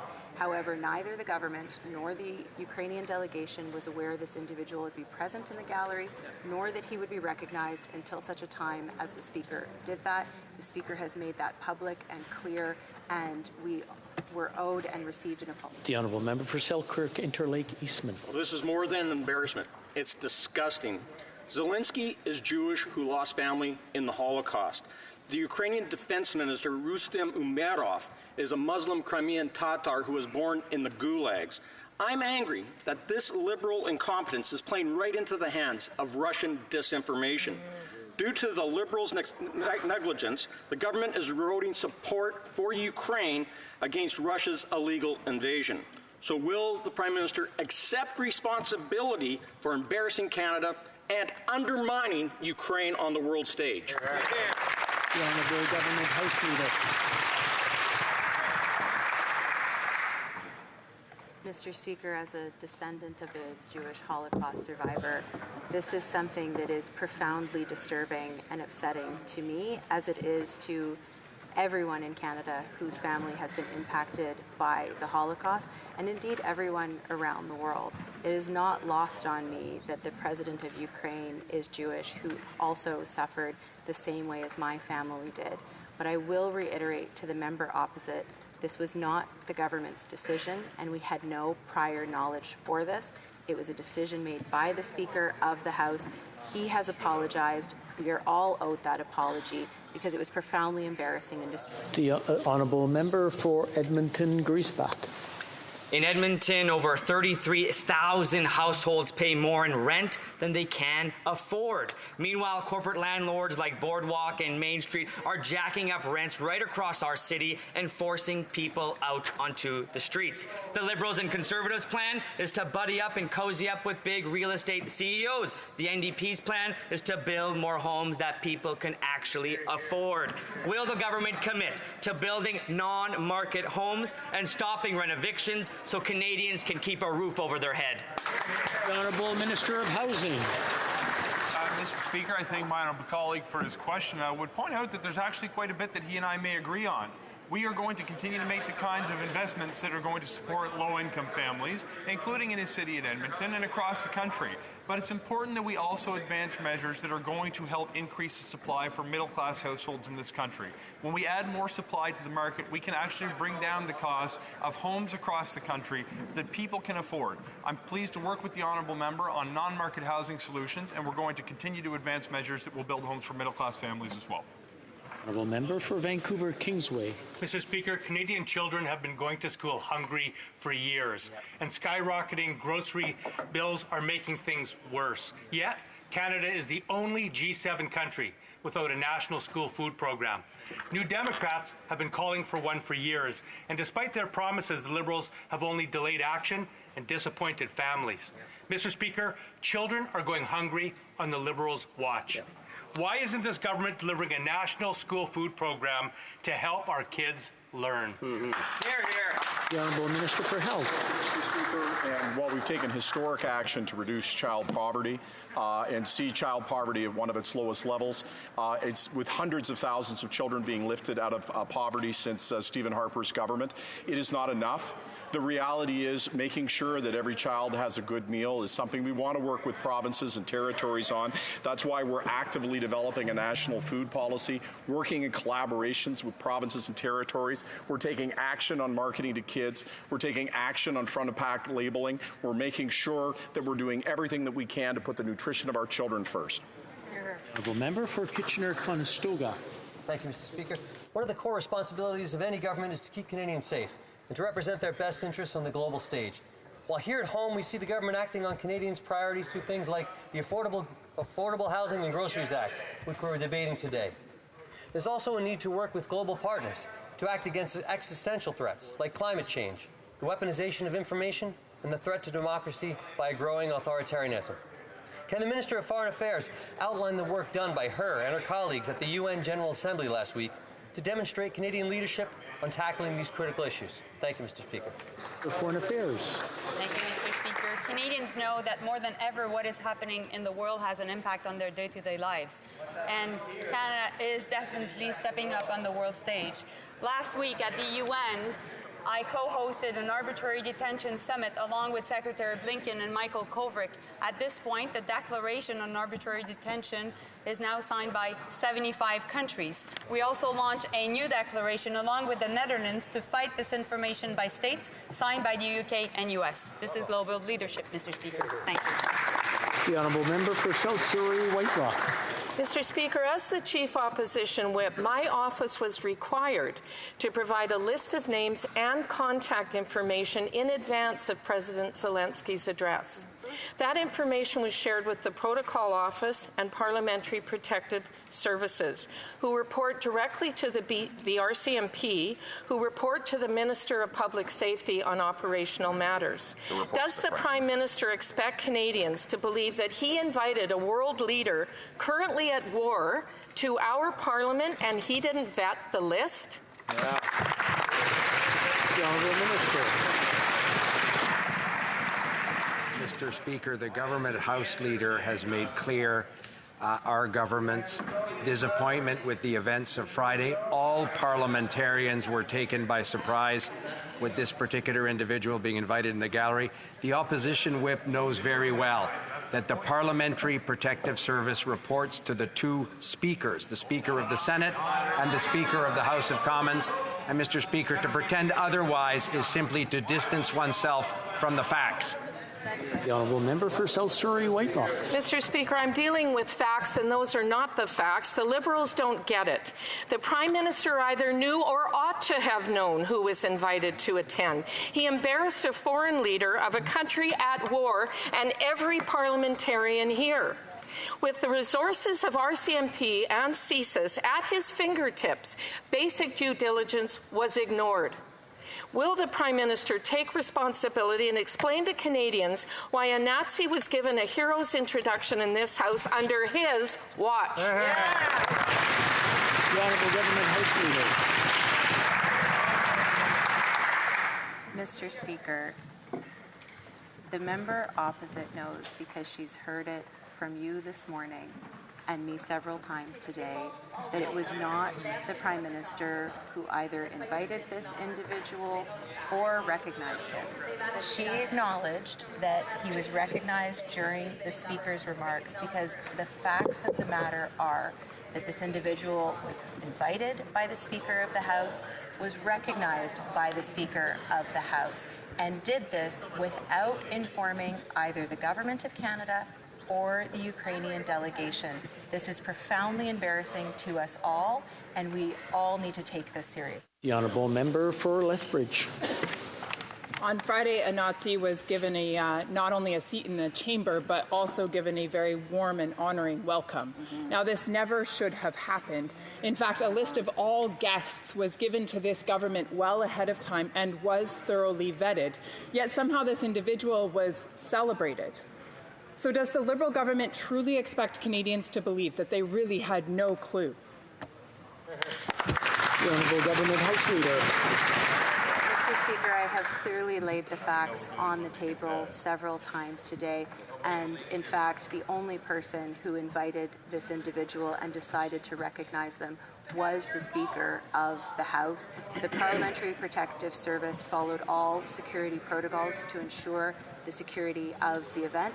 However, I agree with the member opposite. This should have never happened. This is profoundly embarrassing, profoundly disappointing to all members in this House and to all Canadians. And to that, we stand with all Canadian communities that are impacted and, of course, with Ukraine. Thank you, Mr. Speaker. The Honourable Member for Lethbridge. There's just no way that this is correct.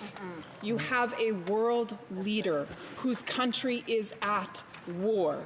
He came to Parliament as a state guest. He was granted some of the strictest security that has ever been granted to a world leader prior to him.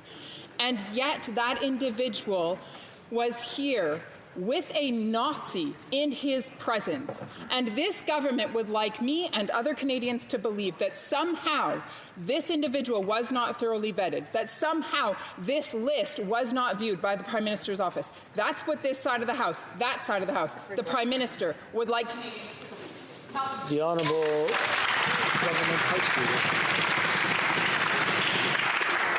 In fact, the Speaker has actually already clarified and expressed that this was his decision alone, that he did not inform the government or the Ukrainian delegation, that this was entirely his decision. Mr. Speaker, I cannot, force the Conservative members to believe what the facts are. I can only put them on the table as they are. They have been clearly outlined, and we will continue to stand by them because that is the truth. Thank you, Mr. Speaker. L'Honorable The Honourable Member for Avignon, Lamitis, Matane, Matapédia. Mr. Speaker, while the Environment Minister was strutting around in New York, he had the nerve to lecture Quebec on the fight against climate change. Meanwhile, he said that his government wasn't just paying lip service. No, they're not just talking the talk, they're walking the walk. But how? What did the Liberals do at the UN Climate Ambition Summit? They opened up thousands more kilometers of marine areas to oil exploration projects. Neither protecting biodiversity nor the climate emergency will stop this government from selling oil. No siree. When are they going to take the future of the planet seriously? The Honourable Environment Minister. I thank my colleague for her question. Last week, it was an honour to accompany the Prime Minister. Canada is the only big oil-producing country which was invited to the UN Climate Ambition Summit. And why were we invited? Because between 2019 and 2021, we were the country with the best GHG reduction performance. And, Mr. Speaker, we're the only G20 country to have cut subsidies to fossil fuels. We did so 2 years earlier than promised, and we were the first country to cap emissions. That's why we were invited. The Honourable Member for Avignon, Lamitis, Matane, Matapédia. Mr. Speaker, I bet there was a lot of champagne and celebration at the World Petroleum Congress in Alberta. What wonderful news that Canada intends to double Newfoundland's oil production by 2030. 200 million barrels a year. And the Minister for the Environment knew it. The government has decided to be an unrivaled leader in the expansion of fossil fuels while the planet burns. We are dangerously moving from irresponsible territory to intentional harm territory. How can the minister, former head of Greenpeace and Équiterre, look at himself in the mirror? How can he agree to do the bidding of oil companies? The Honourable Minister. Thank you. And I urge my colleague to read the speech of my colleague and friend, the Minister of Natural Resources, who said that in today's world, if we want to fight climate changes and we use 120 million barrels a year, in a carbon-neutral, net-zero world, we need to decrease our dependence on oil and gas and fossil fuels especially, and that's what we're doing in Canada in partnership with all of our partners around the world. Thank you. Clérable. The Honourable Member for Mégantic-Lérable.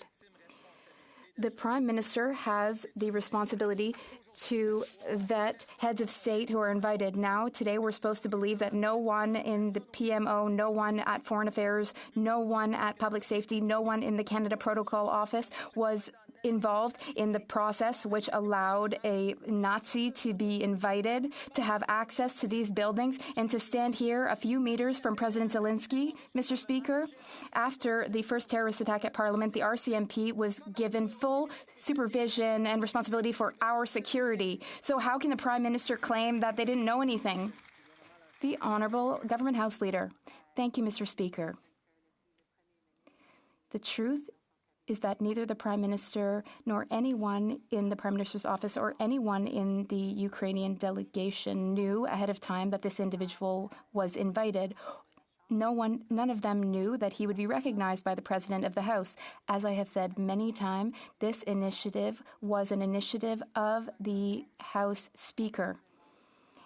The House Speaker elected to invite this person and recognize him. It was incredibly painful for parliamentarians who were present and who were very surprised by that decision. This was very painful for all Canadians who were affected by the Holocaust. The Honourable Member for Mégantic-Lérable. Well, we're all incredibly hurt, Mr. Speaker, by the Prime Minister's lack of responsibility. By negligence or by incompetence, he allowed a Nazi to be recognized in this House. The Protocol Office of Canada is under Global Affairs Canada, and the mandate of that office is to vet official visits, visits of foreign dignitaries, and visits of guests of the government. How can you claim that the Prime Minister was not aware of this? Because the entire government machinery is involved in every single detail of visits like this. For example, like the visit of President Zelensky. The Honourable Government House Leader. Mr. Speaker, my colleague knows because he heard you this morning and read your statement yesterday. He knows, as you clarified, that it was your initiative and yours alone. He knows that you did not warn the government that you were going to invite that individual or recognize him. We are all deeply hurt. We are hurt as parliamentarians and as Canadians. And those who are hurt are communities across the country, are hurt by this decision, which was made by the House Speaker and the House Speaker alone. Last Friday, a member of the 14th Waffen Grenadier Division of the Nazi SS was celebrated in the presence of President Zelensky. No one believes that the government wouldn't see the list of attendees when a foreign leader attends this chamber. Canada's reputation, damaged. This chamber's reputation, damaged. Our valiant Canadian World War II veterans, shocked and humiliated. Jewish Canadians, horrified. Russia couldn't be happier. Does the Liberal government really expect Canadians to believe they didn't know a Nazi was in this House? Hear, hear. The Honourable Government House Leader. Well, Mr. Speaker, I can only share the facts and the truth and the facts are that no, the government didn't know that this individual was invited, nor that he was going to be recognized by the Speaker of this House. As the member opposite heard the Speaker say earlier today, this is an individual that was from his riding. He decided to recognize him. He did not inform either the government or the Ukrainian delegation. This has caused profound hurt and embarrassment to this chamber, to Canada, and to Canadians from so many different backgrounds, Jewish Canadians, Canadians of Eastern European descent, Ukrainian Canadians, and of course to the President of Ukraine. L'honorable député de Sudbury. The Honourable Member for Sudbury. Today is Franco-Ontarian Day. It's a day to celebrate Francophone culture, art, traditions, and people in this beautiful province. The French language is a vital part of our culture in Sudbury, Ontario, and across the country. And it's our responsibility to protect it. Can the Minister of Employment, Workforce Development, and Official Languages provide an update on what our government is doing to support the Franco-Ontarian community? The Honourable Minister. Thank you, Mr. Speaker. I thank the Honourable Member for Sudbury for her question, and I thank her for her incredible advocacy for the Franco-Ontarian community. With our new action plan for official languages, we are supporting official language communities across the country with $4.1 billion to support education, community organizations, and more. So whether you're Francophone, Francophile, or Franco-curious, our government will always support the French language in Ontario and across the country. Happy Franco-Ontarian Day.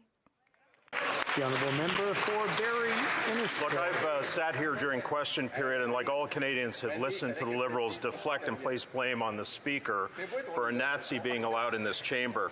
Like we've seen with so many others, the Prime Minister and apparently his House Leader will go to any length to ruin personal and professional reputations to protect himself. After 8 years, our nation is living through a rotating loop of international humiliation that lays solely at the Prime Minister's feet. Why won't the Prime Minister accept responsibility and apologize to not only this House, our nation, our international partners, and those who have been re-traumatized? The Honourable Government House Leader.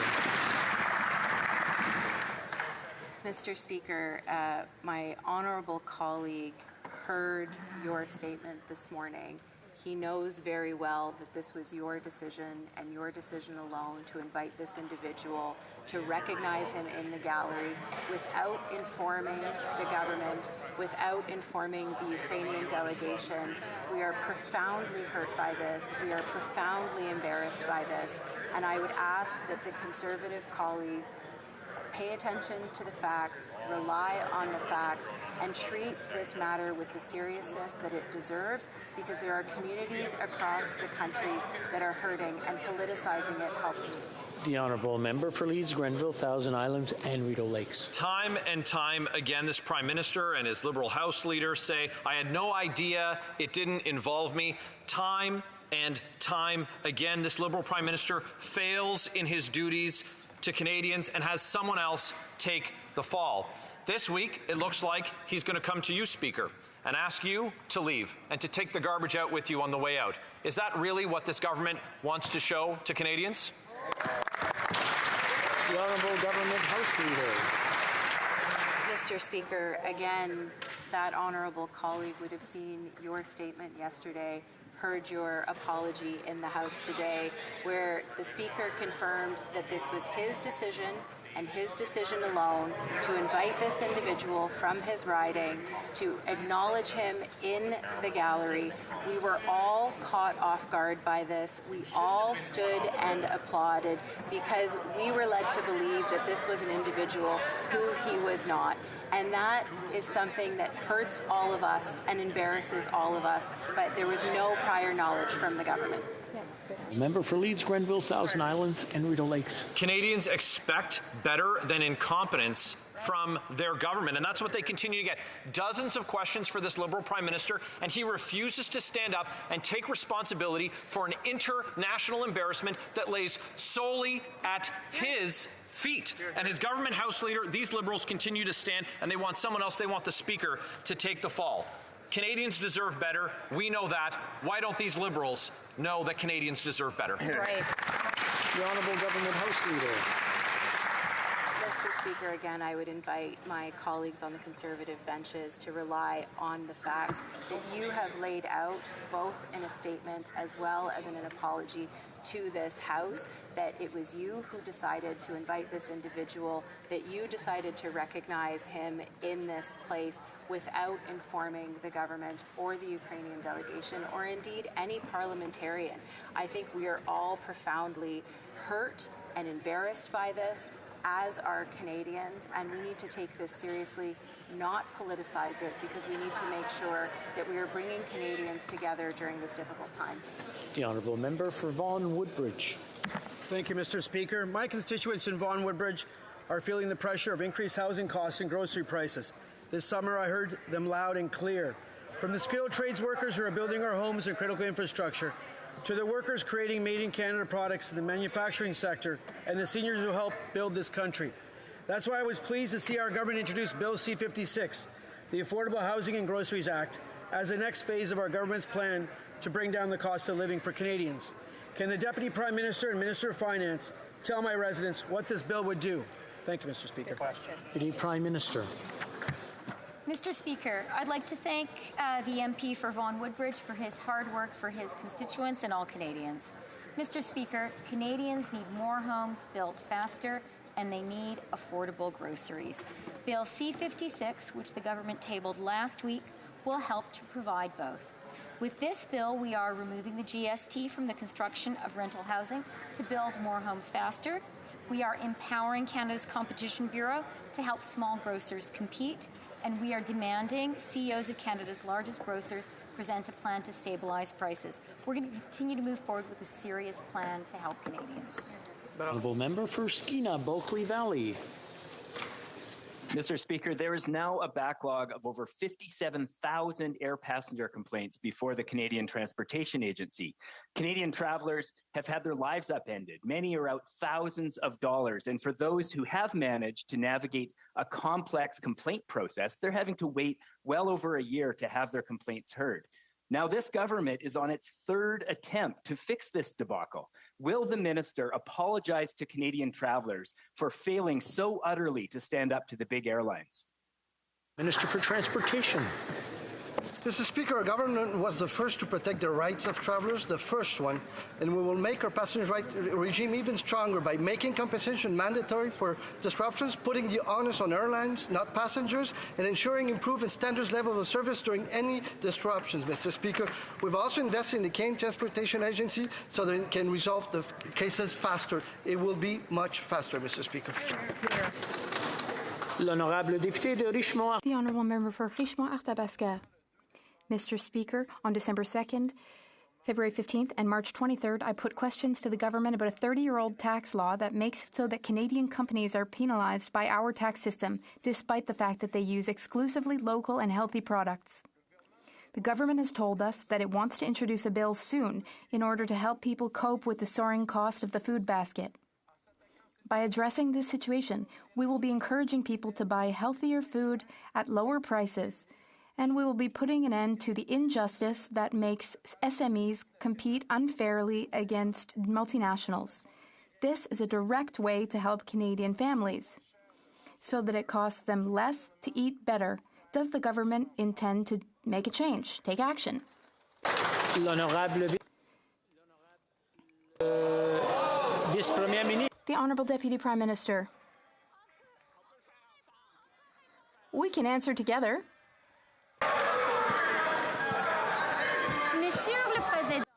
Mr. Speaker, we take the health of all Canadians seriously.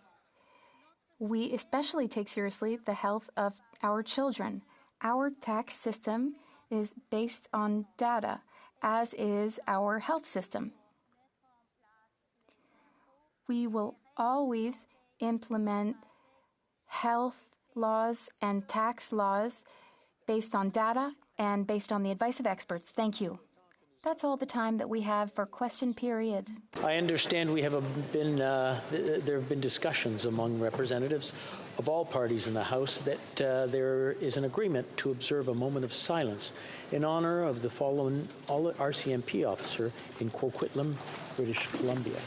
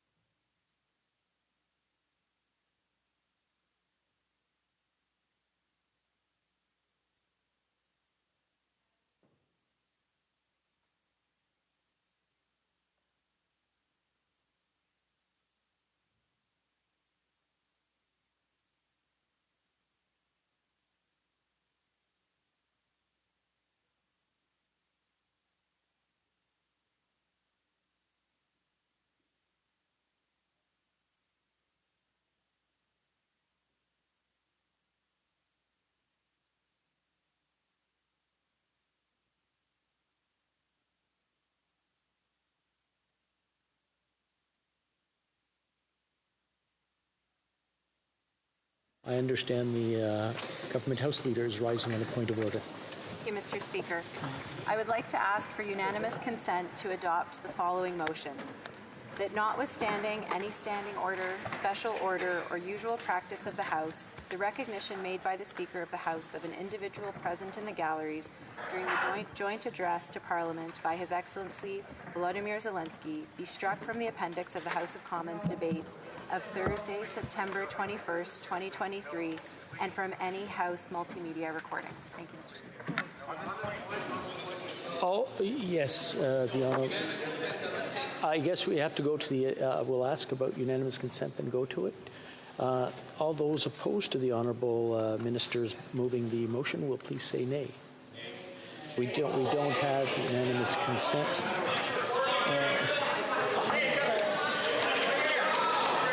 We have another order. We have another point on the honourable member for Charleswood, St. James, Assiniboia, Headingley, and then we'll go to Toronto Danforth. Thank you, Mr. Speaker. It's important when we say no to this motion that is on such an important matter that we state our rationale. It would be order. If I can ask the honourable member to start over. Order. If I can ask the honourable member to start over, I didn't hear what he started with or what he was saying, and determine, and I want to hear what he has to say, please. To state the rationale why this motion is completely out of order. And that's why I'm rising on a point of order, Mr. Speaker. It would be absolutely wrong to strike what was said from the record. It goes without saying that those who do not learn from history are... One moment, please. I'm going to ask the clerk to come up and try to figure out what is going on here so that we can call on it. 1 second.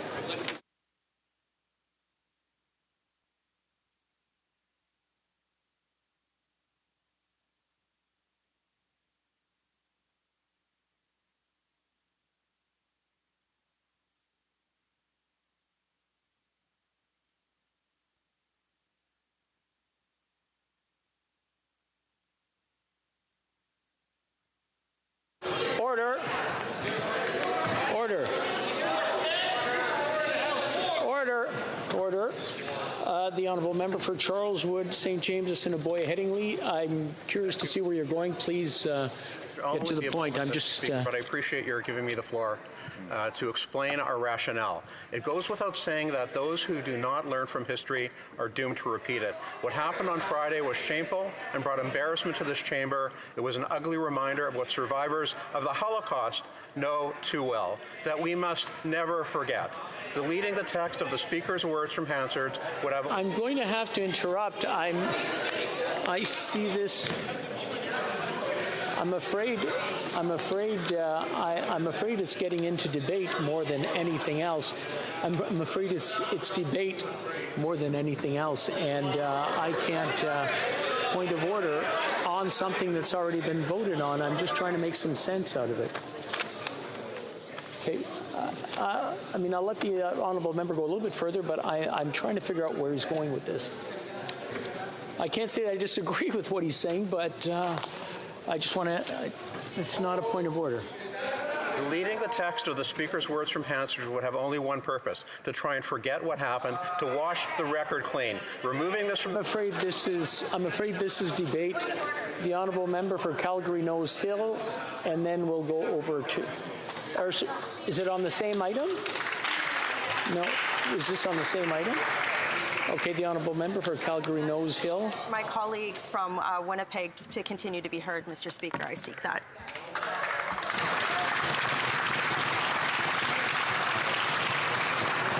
All those opposed to the honourable member moving the motion will please say nay. Nay, we don't have that. The honourable member for Toronto Danforth. Thank you, Mr. Speaker. I think that we can all agree that what happened here on Friday was deeply hurtful, and I'm getting to it. My point of order is actually that as a Jewish Canadian, I've been very much hurt by what I've been hearing and seeing. The member, when the government House leader was mentioning that she was the descendant of Holocaust survivors, the member from Haldimand, Norfolk said, the chickens have come home to roost. As a Jewish Canadian, that is so deeply hurtful to hear in this context, and I would ask that she apologize because it added to the pain we're feeling. Okay, I'm not sure where this is going. Honorable député de la Prairie. The honourable member for La Prairie. A point of order? No, it's over. Member for Regina Capel is rising on a point of order. Okay, is this on the same point of... Okay. The honourable member for Winnipeg North. So, Mr. Speaker, my colleague just expressed in a valid point of order that she was deeply offended by what a member from across the way stated during question period.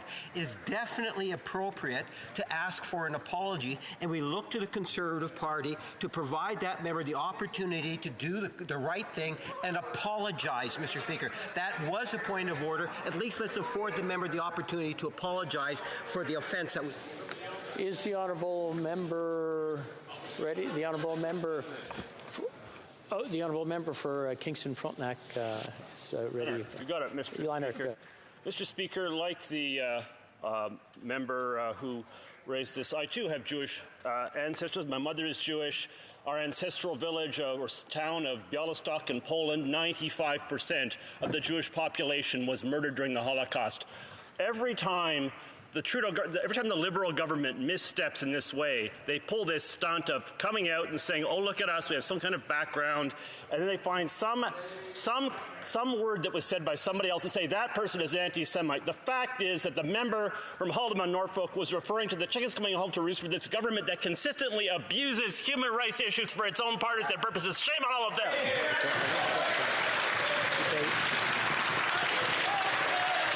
The honourable member for Regina Capel is rising on a point of order.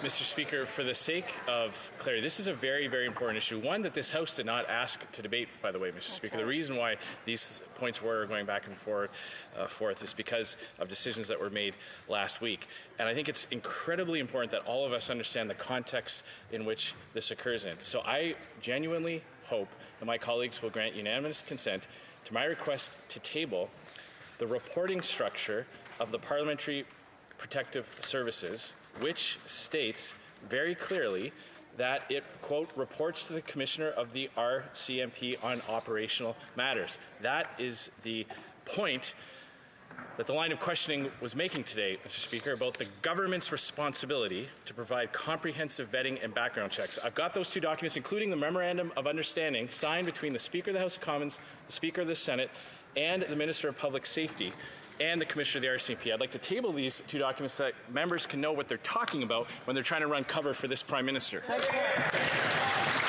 All those opposed to the honourable member moving the motion will please say nay. Nay, we don't have. We have the honourable member for South Surrey White Rock is rising on a point of order. Point of order, Mr. Speaker. On a separate point of order, while our member was speaking, a member of Jewish heritage, the member for Kingston the Islands used unparliamentary language again against one of our members, swearing at one of our members who's trying to make a point, a legitimate point about a very difficult and sensitive matter, particularly those of Jewish heritage. He should apologize again. The honourable member for Kingston the Islands is rising. I do apologize for saying shame on the member from Regina Capel. The honourable member, please. Mr. Speaker, I heard the utterance from that member. It included an expletive that was not included in his apology. Yeah. The government House Leader turned around and looked at him when he said it. She knows he said it. He knows he said it. His apology was not addressing the point raised by the official opposition whip. And what we'll do, there's he said, she said, and of course I rely on the honourable members for what goes on. We're going to check the blues and to see what we've got, and then come back to the House should we see fit. We're all set?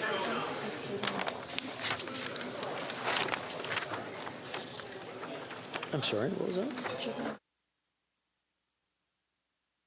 Tabling of documents. Introduction of government bills. Statements by ministers. Rapport de délégation. Reports from interparliamentary delegations. Presenting reports from committees. The honourable member for Waterloo.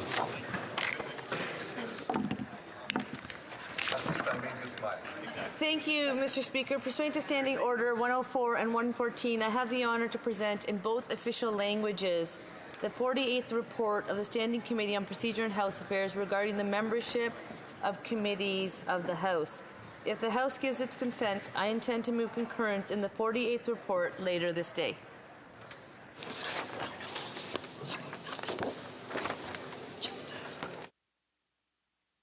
Okay, introduction of private members' bills. Première lecture de projet. First reading of Senate public bills. Motion, the honourable member for Waterloo. Okay.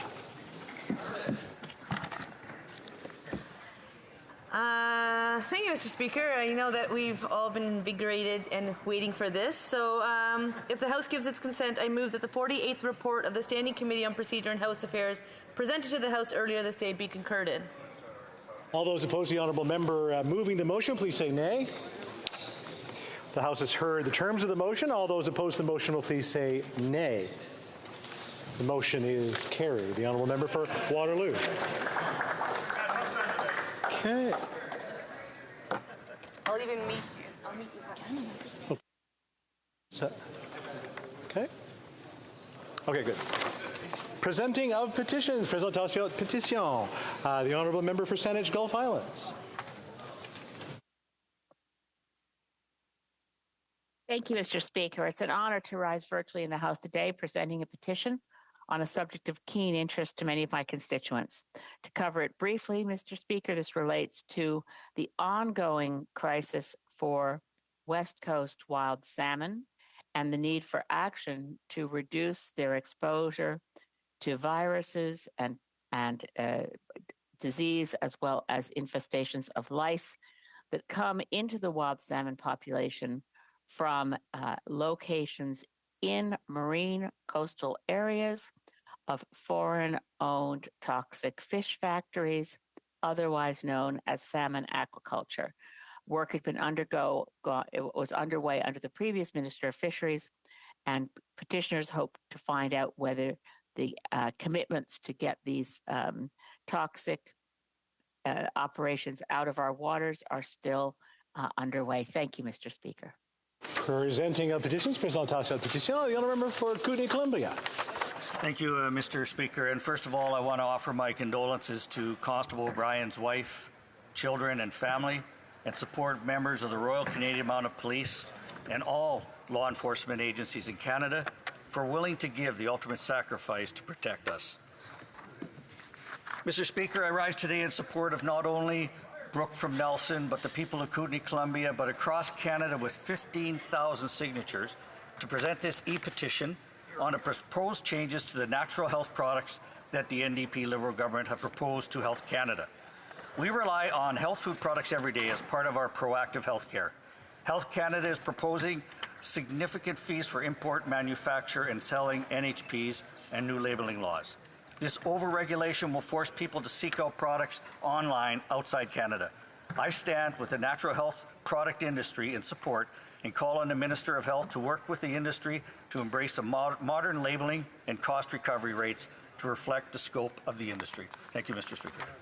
Presenting the petitions, présentation de pétition, the honourable member for Courtenay, Alberni. Mr. Speaker, it's an honor and a privilege to table this petition, and I hope you had a wonderful summer in your riding, Mr. Speaker. I was fortunate to go to Portugal, Mr. Speaker, and learn from them about the toxic drug crisis, so it's timely that I table this petition on behalf of constituents of mine who are calling basically for the same model that Portugal and approach that Portugal took in terms of a health-based response to the toxic drug crisis.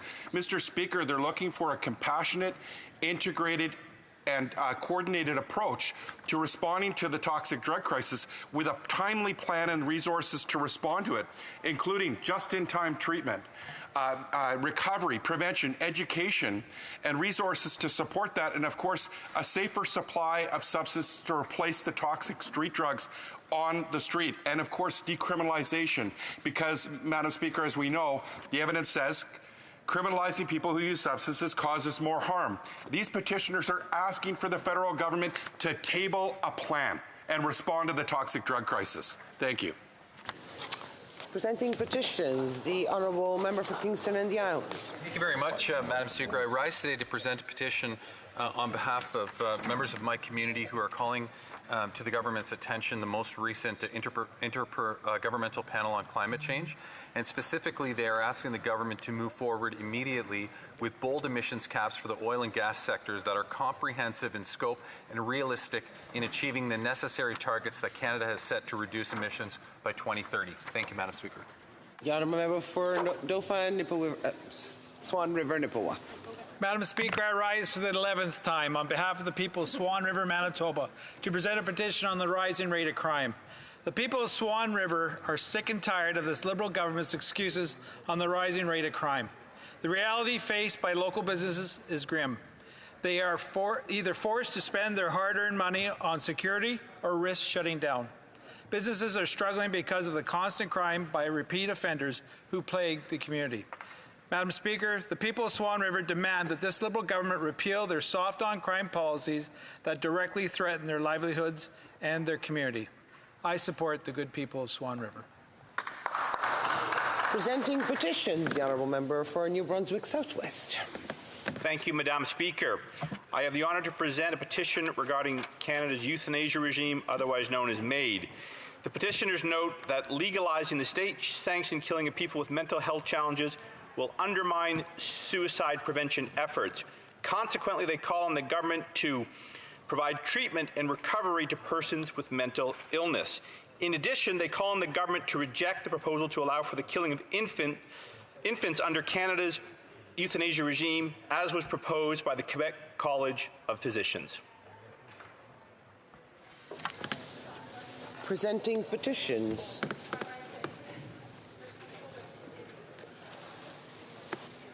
Questions on the order paper. The Honourable Parliamentary Secretary to the Government Health Leader. Yes, Be allowed to stand at this time. Agreed. Orders of the day. Order, Madam Speaker. Yes, the Honourable Parliamentary Secretary is rising on a point of order. Yes, Madam Speaker, on a point of order, I rise to respond to a point of order raised on Thursday, September the 21st, by the member for Bay Quinte respecting the private member's business item, Bill C-339. As members will know, the Subcommittee on Private Members' Business is scheduled to review the votable status of the 15 items that were added to the order paper that were added to the order of precedence last week.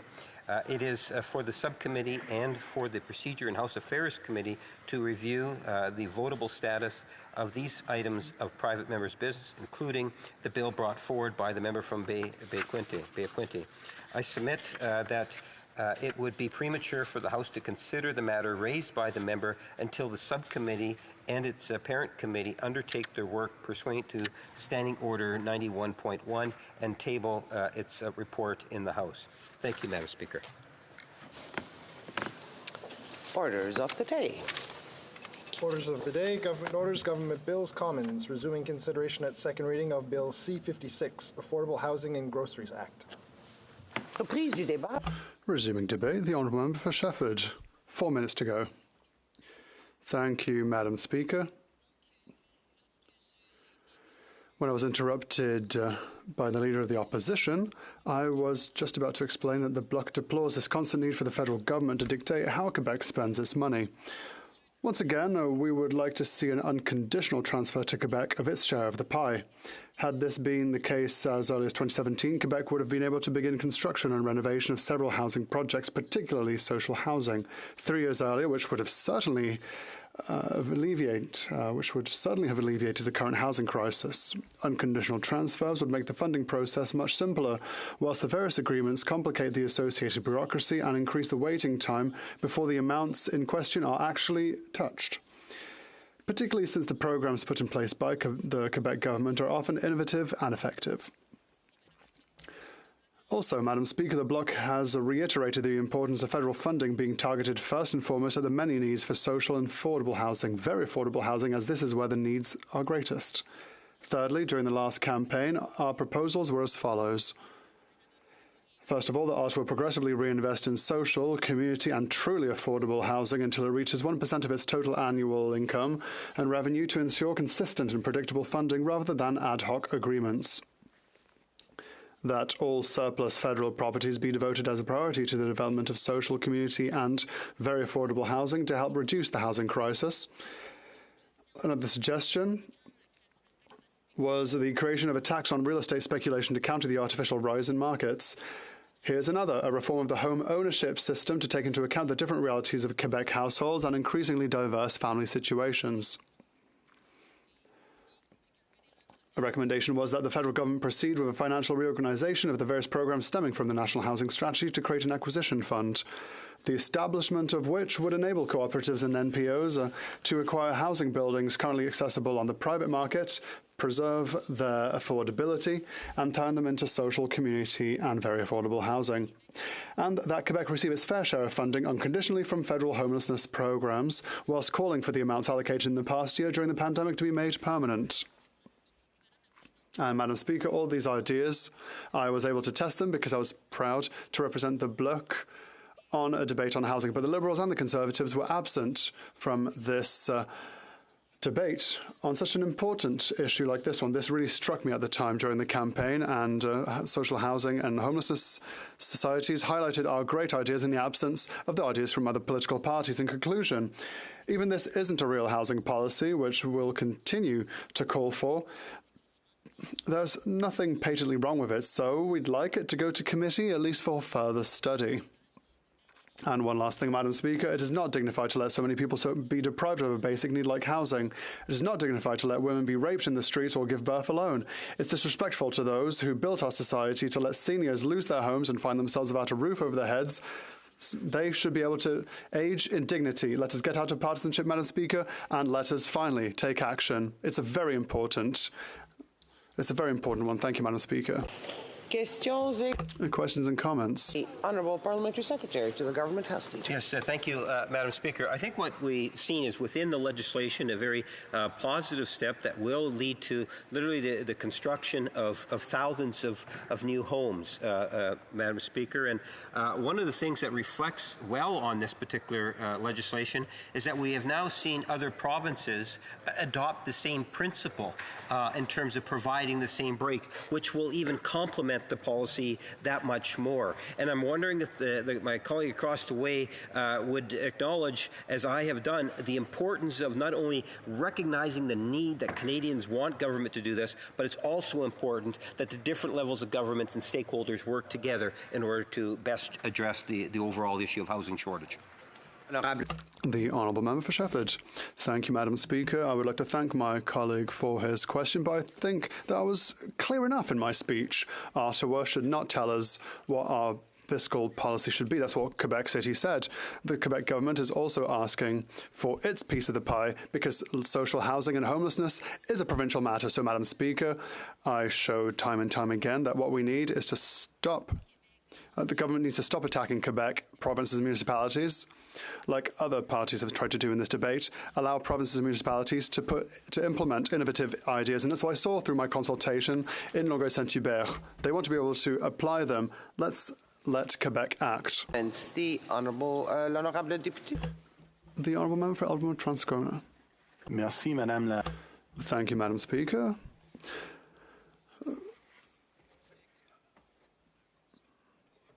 We know that there's an insufficient amount of new housing units being built.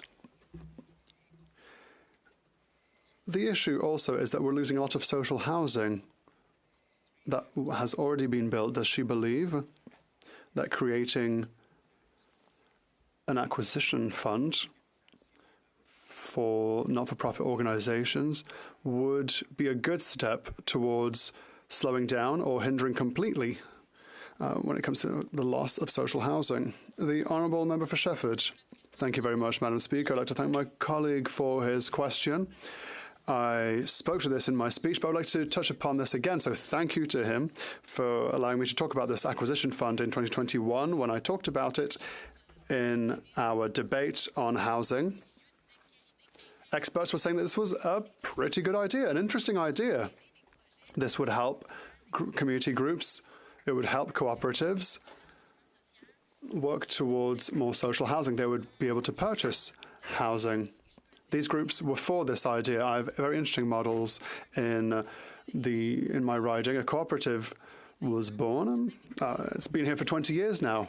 They went before the WHO to show how we can have different housing models for seniors in a different way of doing things. Let's let these organizations be able to take buildings out of speculation and into the social world. Questions et commentaires?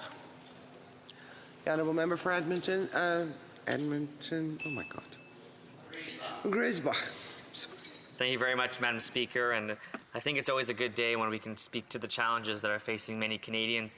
Right now, it's no secret that housing, the shortage of supply, is making things difficult for folks to keep up, whether that's their mortgage or rent. This bill in particular, and I enjoyed the member's speech because I think we have a lot in common and we believe the solutions are the same.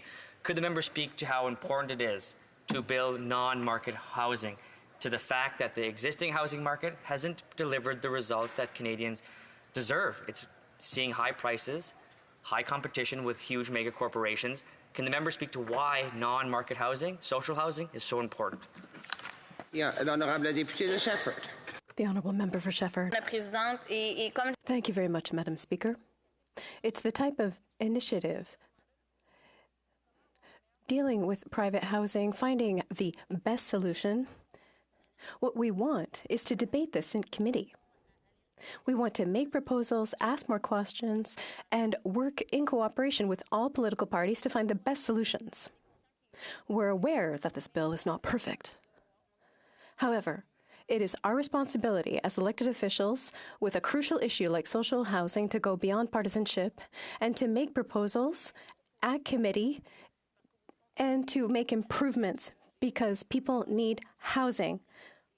This is crucial legislation. People are counting on us. They're watching us. And it's our responsibility to take this seriously. The honourable member for Elmwood Transcona.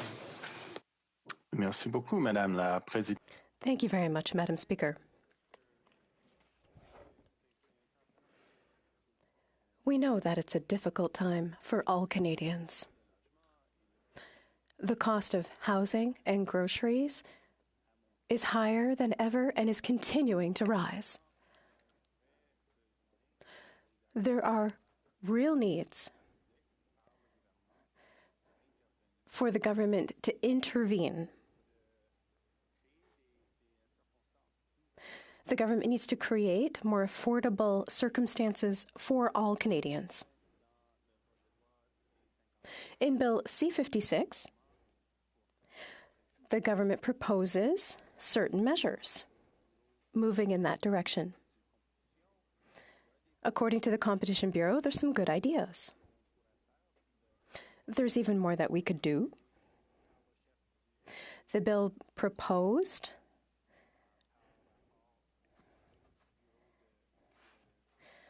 also opens the way to make improvements to the Competition Bureau to levy penalties against companies that fix prices. It also places responsibility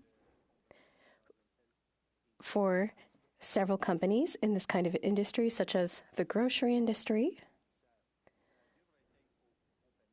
It should be up to the companies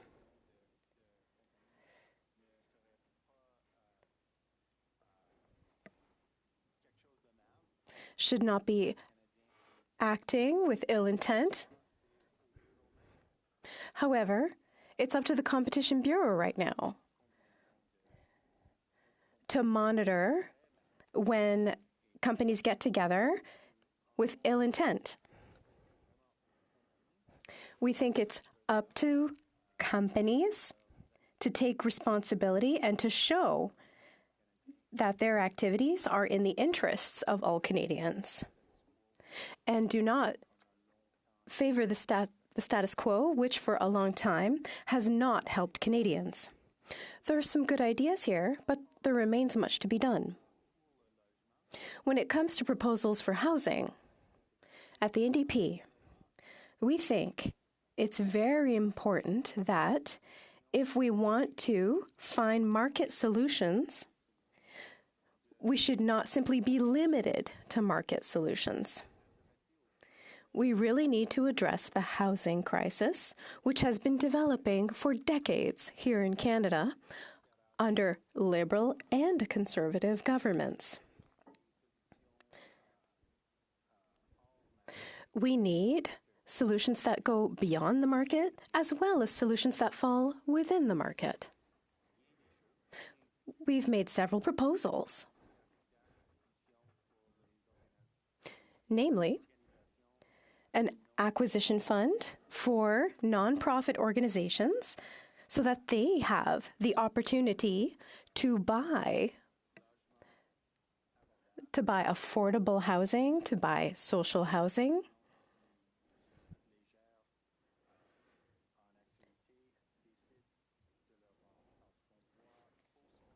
All too often, we see large corporations buying buildings, renovating them,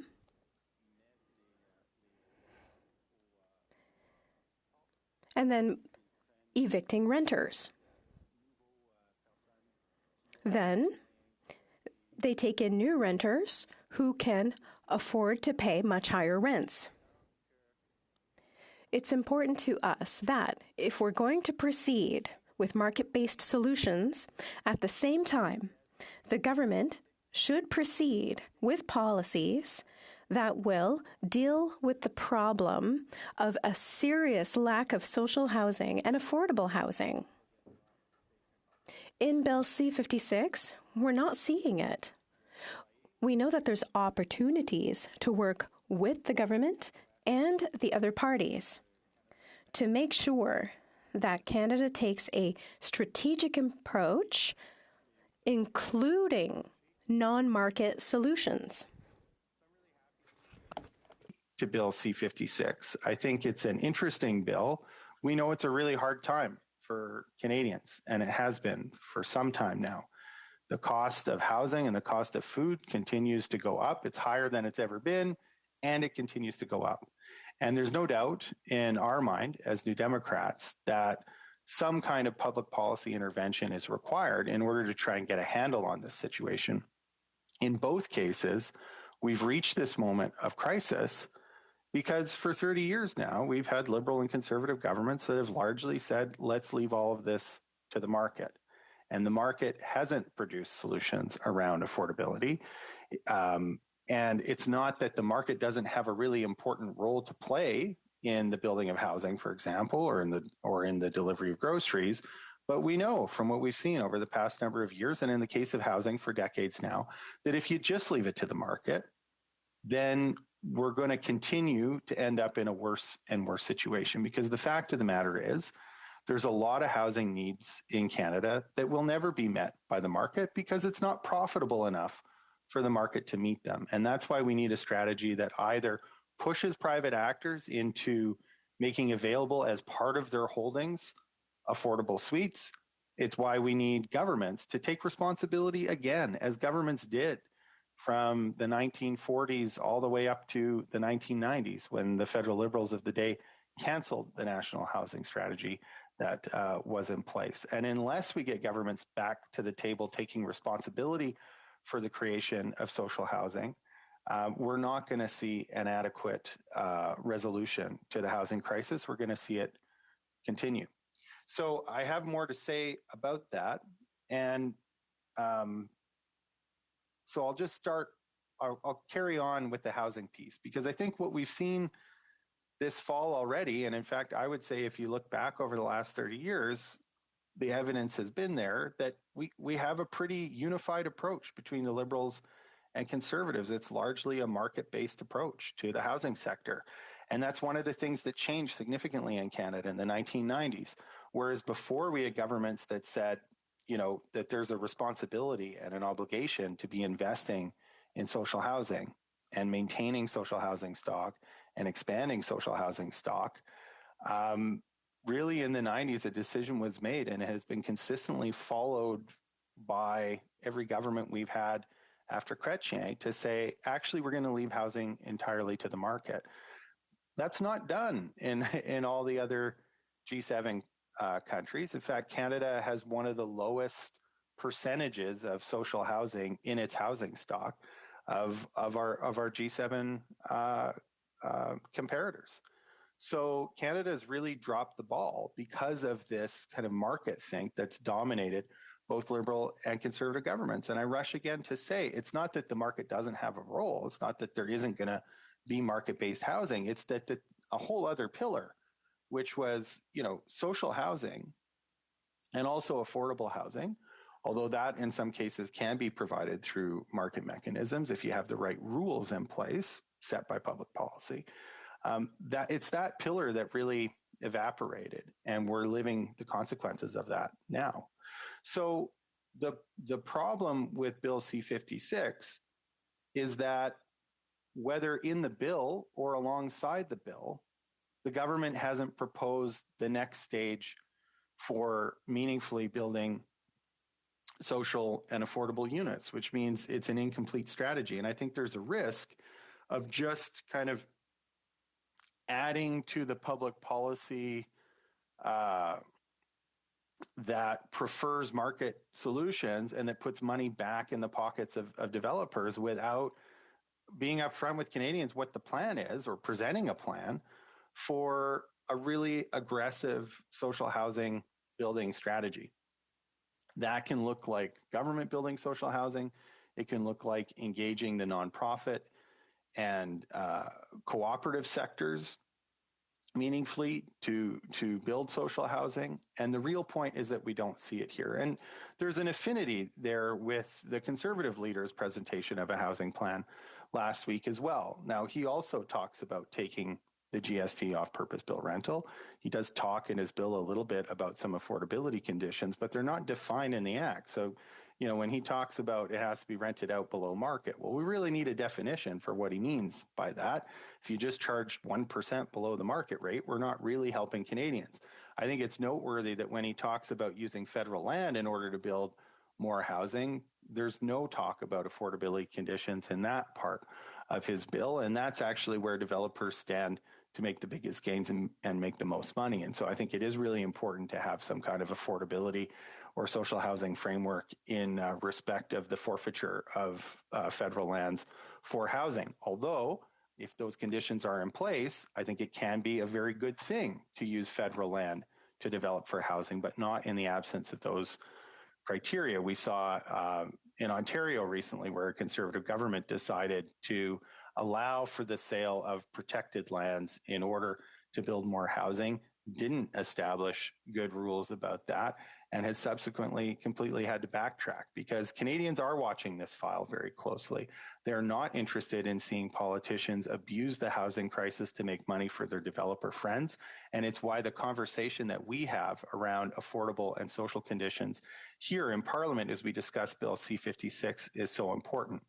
I think of the NEP's call, for instance, for a nonprofit acquisition fund to try and stop one of the important contributors to the housing crisis, which is that where you've had apartment blocks with affordable and social units in them, when and if nonprofit housing providers or co-ops that have been running these for decades decide they can't do it anymore and they put it up on the market, what we've seen is a lot of real estate investment trusts or big corporate landlords swoop in, buy those buildings because they have fast access to capital. They got a lot of money in reserve that they can use to buy these places. They renovate, ask for exceptional rent increases, kick out all the people that were there before, and get new tenants who can pay higher rents. And what that means is that, and some have calculated that for every unit of social affordable housing that we're building in Canada right now, we're losing 15.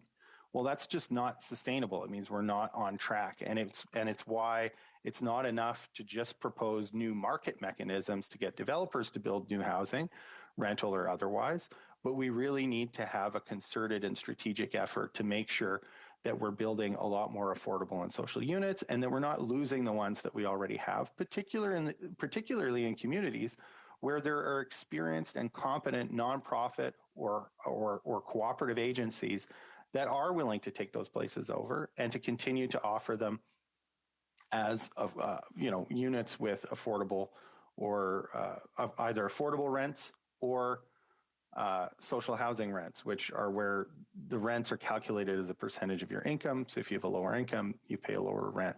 That's really important. I have to add that one of the reasons why in the last 10 years or so, there have been so many of those buildings come on market and why real estate investment trusts and big corporate landlords have been able to scoop up so many existing affordable housing units is because under the Harper Conservatives, when there used to be the federal government from the heyday of kind of federal involvement in housing, they used to offer operating grants that would help subsidize the rents for these buildings.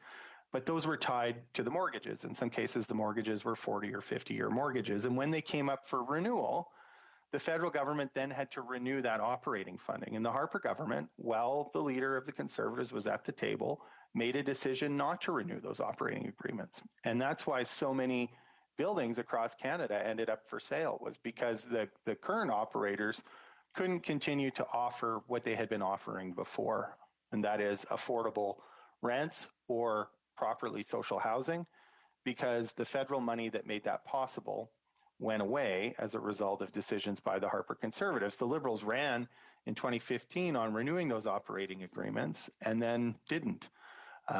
There was some talk about coming up with an alternative arrangement, but the evidence is that wasn't successful. So the operating grants weren't renewed, and there wasn't really a successful initiative that replaced that money to make sure that those units could continue to be offered on an affordable or social basis. So in the Harper years, in terms of social housing, we lost 600,000 units. That's the leader of the Conservatives who gets up and talks a lot about housing and how much housing we lost and how expensive it's gotten, sat at the table Well, his government said we refuse to renew, in some cases, funding agreements that have been in place for 40 or 50 years to make sure that those units can continue to be affordable. And we saw big profit-seeking interests come in, buy up those buildings, kick out the tenants, fix them up a bit, and charge exorbitant rents. And so that's why we can't allow that to continue. And we really do need to see alongside this legislation, or in this legislation, depending on the mechanism that parties can come to some agreement about, whether it's conditions on this GST rebate or whether it's something else like a nonprofit acquisition fund. Certainly we should see the Housing Co-Investment Fund, which was the only real housing initiative under the new national housing strategy that the Liberals announced and have been working on in various ways over the last 7 to 8 years, although I think most people feel it hasn't been very effective. The one that got some social housing built was the co-investment fund. That fund has been depleted, and we need to see it replenished so that organizations that do have plans in their community for how to provide affordable and social rents with some help from government funders can get down to doing that work instead of being held up. Now, when it comes to grocery prices, the Liberal approach of kind of calling in CEOs for a meeting and wagging their finger, we don't think in the NDP has a lot of likelihood of success.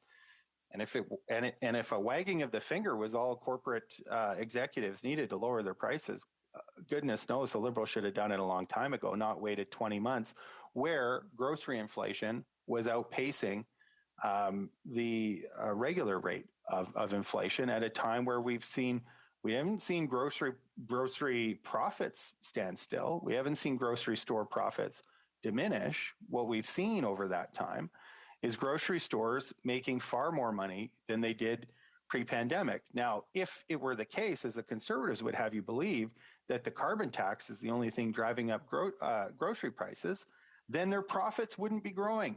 If all they were doing was passing on the increased costs that grocery stores experience as a result of the carbon tax, their profits wouldn't be growing.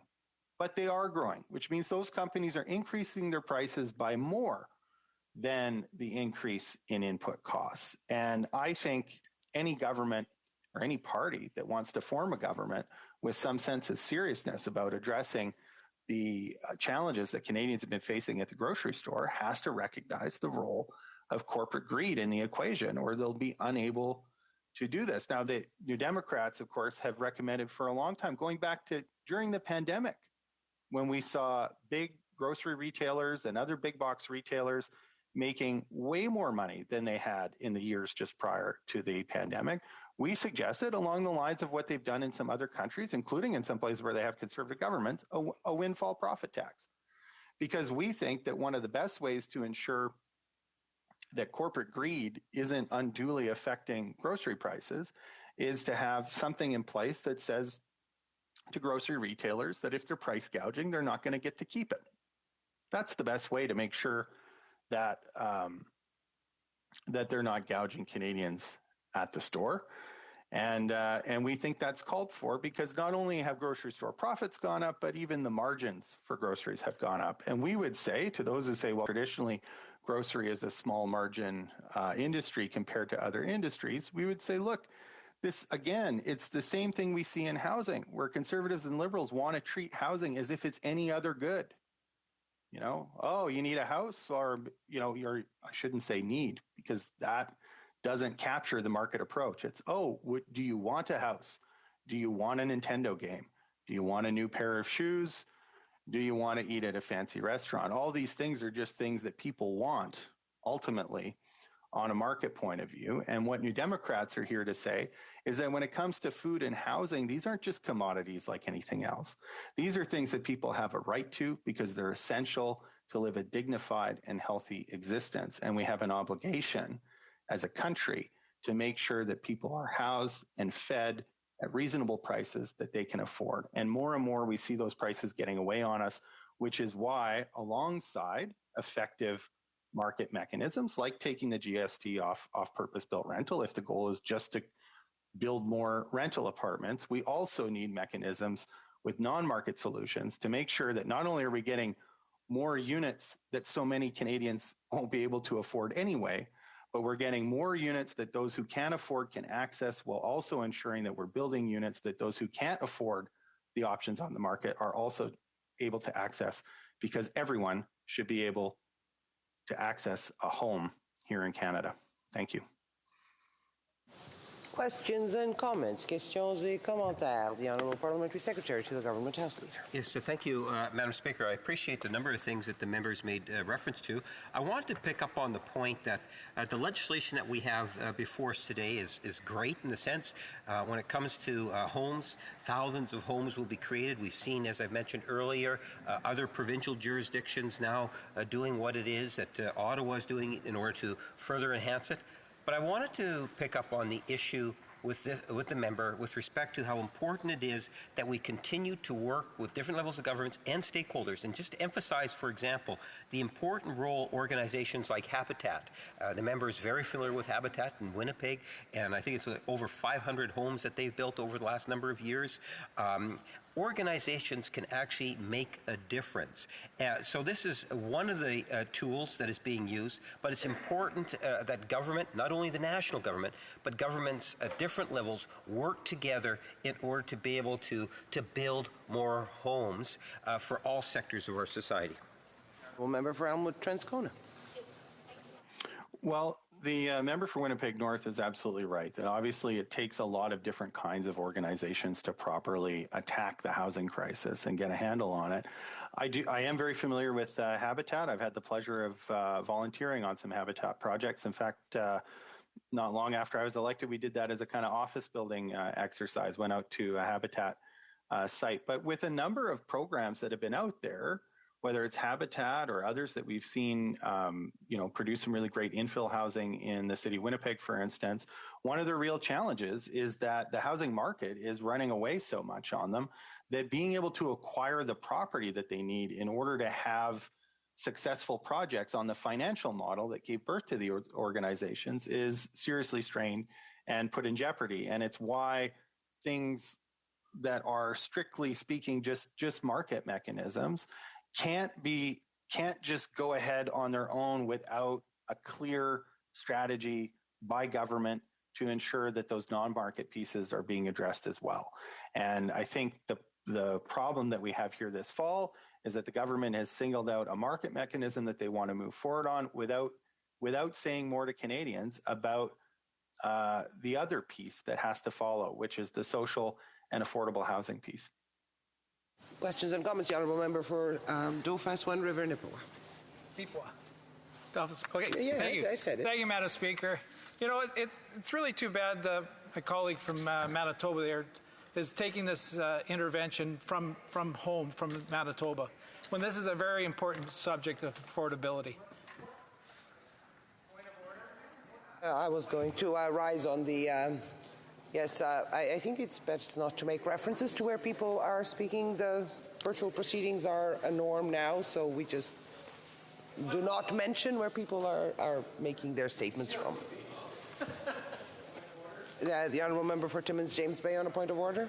Yes, we know that Parliament has recognized virtual. We know that Conservatives participate virtually. This inappropriate attack. I just addressed the issue. I just addressed the issue with the Honourable Member for Dauphin, Swan River, Nipawin. It's really too bad. Like this is part of the problem of the abuse of the virtual system. That meanwhile we have a provincial election going on back in Manitoba, and I'm sure the member's helping out there. I apologize, the Honourable Member for London, yes. The Honourable, sorry, my God. The Honourable Member for Kitchener Centre, yes. Thank you, Madam Speaker. There is nothing abusive about using virtual parliament, and in the standing orders it's made very clear that sitting in this House or virtually is seen as the same, and I think it's important for you to make that very clear. I absolutely agree with the Honourable Member. That is the way we proceed in this House. This is now the acceptable way of the House to proceed, so we make no references to which status the member is speaking from. The Honourable Member. Thank you, Madam Speaker. So the member went on quite extensively about the rising cost of food, and he seems to have a very good grasp of it. Can the member acknowledge, though, that the carbon tax does in fact increase the price of food? From Elmwood Transcona.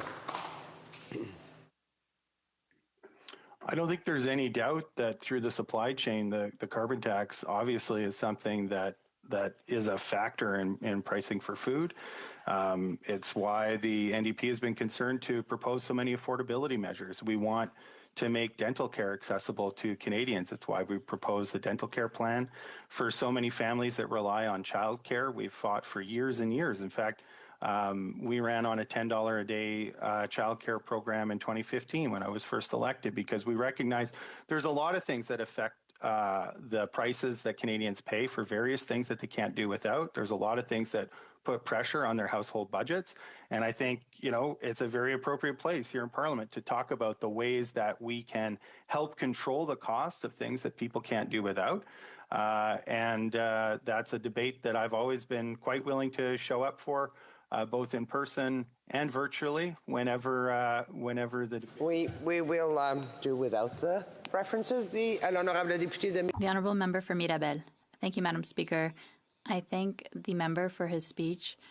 In Bill C-56, there are measures that seek to remove GST from new rental housing in the long term. That could theoretically have an impact on supply, but this would be built over years. It will perhaps be available in 2035, but we've learned in a briefing that the government had done no analysis, no study on the cost of the measure and on the impact of the measure on the construction of new housing. I'd like to know from the member if he's concerned about this. It's a pre-electoral stunt. It's a measure without knowing how much it costs or what the result will be, as they did with increasing the target for immigration with their McKinsey friends. Is it not a government problem to propose without studying? The Honourable Member for Elmwood Transcona. I think it would be a good thing for the government to do its research before announcing such measures. So yes, I think it's important to have that information. And what I would also say is that one of the signs that perhaps it was something decided very quickly, perhaps during a caucus meeting, there were a lot of people who weren't happy. They wanted the government to do something to address the housing crisis. They don't have another plank in their strategy for affordable housing and social housing, which is necessary if we want to properly address the housing crisis. So yes, there are signs that the government acted very rapidly rather than having a more strategic approach based on proper research. Questions and comments. Questions et commentaires. L'honorable député. The Honourable Member for Kitchener Centre. Merci. Thank you, Madam Speaker. Elements of the member for Elmwood Transcona speech that I really appreciated is being honest about the decades of underinvestment in social housing that has contributed to the crisis that we're seeing now across the country. I wonder if the member could speak to how important it is. If we were even double our social housing stock, we'd still be just the middle of the pack in the G7. Can he speak about how CMHC, for example, could get back into the business of building affordable housing across the country? The Honourable Member for Elmwood Transcona. When I was first elected, one of the things I did here in Elmwood Transcona was bring together a group of organizations in the riding that that had an interest in the housing question, because there was a lot of talk then of a new national housing strategy, and I thought, we should be ready here in Elmwood Transcona for when the strategy hits the ground. And in that effort, I spoke to some folks that used to work for the federal government and the provincial government, kind of prior to the cancellation of the national housing policy by the Liberals in the 1990s. And one of the things that they said was that there was such a, because the offer every year for funding was reliable, you could plan. You could say, look, like, we don't have the capital right now, but they could access funding to create a plan to scout out some of the land that they might be able to acquire, to have a budget, and to, over the course of 6 or 7 years, deliver a project in a community. And because we, for so long, haven't had that, And even some of the offerings in the National Housing Strategy, I would point to the co-investment fund. That fund got depleted. Well, nobody knows when it's going to be replenished. Nobody knows when you're going to be able to make a request under that program again. And so it's very hard for nonprofits that aren't sitting on a pile of cash to be able to do the planning work to be able to deliver housing. And that's one of the ways that the cancellation of the National Housing Project strategy and the ad hoc approach since has really cost us getting affordable and social units. Questions and comments? The Honourable Member for Timmins, James Bay. Thank you. I'd like to follow up on that last question. It's worth pointing out that prior to 1980, the notion of homelessness simply didn't exist in Canada. There were some certain inner city skid rows with local charities, but housing began to be the crisis in the 1980s as government began to underfund. And then, of course, when Paul Martin cut the National Housing Program, which gave the green light to multiple provinces. So we're seeing a slow-moving hurricane that has finally touched down in real time over the last 30 years, that now upwards of 280,000 Canadians have been touched by homelessness in any given year. Those are staggering numbers. I want to ask my honourable colleague about the importance of making it a priority to get housing, to get non-market housing, to get cooperative housing built so that we can have homes for seniors, for single moms, for families. We need to make this a national priority to make up for the years of disregard from both Liberals and Conservatives on the fundamental right to housing in our country. Hear, hear. Member for Elmwood-Transcona in about 10 seconds. Well, thank you very much. And yes, absolutely. We need to build those things. And the problem is that a philosophical decision was taken in the 1990s that government didn't belong in housing and that housing would be a commodity and only the market would build housing in Canada. It was a philosophy shared by Liberals and Conservatives that I think we see a lot of evidence continues to be shared by Liberals and Conservatives largely. And it's why we can't trust those parties to fix the housing crisis. Resuming debate, the Honourable Minister of Science, Innovation. I feel the enthusiasm in this House, Madam Speaker. I feel everyone at home should have the same sentiment. Every day is a good day to fight for Canadians. And that's what we're doing today with the Affordable Housing and Groceries Act. And I was encouraged, I would say, by the comments I heard from colleagues, vraiment les commentaires. The comments that were made to date are encouraging. Madam Speaker, I'm very pleased to speak today in the House to speak to the Affordable Housing and Groceries Act. This bill contains necessary and timely amendments to our Competition Act.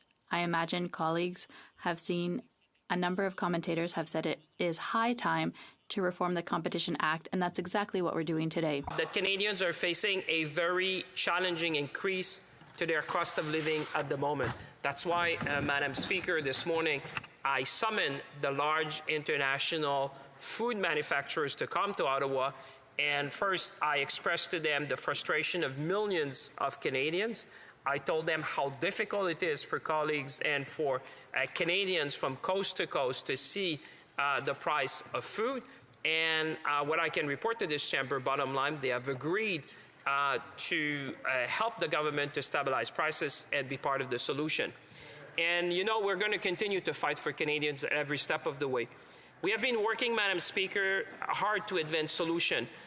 Like I said, I met not only with the international food manufacturers, but also I met last week with the 5 largest grocery retailers in this country. And what I told them in very simple terms, we want to see actions. And I am very pleased to see that they have also agreed to work with the Government of Canada, work with parliamentarians to stabilize the prices of food here in Canada. But we're also committed to advancing long-term structural solutions to drive affordability. And the best way to do this, Madam Speaker, is to promote competition across the Canadian marketplace. It is the reason why I'm here today to talk about bold and decisive actions we intend to take in order to have a landmark reform of competition in this country. Madam Speaker, a more effective competition system would have positive impacts for Canadian consumers by stimulating innovation, which could have a decreasing effect on prices and encourage better quality and a better selection of products for people across the country. The country could have a more dynamic market. And Madam Speaker, I can tell you that this morning, people were looking at different situations in different countries where competition has increased supply and decreased prices. This is not theoretical. This has been established in the literature and shown around the world. And I would also say intuitively, we all understand that less consolidation means more competition and lower prices. And that is clear to all Canadians. The Act is intended to promote greater competition in a fair marketplace by addressing various forms of harmful corporate conduct. These include anti-competitive practices such as price fixing and mergers that lessen competition, to name just a few. The Act is administered and enforced by the Competition Bureau, an independent law enforcement agency. Laissez-moi vous donner un peu de contexte. Allow me to give you some context, Madam Speaker. The COVID-19 pandemic and the increase in the cost of living have strengthened trends, but Canadians have been uncomfortable with the concentration of businesses for a long time. The uneven breakdown of economic power in the country. Our government understands these concerns and has undertaken a number of concrete measures to respond over the past years. In 2021, the Competition Bureau, whose budget had been stagnant for way too long in this country. The government provided a much-needed injection of funding to help the agency renew its personnel and tools at its disposal to take on the challenges of a fast-changing world. Next, we introduced a number of amendments in the 2022 budget legislation that addressed some pressing issues in the law. These included making sure that wage-fixing agreements between employers we just ask the member not to make too much noise with the papers because it's touching the microphone and disturbing the interpreters.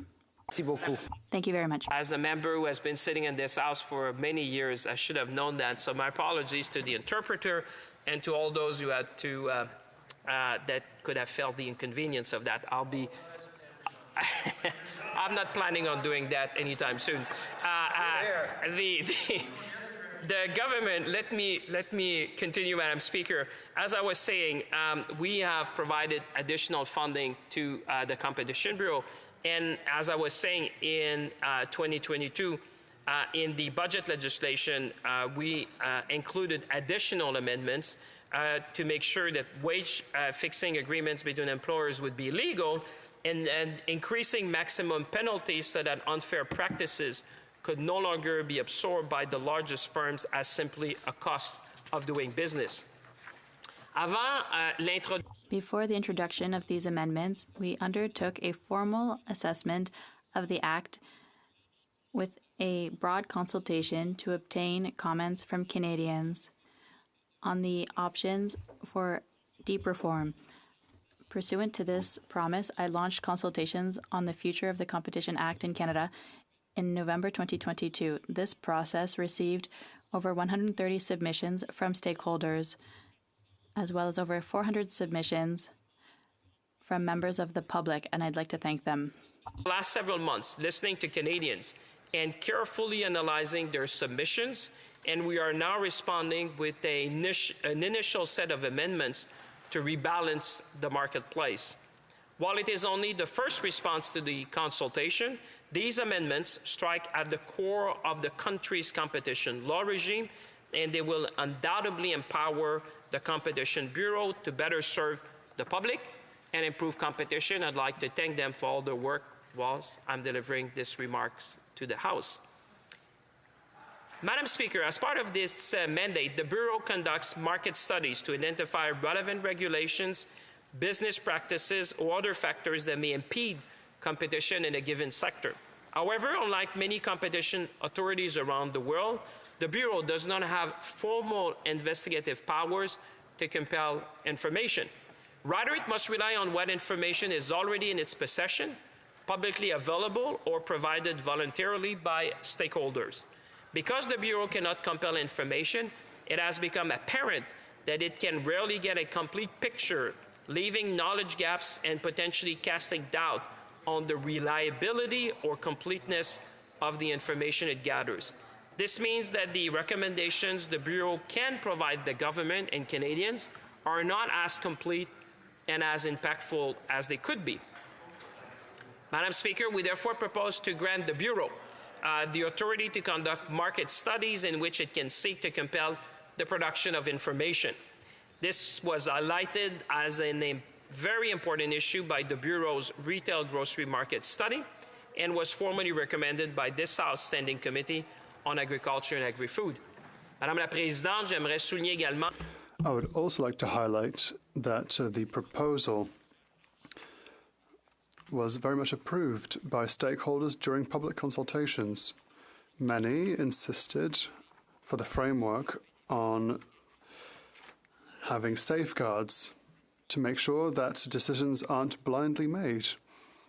We therefore took into account all of these comments and we propose a good framework under our international obligations. This will mean that all burdens on businesses will be limited to that which is absolutely necessary to reach public interest objectives. We have a quite unique feature in our competition law regime that has been the subject of much debate and criticism throughout the law's existence, known as the so-called efficiencies exception or efficiencies defense. It currently protects a merger that harms competition from being successfully challenged. So let me repeat. This defense protects a merger that harms competition from being successfully challenged, so long as the efficiency gains that it generates for the companies involved will exceed the harm to competition and therefore supposedly the harm to consumers. The provision has been cited as a significant obstacle to competitive markets by a broad cross-section of stakeholders for many, many years, and particularly so during the public consultation. This exception makes it nearly impossible for the Bureau to successfully challenge anti-competitive mergers, so much so that it really tries to do it. De nombreuses voix ont souligné que la loi se Many voices stated that the statute focused too much on that which may benefit certain companies more than others on a short term. This would harm consumers in the long term. We propose to eliminate this exemption. If a merger is seen as anti-competitive, it may be revised despite deficits by companies. This gives priority to competitiveness and alliances with international standards. Merger creates efficiencies that strengthen competition in the sector. The tribunal would be able to consider them in its deliberations. Let me talk about vertical collaborations. Madam Speaker, the Act already recognized that certain collaborations between competitors may result in significant harm to competition, even if they fall short of the true cartel practices like price fixing or bid rigging. Currently, only agreements between competitors or so-called horizontal collaborations can be addressed under the Act in most cases. However, agreements between non-competing entities, such as a landlord and a tenant, are known as vertical agreements and are outside the scope of the Bureau's review of potentially anti-competitive agreements if they result in less competition. As identified in the Bureau recent retail grocery market study, cases have emerged about property controls made between commercial landlords and tenants to exclude potential competitors from a rental property, sometimes even after the tenant has left. You understand why we're focusing on that, Madam Speaker, because at the same time that we're talking to the sea of grocery chains to say you have to help Canadians, you have to be part of stabilizing price, we want this landmark reform on competition because we need to address these issues. Dans certains cas, de tels contrôles ont... In certain cases, independent grocers with this measure were unable to go into the only area they could in their town. Some people were unable to sell goods than sold by a bigger grocery store because the owner of the building was the same. Our measures seek to increase competitivity. This will open the door to examining other forms of collaboration. The consultation revealed a strong appetite for further reforms to strengthen the law and its enforcement. I would say it's about time that we have a landmark reform of competition in this country at a time where Canadians want to see less consolidation, more competition, and lower prices. And I think it's really now the moment to act, and I hope everyone in this House will join, because this is about Canadians. This is about Canada. This is about our competitiveness around the world. So as the next step in our continued efforts to modernize the law, these proposed amendments directly contribute to addressing the most immediate concerns of Canadians about the rising cost of grocery, while we continue to consider further reform to ensure that Canadians and small businesses can benefit from fair marketplaces across Canada. Madam Speaker, let's improve competition in Canada, increase innovation, and lower costs for Canadians. With that, let's hopefully that all members in this House will support Bill C-56 so that we can show to Canadians, not only as government but as parliamentarians, that we will act to help them in times of high cost. Merci, Madame la Présidente. Questions and comments. The Honourable Member for Cypress Hills Grasslands. Well, thank you very much, Madam Speaker. And, you know, we heard from the member from the Bay of Quinte, my Conservative colleague, about how this bill actually incorporates a few Conservative ideas. And the minister just acknowledged that there's maybe some further reforms that could be needed. So I've got a couple more great Conservative ideas that he can maybe implement into this bill. One would be to use some federal buildings that are vacant and turn them into affordable housing units. And if he doesn't want to do that, the second one that he can maybe do is another great one of ours, which would be to sell off the CBC and take the $400 million in real estate holdings that they possess and turn that into prime real estate for affordable housing in downtown Toronto. That'd be a fantastic idea. Does he agree? Honorable Ministre. Madam Speaker, you know by now that I have enormous respect for colleagues on both sides of this aisle, because we are all parliamentarians. But I would say at a time of needs, and Canadians are watching at home, I know many are watching these debates, and at a time where they're saying, listen, help us, I think Bill C-56 is really addressing the most pressing needs of Canadians. One around, obviously, competition, one around more housing, and one around the CEBA loans extension. And I'm always open to listen to members of this House. I'm always open, obviously, to listen to Canadians.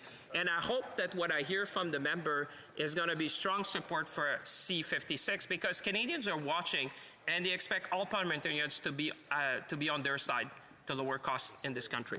Questions et commentaires, l'honorable. The Honourable Member for Mirabel. Thank you, Madam Speaker. I know that the Honourable Minister was happy that I was here to listen to his speech. Indeed, thank you.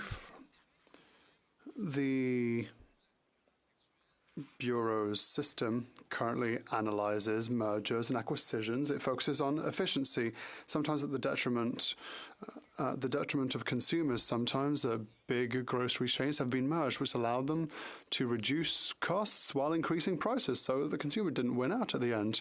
When it comes to mergers and acquisitions, there were 5 of them in his office, so there are very few left. We seem to be at the end of the road in this bill.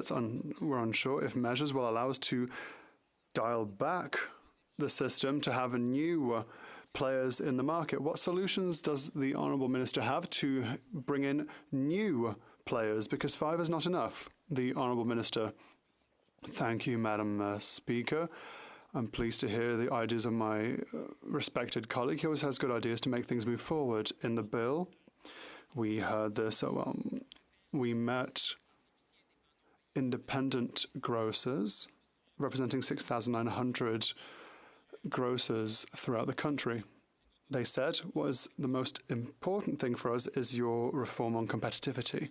A very tangible example in a mall or a shopping centre, what we see is that there are certain clauses that meant that competitors would not be able to operate within a certain radius around their supermarket or grocery store. This has a direct impact on small grocers who would like to be close to bigger chains. A reform could immediately answer to my colleague's question. Big international businesses could perhaps turn to Canada. I would like to talk to Carrefour and some grocers south of the border to see how we could work together to have more competition here in Canada. Thank you. Questions and comments. The Honourable Member for Windsor West. Speaker, and thank the Minister for Bill C-56. And some movement on the Competition Bureau is very important, and appreciate his efforts in that. And it was a 1386 novel, the year 1386, Yeoman's Tale, where it was actually termed Better Late Than Never. And so this is good to see the inefficiency defense being looked at. But to the Minister is the question that goes for myself is that this was previously a motion in committee and an amendment to the previous Competition Bureau work we did that was actually defeated by the Liberals. And so since that time, we've also seen greater mergers. And my question is are they really long-term committed to this? Because, we've opposed the Rona takeover from Lowe's. They were approved by the Liberals.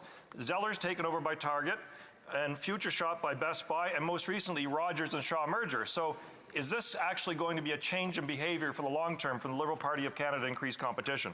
Thank you. Minister. Well, Madam Speaker, I'd like first to thank the member because he's a member of the Indu Committee and always come with valuable input in the work of this House, and certainly we listen. Madam Speaker, I would say, it's always a good day to fight for Canadians, and I think everyone in this House would agree. Our job is to keep fighting for Canadians at every step of the way. I think that the landmark reform we're seeing, more power to the Competition Bureau, goes exactly, for example, to what we've heard in the committee where they were saying the market studies on grocery was less than adequate because we could not have full information. And I think we need transparency, we need full accountability by businesses in this country which are subject to a market study to have, to be required to provide full information. And I would say also with respect to the so-called efficiencies defend, Madam Speaker, we're a modern economy. We're a mature country. It's about time that we get rid of something that was put in the book, I think, in 1968. We want less consolidation, more competition that will bring lower prices. Member for Saanich Gulf Islands. Thank you, Madam Speaker, and the Honourable Minister. There are a number of things that could continue to reduce prices for Canadians and continue to open up more housing. There are literally thousands of ideas, but one I'm attracted to. New York City recently has taken action that others have been, I think, afraid to do with taking on Airbnbs. We know a substantial portion of Canadian housing is now taken up in short-term vacation rentals to the benefit of this offshore large corporation. New York has said, you can operate Airbnbs, but you can't rent out any apartment, even if or full residence, for less than 30 days. So we'll see how this works out, but it's something for our Canadian housing minister to look at, although it's obviously multi-jurisdictional in the way we react. But short-term housing rentals, being consumed as we know they are, take properties out of circulation for Canadians who need homes. We also should look at a guaranteed livable income so Canadians can afford their groceries and no one lives in poverty. Any comments from the minister? The Honourable Minister. Madam Speaker, I would say thank you to the member. She's a great member, always, contributing to the debate in this House. And I think she would find comfort in the fact that in Bill C-56, not only we're addressing issues around, grocery and stabilizing price of food in this country, but we've also addressed the issue of housing. I think she's quite right that there's always more that we should be looking to do. I think the fact that we're going to be removing GST on construction of rental housing is a step in the right direction. The fact that we'll have a landmark competition reform is a step in the right direction. The fact that, we are continuing fighting for Canadians to stabilize price is a step in the right direction.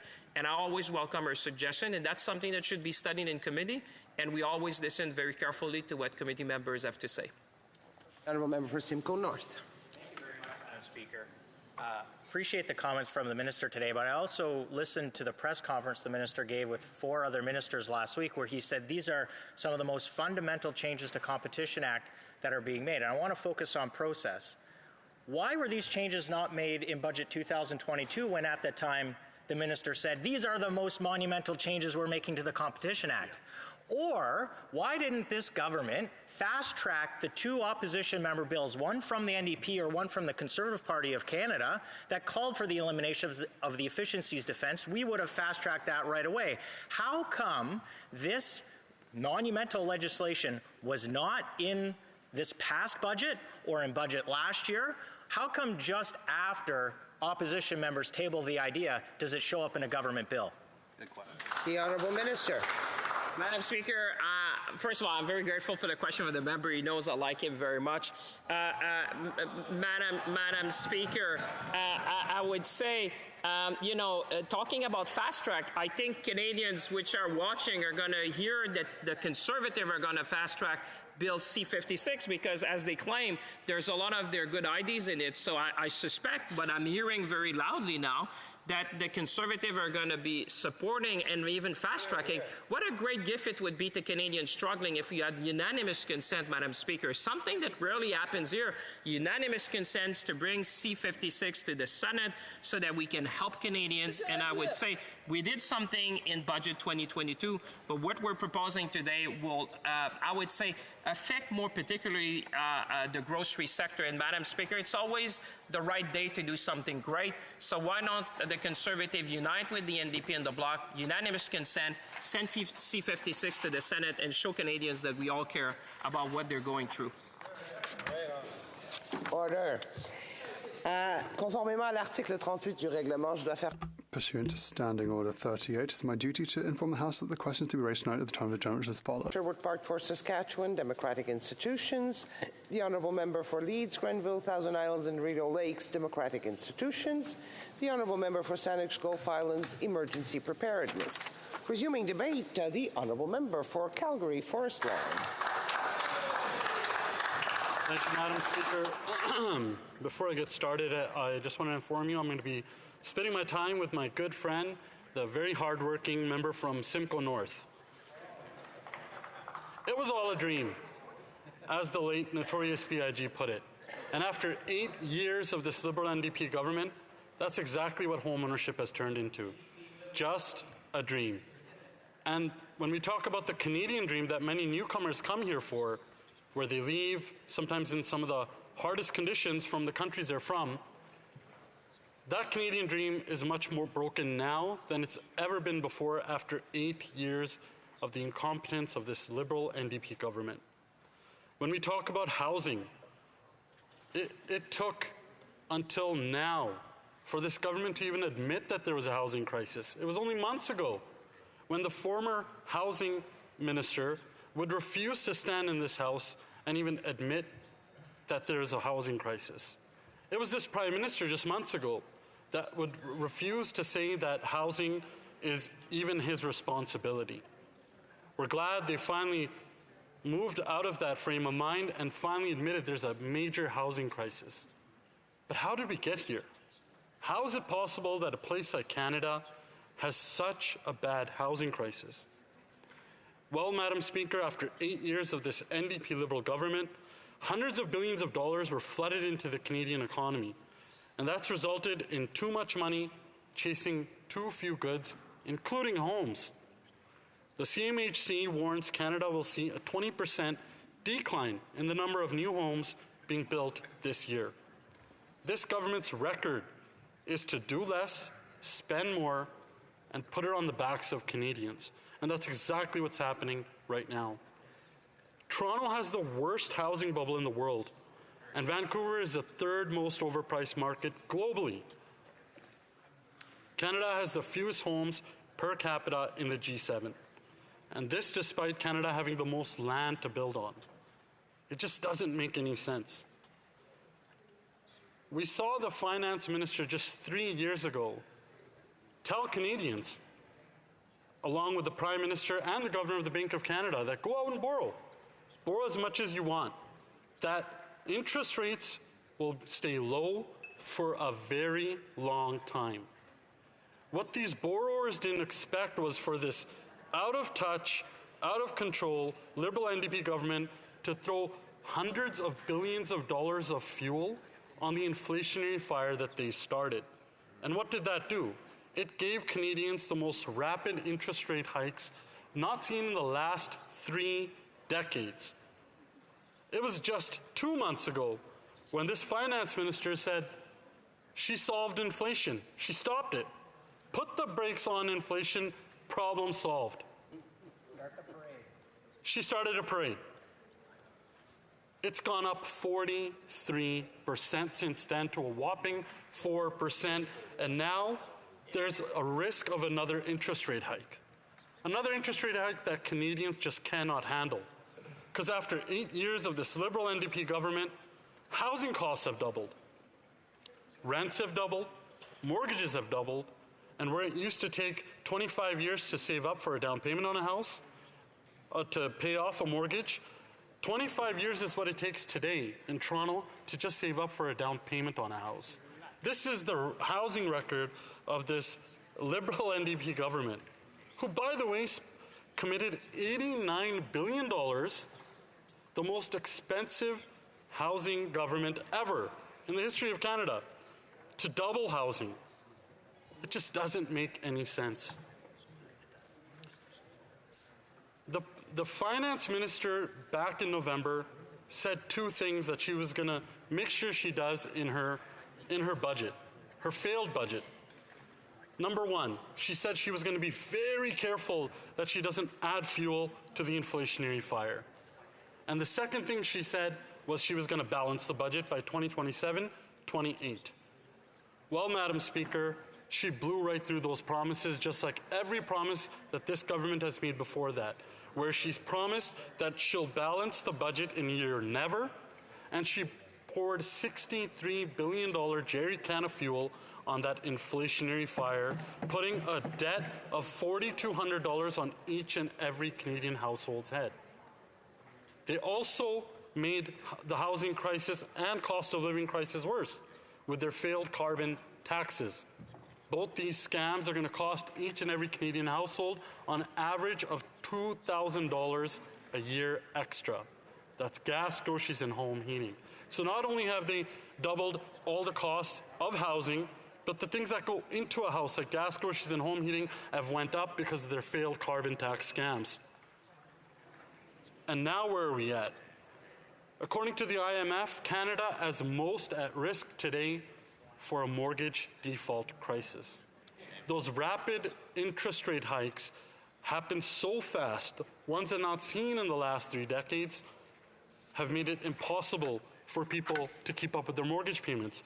And when they went with the advice of this finance minister and prime minister that they could borrow because interest rates would be low for a really long time, they didn't expect this government to turn around and throw all that fuel on the inflationary fire, increasing their monthly payments, reducing what they take home every month, and on top of that, the other taxes like the carbon tax take more and more out of their pockets. Have you seen ever in the history of Canada where you have international students and refugees living under bridges, living in tents, not being able to make their payments? That now even reverse migration is happening in some cases, because 1 in 5 newcomers are saying they want to go back to where they came from. Number one reason is because of the high cost of living, and number two is because their credentials don't get recognized. This is 8 years of this NDP Liberal Prime Minister and his absolute failures on every single front. And what else are the Liberals doing? Even their Housing Accelerator Fund, the CMHC says Canada will still be over 3 million new homes short of building enough homes by the end of 2030. Well, Madam Speaker, I have good news for Canadians. It wasn't like this before this NDP Liberal Prime Minister, and it won't be like this after this Liberal NDP Prime Minister, because once the member from Carleton, the Conservative leader, becomes Prime Minister of Canada, we have a plan to get more homes built, to bring home lower prices, and bring home more powerful paychecks for our Canadians. That's right. And unlike the Liberals, the Conservatives have a plan right now on the table that goes far beyond this limited bill.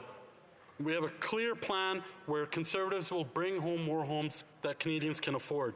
Our leader's common sense legislation, the Building Homes Not Bureaucracy Act, does just that, where we'll incentivize municipalities to build, build, build. The more you build, the more you get. The less you build, the less you'll get. We need to incentivize these municipalities that this Prime Minister continues to fork over hundreds of billions of dollars to with failed results. And unlike the Liberals, The Conservative plan will fire the gatekeepers and get NIMBYism out of the way. We'll sell off 15% of the federal buildings and acceptable land so home builders can turn it into homes people can actually afford and get more supply into this country, which is so much needed. We'll make the GST rebate for new rental housing actually make homes and apartments people can actually afford. The Liberals will just make it easier for developers to build more expensive homes for their ultra-rich friends and donors. And the Conservative plan will cut bonuses and salaries of the gatekeepers at CMHC, who are slowing down new home construction and keeping Canadians out of affordable homes. We'll rein in government spending to bring down inflation so the Bank of Canada can lower interest rates and mortgages can come down. It's just simple math that this Liberal NDP government still doesn't understand. It was their out-of-control deficits that fueled inflation, that made interest rates go up and put Canadians and Canada at worst at risk in the G7 for a mortgage default crisis. They need to reverse course. And what the Conservatives do will rein in the spending so that the deficits come down, the inflation will come down, interest rates will come down, and Canadians will be able to still keep a roof over their head. We're going to bring it home, Madam Speaker. Questions and comments. The Honourable Deputy House Leader. Thank you very much, Madam Speaker. Madam Speaker, I would note that this piece of legislation goes to amend once again the Competition Act in it. And I know that a number of years ago when Stephen Harper was the Prime Minister, we saw the merger of Shoppers and Loblaws. And now Loblaws is, a giant, consumes a giant share of the actual market share when it comes to groceries. Some of the measures that we see in here are looking to ensure that companies don't get into the position to be able to do that. I'm wondering if the member can comment as to whether or not he thinks that those measures that are in the bill are appropriate. The Honourable Member for Calgary, Forest Lawn. Well, I hope the member is charging Stephen Harper rent for living so free in his mind for so many years still. That'd be expensive. And after 8 years of this Liberal NDP government, everything's gotten worse. There's been less competition, less growth. Our Conservative plan, and once a member from Carleton becomes Prime Minister, we're actually going to be able to lower cost, because today, under this Liberal NDP government, Canada's growth, our GDP per capita is the worst in all developed nations. People and investors do not want to invest in Canada because of the high regulations made by this government and economic uncertainty also this NDP Liberal government is responsible for. We need to ignite our economic power in this country so people actually want to invest, get more competition so we can actually bring prices down and axe their failed carbon tax. Questions et commentaires. Questions and comments. The Honourable Member for Timmins, James Bay. Thank you, Madam Speaker. I was very interested in my honourable colleague's comments, and I wanted to point to one very crucial part of his speech where he talked about how the government was only there to help their friends, their, quote, very rich donors. I think he's talking about the Conservatives of Ontario and Doug Ford, the man who ran on, and what did he run on? He ran on promising people a buck of beer. A buck of beer. But what did he deliver? He delivered $8 billion for his insider crony pals. Now, here's the thing, because I know the Conservatives all get whiny whenever their record as a party is questioned. But Mr. X, the mysterious Mr. X, who's been named by the Integrity Commissioner for being involved in this, he's also a friend of the Conservative leader, the member for Stornoway. So I'd like to ask the member if he would have any of the discussions between Mr. X and the member for Stornoway made public so we could know what kind of backroom deals this party is already making. Well, I have to remind the Honourable Member that there's no such member as a member for Stornoway, and so there's no possibility of answering to that. Yeah. The Honourable Member for Timmins, James Bay. Yes, I would like to withdraw that comment. He's the member who lives in Stornoway. He's not the member for Stornoway. So thank you for that. The Honourable Member for Calgary Forest Lawn. I don't know if the member's launching his bid for provincial politics because once the good people of Timmins, James Bay fire him in the next election for his government supporting this corrupt and inept Liberal NDP government, he's not going to have a job anymore. It's because he refuses to stand with the hardworking people of Timmins James Bay and continues to prop up this inept, corrupt Liberal government. Not only do they want to create more bureaucracy and more red tape, they want to blow up the public service and give less and less services to Canadians. What we want to do is we want to fire those gatekeepers so we can actually get more built in this House for people that are in his riding and all across Canada. That's what Canadians deserve, not more of this tired Liberal NDP government.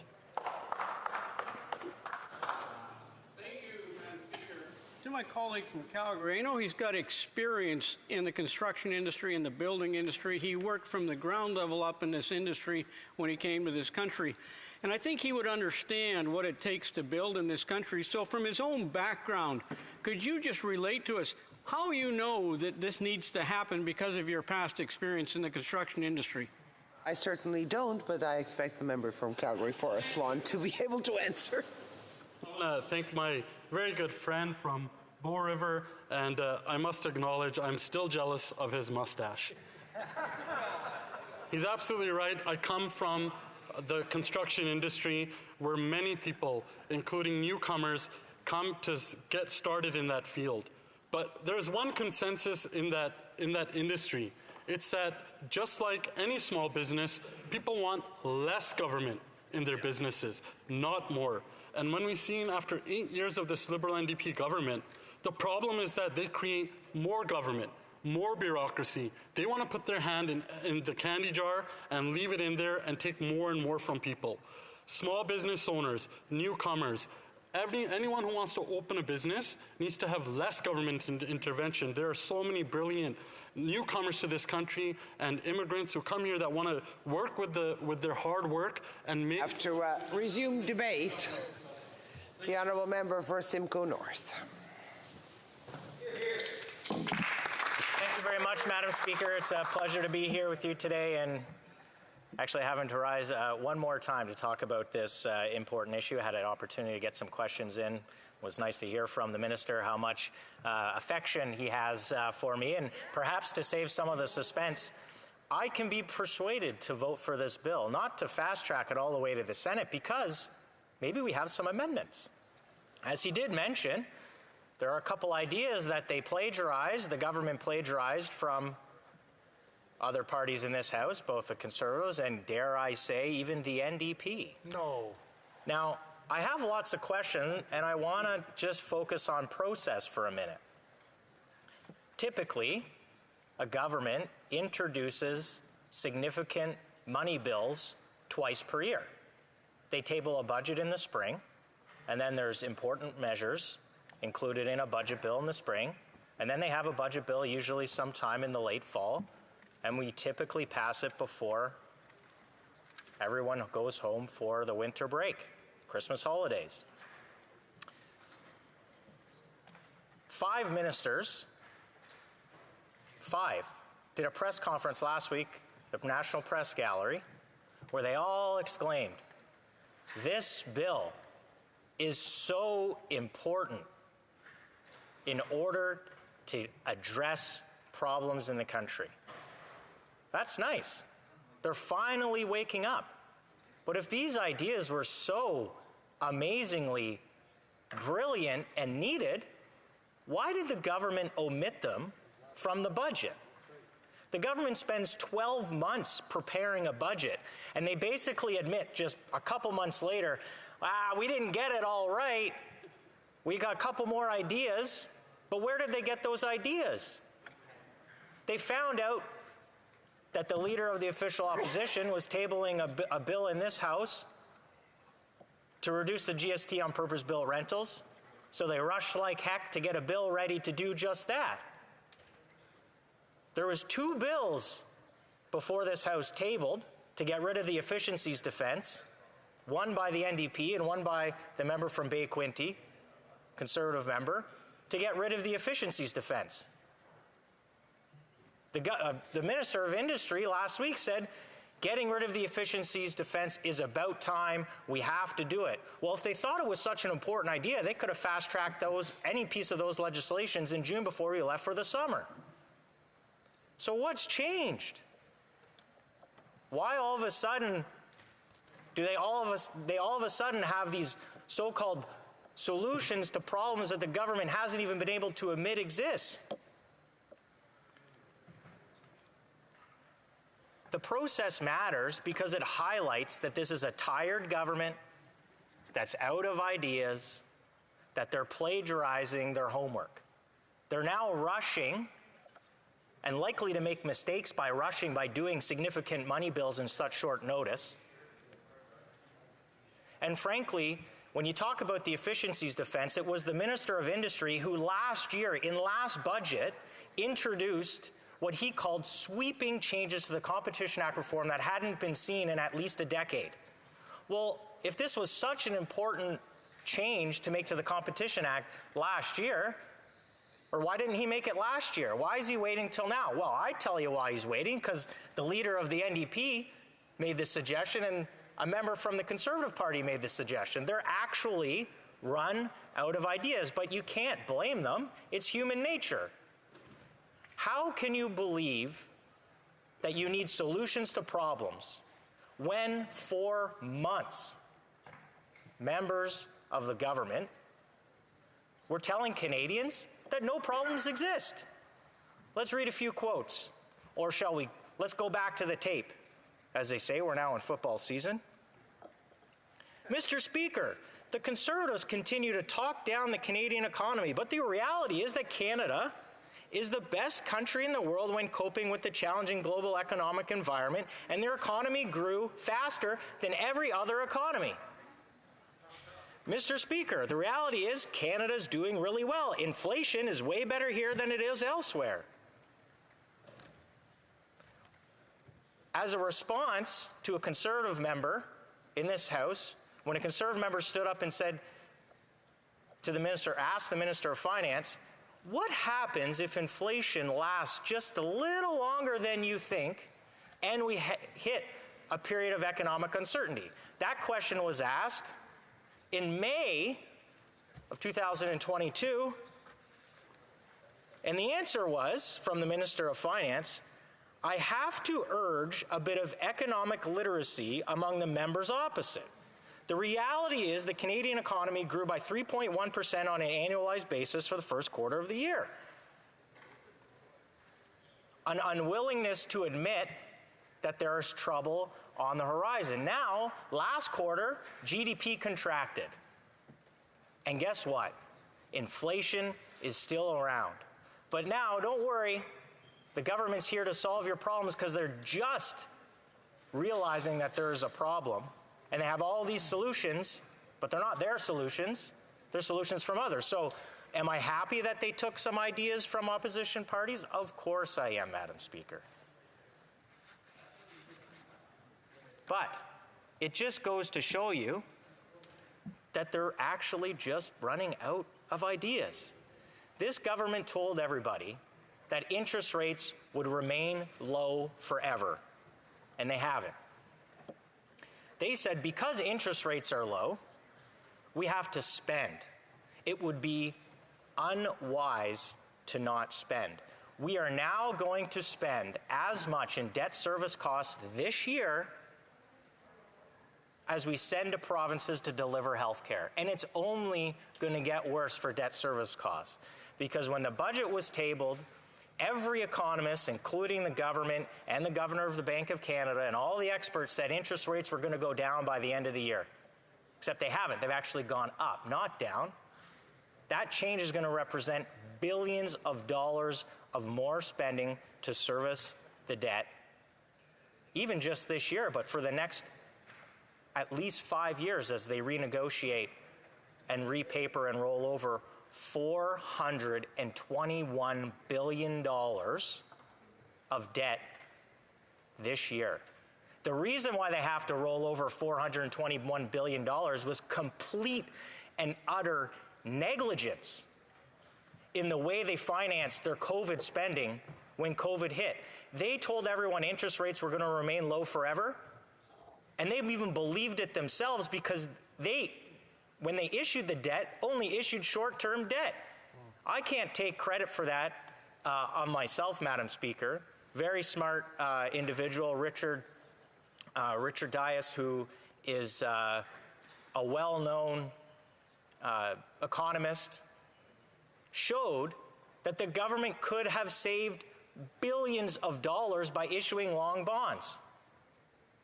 But they chose to issue short-term bonds during the pandemic.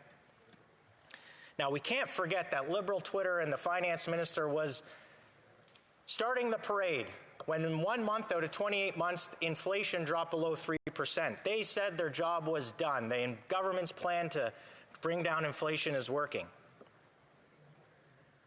They really actually haven't done that much. And they've ignored to do the actual one thing, or maybe even two things that would have a difference. One, reduce spending. And two, you don't have to be Einstein's cousin to realize if you reduce taxes on the good that's causing inflation, you will reduce inflation. But for some reason, that's pretty hard to figure out for the members on the other side of this chamber. But Canadians are smarter than that. They know better than to trust a government to have solutions to the problems that they don't believe exist. I'm glad that they're borrowing some ideas from the opposition parties. I look forward to sending the bill to committee. I look forward to bringing some amendments because I think it could actually be better. We could expand the GST rebate to include, why aren't we including triplexes, co-ops, duplexes? We could be driving more investment in this country, but they don't want, they are determined to not have any other party in this chamber get a win. Thank you, Madam Speaker. Questions and comments. The Honourable Parliamentary Secretary to the Government House Leader. Yes, thank you, Madam Speaker. And, you know, I listened to the member opposite very closely, and one might draw the conclusion as if the government hasn't been aware of the issue of housing for Canadians.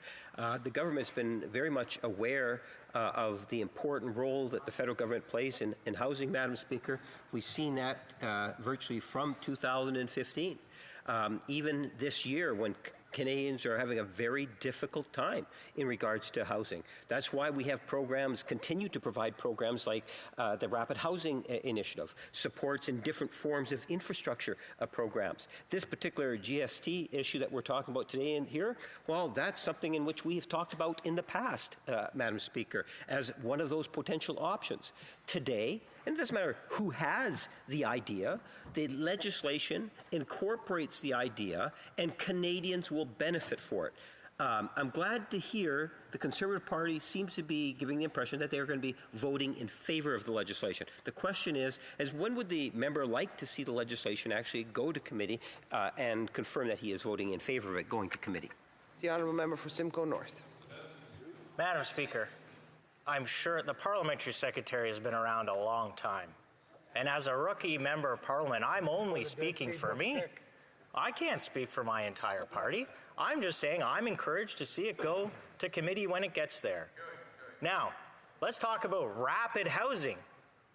Those funds haven't been delivered at all rapidly. How about the shared equity mortgage plan that's barely given out a few percent of its allocated money? It's been a few years. And yes, he's right. The government's talked about this GST issue for 8 years. So why are they making this proposal off cycle, out of budget? They're scrambling.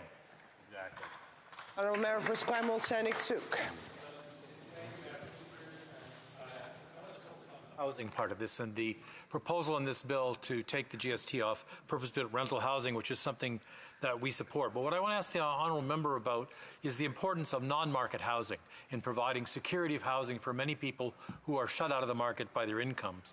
In my riding, there are 15 cooperatives that provide housing for more than 400 families and have done so for the last 20 years. And I know, just a quick look, I found more than 10 co-op housing projects in Simcoe County providing housing for about 300 people. So does the member support our proposal that the federal government get back into building of cooperative housing? Honourable Member for Simcoe North. Thank you very much, Madam Speaker. I appreciate the thoughtful question from my colleague. There may be multiple ways with which the government can support co-op housing. why not allow co-op housing to qualify for the GST rebate for rentals? Why can they not get the same rebate? All kinds of different housing can be supported through the GST rebate. I would support an examination of how we could best do that. If the honourable member has an amendment to the bill that could include co-op housing, I'd be open to supporting that, or at least taking a look at it. The honourable member for La Pointe-de-l'Île. I'd like to know what the member thinks about the fact that the bill has no specification about the type of building, the type of housing, and no requirement for affordability to have that refund. North. Thank you very much, Madam Speaker. Bonne question. Good question. I'll note that a very big difference between the Leader of the Official Opposition's bill and the government bill is that the actual Leader Opposition's bill required a certain amount of the units in the apartment complex in order to get the GST rebate had to be affordable. Now that might surprise some members in this place, but the Conservative bill, the Conservative position was that in order to qualify for the GST rebate, you had to have a certain percentage of those units as affordable units. The honourable member for Saanich Gulf Islands, brief question. Well, thank you, Madam Speaker. My friend from Esquimalt, Saanich Sooke, rather anticipated my question because when the honourable member from Simcoe North mentioned cooperative housing, that's also a large priority for Greens. We see it as a very successful form of housing. And the comments from my honourable colleague from Simcoe North are encouraging. And I know he's only speaking for himself, but does he have a sense of how other members of his caucus would feel about really pushing for more cooperative housing to be built? The honourable member for Simcoe North, 10 seconds. Build, baby, build. We need to build it all. Market rate, affordable, everything in between, all different sizes, shapes, and everything else. I would welcome any thoughtful amendments to this legislation that'll see us build more homes faster of all types for Canadians. Resuming debate, the honourable member for Vaughan Woodbridge. Thank you, Madame la Présidente. It's always a pleasure and honor to rise in this most honourable of House to speak to something very important, Bill C-56, an Affordable Housing and Groceries Act. I would like to say, Madame la Présidente, I will be splitting my time with the honourable member from Sackville, Preston, Chesapeake, who will rise after I speak. With that, Madame la Présidente, let me first say that as an individual, and I believe many of us here in the House, I love capitalism, I love the free markets, I love creating wealth. Why is that? Because why do I encourage that? Because that's what creates jobs, creates futures. But at the same time, we need government to play a role. We need our regulatory bodies to play a role, including the Competition Bureau, to ensure that there's competition in the marketplace. Because everybody likes the free markets and capitalism, but we also need competition to ensure that innovation occurs, to ensure that prices become lower, to ensure that our standards of living of all Canadians and literally people across the world improve. And I'm so happy to see that there are a number of items here with regards to the Competition Bureau that strengthens the Competition Bureau role in markets across this country. Getting rid of the efficiencies defense is one thing that I applaud the Minister and his team for putting in, and also the Industry Committee and other committees that have looked at these issues is just so important, Madame la Présidente. Il me fait plaisir de prendre... I am pleased to rise today to speak to Bill C-56, the Affordable Housing and Groceries Act. This bill introduces legislation to encourage the construction of much-needed new rental housing by proposing to eliminate the goods and services tax on the construction of new rental apartment buildings. This is one more tool to create the conditions necessary to build the types of housing that Canadians need and that families want to live in.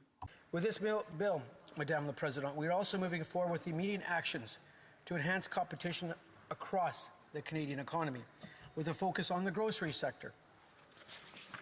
By doing so, we are helping to drive down costs for middle-class Canadians from coast to coast to coast.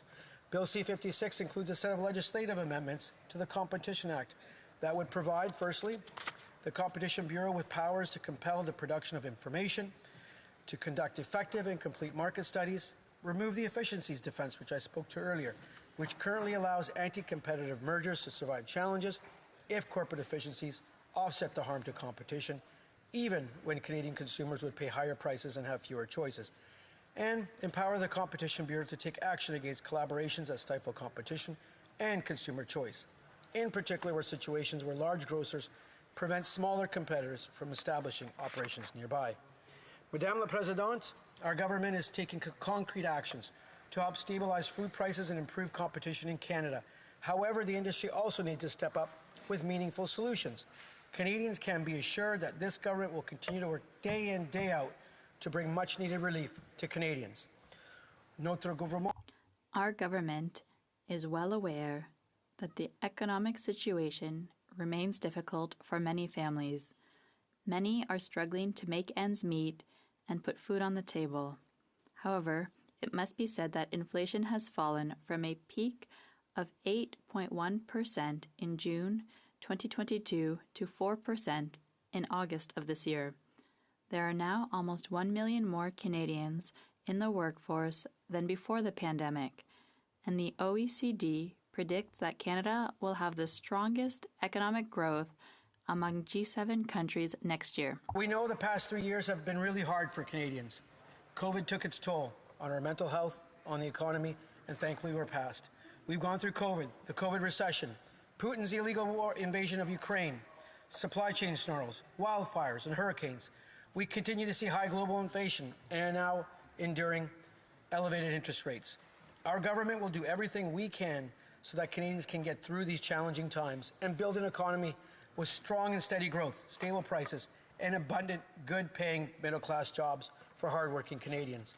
Our government has always believed in investing in Canadians, in restoring the middle-class prosperity, and building a country where everyone has a chance to succeed and prosper. 2.3 million Canadians were lifted out of poverty between 2015 and 21. In 2015, 14.5% of Canadians were living in poverty. Today, Madame la Présidente, this is down to 7.4%. Real progress for Canadians across this beautiful country. Our Canada-wide system of early learning and childcare is making life more affordable for hardworking families, saving families in Ontario after tax up to $8,500 this year per child, pre-tax that's over $10,000. And with a record 85.7% labour force participation rate in July for prime working age women, it is helping to address labour shortages and grow our economy at the same time. And an enhanced Canada Workers Benefit to creating the Canada Child Benefit to a new Canadian dental care plan, we have strengthened the social safety net that millions of Canadians can count on and depend on, all the while ensuring that Canada leads the lowest deficit and net debt to GDP ratio in the G7. On the housing front, we've been active as we created the tax-free home savings account, doubled the first-time home buyers tax credit, which will in turn help Canadians afford the home they deserve in the future. And now, with Bill C-56, we are proposing to do even more by eliminating the GST on the construction of new rental apartment buildings. Our goal with this legislation is to temporarily change the economic equation so that builders who face higher construction costs due to global inflation have a financial incentive to build projects that would otherwise not see the light of day. Eliminating the GST will encourage builders to build more homes in communities across the country, lowering the cost of rent for Canadians across the country. Our objective, Madam Speaker, is very clear. We want to remove the barriers to building more housing more quickly to bring the cost down. But of course, we also need the cooperation of our partners. Our government is calling on all provinces that currently apply provincial sales taxes or the provincial portion of the harmonized sales tax to rental housing to join us by matching our rebate for new rental housing.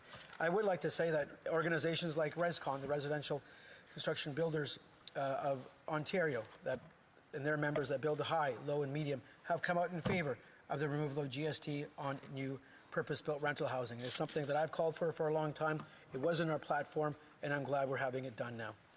And we also require local governments to end exclusionary zoning, encourage building apartments near public transit in order to have their Housing Accelerator Fund applications approved.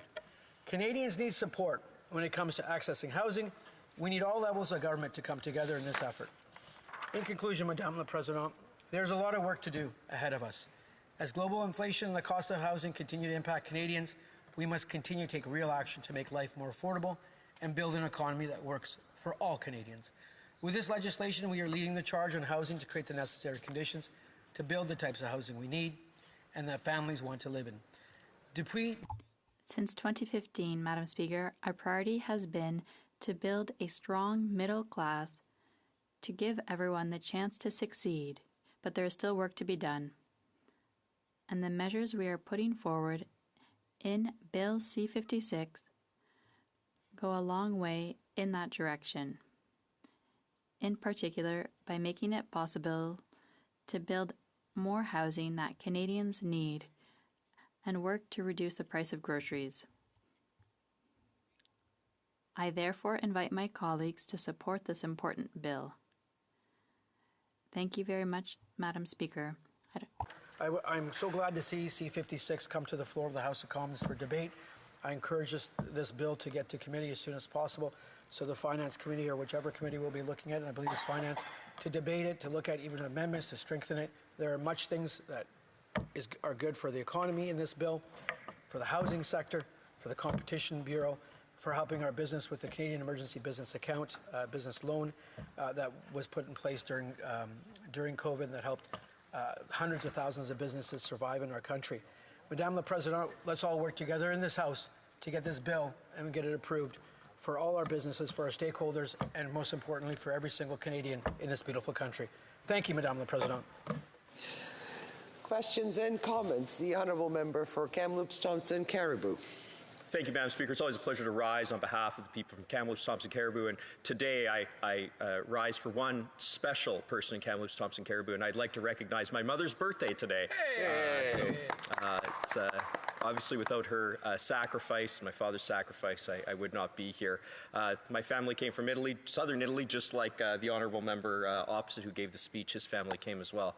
My question is this for the member. The government said interest rates would be low forever. They told people to borrow. They borrowed like crazy. The government borrowed like crazy. Would he agree with me that that's in part why we are in the crisis that we're in? Good question. Honourable Member for Vaughan Woodbridge.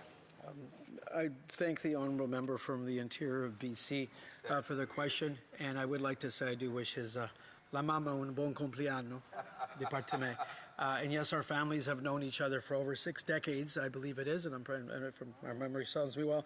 And there's much respect between our families who have both immigrated here from southern Italy. With regards to the questions on interest rate, as an economist and someone who worked on Wall Street for a number of years, on Bay Street for over a decade, and who follows the financial markets very, very, very, very closely, there's obviously a period of normalization of rates going on across the world, not just here in Canada. Following the 08-09 financial crisis, rates were made very low. And I'll stop there, but I would be more than happy to sit down with the member and give him my views on interest rates and where the long bond will be and where short and mid rates will be in the future. Thank you, Madame la Présidente. Questions et commentaires. Questions and comments. The Honourable Member for Timmins, James Bay. Thank you, Madam Speaker. This issue is so important. The housing crisis is affecting every single one of our communities. Certainly in Timmins, James Bay, whether you look at the Indigenous communities where we have massive rates of homelessness, but even in our urban centers now where we have a young population looking to live there, no place to live. We have a growing economy. People can't move in.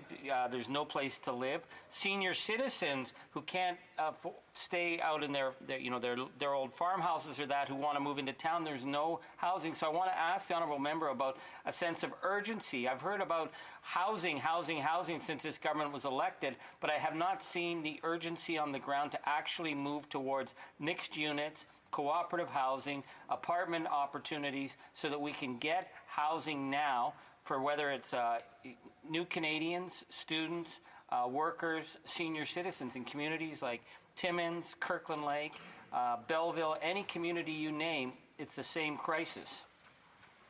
The Honourable Member for Vaughan Woodbridge.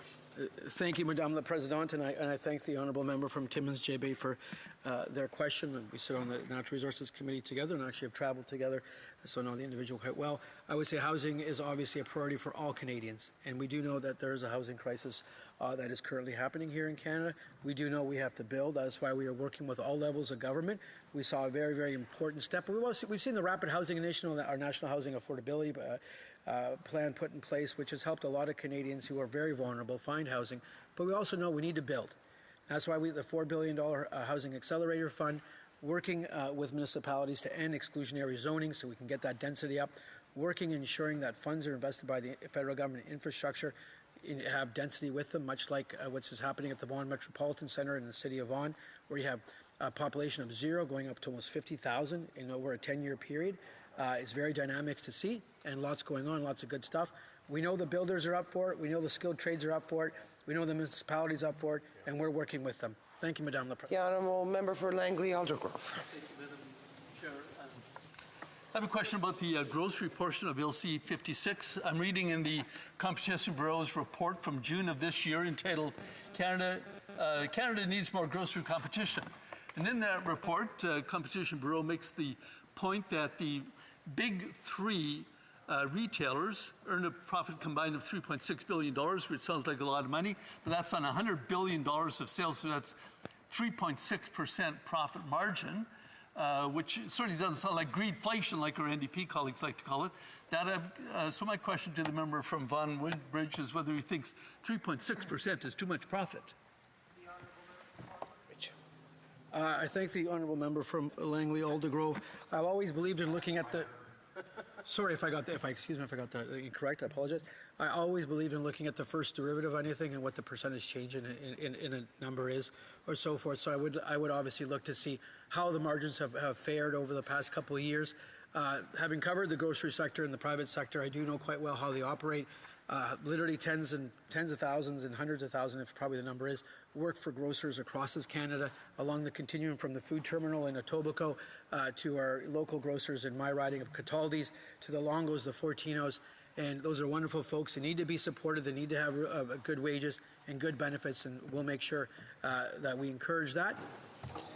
And we have to resume debate. L'honorable secrétaire parlementaire. The Honourable Parliamentary Secretary to the Minister for Rural Economic Development and the Minister for Canada's Atlantic Economic Development Agency. Thank you, Madam Speaker. It's always a pleasure to rise in the House and to share my opinions on a bill that is very important. We're talking about affordability.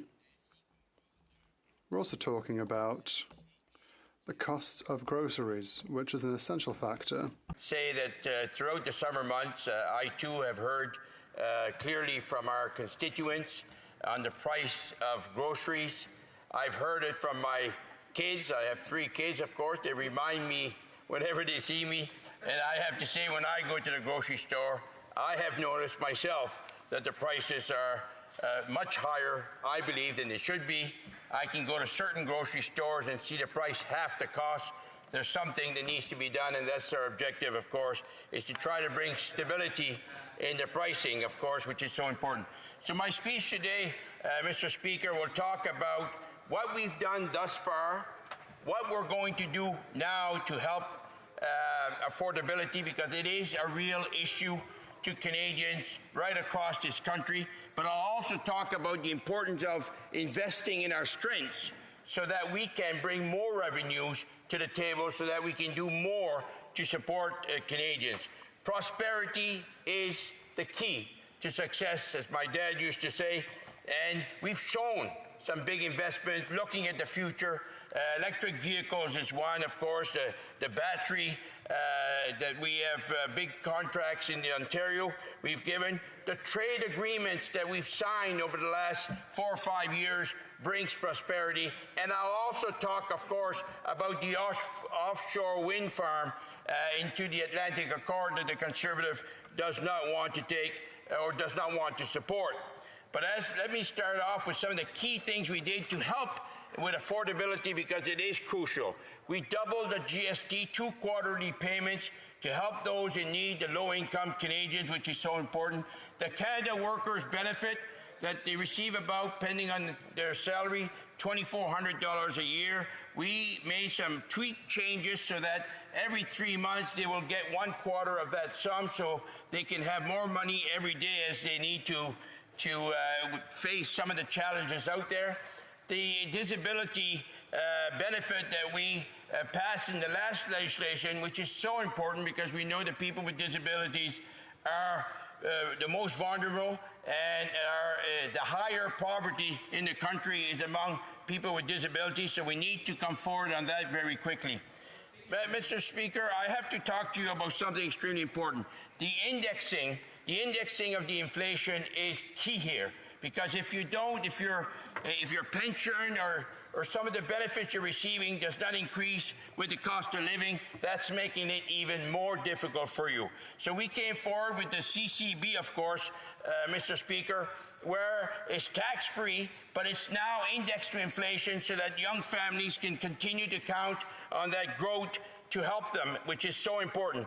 The GST is exactly the same. We've adjusted that. And the CPP, which is a Canadian pension plan to help Canadians, and they won't fall behind. You know, we already made a big improvement in that area where you were getting about $11,400 a year, and now it's up to $20,000 a year, which would be a great help. But I want to talk about the OAS and the GIS because those are touching seniors, specifically seniors. And in here, we've ensured the indexing, of course, for them as well. And this indexing, which is so important, we'll see by 27-28, 30% increase in OAS and GIS, which is crucial. And that's about $20 billion a year that our government will be investing to continue to support over and above what we're paying now to support our seniors, which is crucial. The early learning and child care, Mr. Speaker, is so important. Investment, tax-free as well. And already today we've seen 50% of the provinces lowering the price to $10 a day, with the rest in the next couple of years. That's having an effect on affordability for young families as well.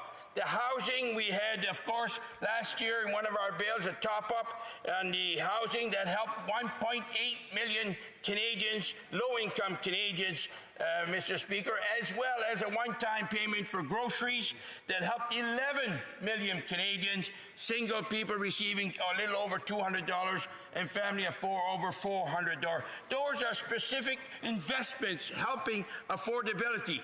But it's not enough, and that's why we will bring more forward. But also, Madam Speaker, we talked about young people, students in university. They have now a tax-free interest rate, which is very important. We increased by 40% the grant funding so that they can have more money to pay for their expenses because we know the challenges. Just on the interest rate and the student loan is over $600 a year for a student. That's a help as well towards affordability. And who can forget, of course, our very important investment in dental care for Canadians, where we will see over 9 million Canadians by 2027 receive dental care. Already today, over 340,000 children have received support through dental care, which is crucial. My riding of Sackville-Preston Chechachook, Mr. Speaker, has seen some of these benefits, but so has many, many other members of Parliament around in this House. We've seen investment in childcare. Seats in my riding means more space. And we 500 more space in Nova Scotia. My riding of Sackville-Preston Chechachook will receive 119 of those 500, well over 20%. We're also receiving, of course, a CCB and for young families, and that CCB in my riding alone is over $5 million per month for young families. That's over $60 million a year for each family. All MPs are receiving those monies or the people in their constituency to help them, which is so important. And then we've seen investment in the Canada Community Revitalization, which allowed many of my communities to benefit from these important investments. The Atlantic Accord, Mr. Speaker, I can't understand why the Conservative wouldn't be in favor of the Atlantic Accord. The tweaking, which is so important, for the first time ever, we're going to see the offshore wind farm here, right here. It's the only one in Canada. There's none today. And this is create that opportunity to allow this industry, which will bring more revenues, more great jobs for Canadians. These are major steps, and there's $1 trillion to be had in investment by 2040, Mr. Speaker. Now, this legislation today that we're talking about that needs to move very quickly to committee, of course, is that GST rebate, and this is focused on various types of housing, which is crucial, of course. And the grocery stores, the grocery costs, I have to compliment. The minister tells me that the 5 main chains, when they were here last week, did understand that they too have a role to play to support Canadians under the affordability. It's important that they play a role, and they are open to come back to us, I understand, by the end of this week with some proposals that will see those investments or those costs be lowered, which is so important. And of course, I want to talk about the Competition Bureaus Act. The Competition Bureau has a major role to play. So we're going to make some major changes here, but this came out of a report back in 2022 that there's more competition is needed, more innovation is needed, and this is one way that we can ensure that the prices again finds its way downwards. So, Mr. Speaker, as I said, we've made some investments in the past. We're bringing forward some major investments this time around, but we also have to keep our eyes focused on our strengths, and that's investing in our people and looking at the future, where our investment should go. We did it on the electric cars, like I said. We did it on the batteries. The wind farm project. It's hard to believe Canada having the biggest coastal shores in the world and having Nova Scotia and Newfoundland, Labrador having the fastest winds in the world. This is how we can grow this economy. There's so much to be had through this investment. Why, again, I ask, are the Conservative not supporting Atlantic Canada, especially today when we need them? Thank you. If only I could answer some of those questions. Question et commentaire. Questions and comments. The honourable member for Provencher. And thank you to the member across the way from Atlantic Canada for that inspiring speech. You know, he's listed all these. What inspires me is what you're missing. And there's an easy way to address the affordability for housing and groceries, and I think you've overlooked it. You know, you've recently, as the government announced, that there's going to be a GST credit for new construction of rental properties. That's a start, but you know, that's a one-time tax credit. Why don't you look at the carbon tax, which is a compounding credit? It compounds every single process in a product. It compounds every single movement that a grocery item makes to the grocery store. If you really want to make life more affordable for Canadians, why don't you drop the carbon tax, both of them, the Clean Fuel Standard tax and the carbon tax, axe the tax? There's lots of things I would like to be able to do, but I know I can't here in the chair, so make sure the honourable member runs it through the chair and of course, not directly to the member that I do see a point of order from the honourable member for Timmins James Bay. Very clear rules about how to address, and it has to be through the chair, so I just want to clarify, did you, Speaker, bring in the carbon tax, or is he just misunderstanding the rules of the House? I would like to have that clarified. All right, I think I just addressed it before the point of order got going. But sure, the honourable member for Provencher, if he wants to maybe retract or change up some how those questions were done. Absolutely. Let me try that again, Mr. Speaker. Mr. Speaker, through you to the member, I'm just wondering if the member perhaps considered whether a better way to address the affordability crisis of housing and the cost of groceries wouldn't be to axe the tax, which would be the carbon tax and the clean fuel standard tax, because they are compounding taxes. Every step of the way in processing groceries or in the construction of housing. Okay, I think we got the gist of it. Perfect. The honourable member for Sackville, Preston, Chesapeake. Thank you, Mr. Speaker. And I want to thank my colleague for his question. And I also want to thank him for praising our government to bring forward the GST under housing. That's a very important project, and I'm glad he's realizing that project is important. But we know that their party, when it comes to climate change, they can't see that the climate change is extremely important to walk hand in hand with investments in the economy. And when I talk about investment in the economy, Mr. Speaker, why are they not supporting the Atlantic Accord? This could bring trillions of dollars to Canada, and we could be leaders in the world. Don't hold back. Join the team. Let's go. Question et commentaire. The honourable member for Mirabel. Thank you, Mr. Speaker. I would like to thank my colleague for a very energetic speech, to say the least, which is not surprising given his track record. The Prime Minister locally attacked Quebec municipalities by saying that it's because of regulation that housing is not being built rapidly, which is surprising because in my riding, the federal government for nearly 50 years now has imposed non-building servitudes upon an airport in Mirabel that is barely existing. And so Quebecers haven't been able to build homes on this land. Thousands of units could be built. So why does the government love pointing the finger at municipalities whilst finding it very hard to cleaning up shop? Perhaps they don't have a mirror to look at themselves. The honourable member for Sackville, Chester. The honourable member. He represents his riding very well. Often he speaks about his riding and the lands therein. Something that is important to note is that this government has been the most effective government when it comes to working with municipalities, and many municipalities have been able to make great improvements. That includes in Quebec, which is essential in this discussion. We have invested in Quebec and will continue to invest in Quebec for housing because it is essential. If you're from Quebec, Vancouver, or Cape Breton, you need housing, Mr. Speaker, and that is what we will continue to do. Altar, the honourable member for Vancouver Kingsway. I think like many members in this House, the people in Vancouver Kingsway are experiencing unprecedented high prices for food.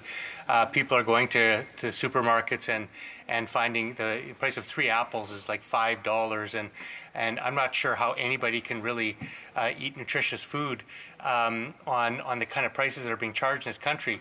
But there's always been a problem in our schools of children not having access to healthy food, and that's even worse today. So the Liberals and the NDP campaigned last election on having $1 billion over 4 and 5 years, respectively, to get started on a national school nutritious food program. We're the only country of the G7 that don't have it. And I'm just wondering if my honourable colleague would agree that at a time of unprecedented high prices for food, when so many families are struggling, that this isn't the ideal time for this federal government to bring in this long overdue program to make sure that kids, when they go to school, at least get one nutritious meal so that they can learn better and help relieve the strain on family budgets across this country. Here, here. We are out of time, but I will caution my friend, the parliamentary secretary, that to keep a short answer. Speaker, I want to thank my colleague for his important question, and I too agree that we need to stabilize prices. It's very important. But coming from the education system, I know that many schools have a school program to support kids, vulnerable kids. That doesn't take the point that the honourable member is making, that we can do more. I think a national program is something that we need to look at. As I said, we have structures in place as we speak, but we can improve it, and that's something that we need to continue to have conversation, because it's a very challenging time for many families in this country. Thank you.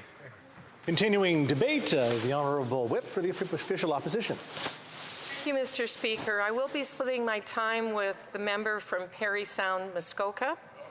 We have a cost of living crisis in Canada. The price of housing, groceries, fuel, and home heating have pushed far too many to the financial breaking point.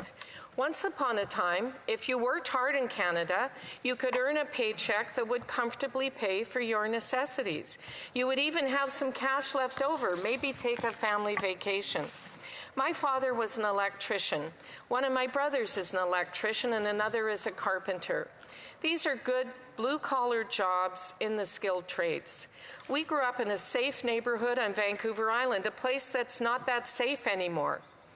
My father worked hard and he was able to raise and support 6 children.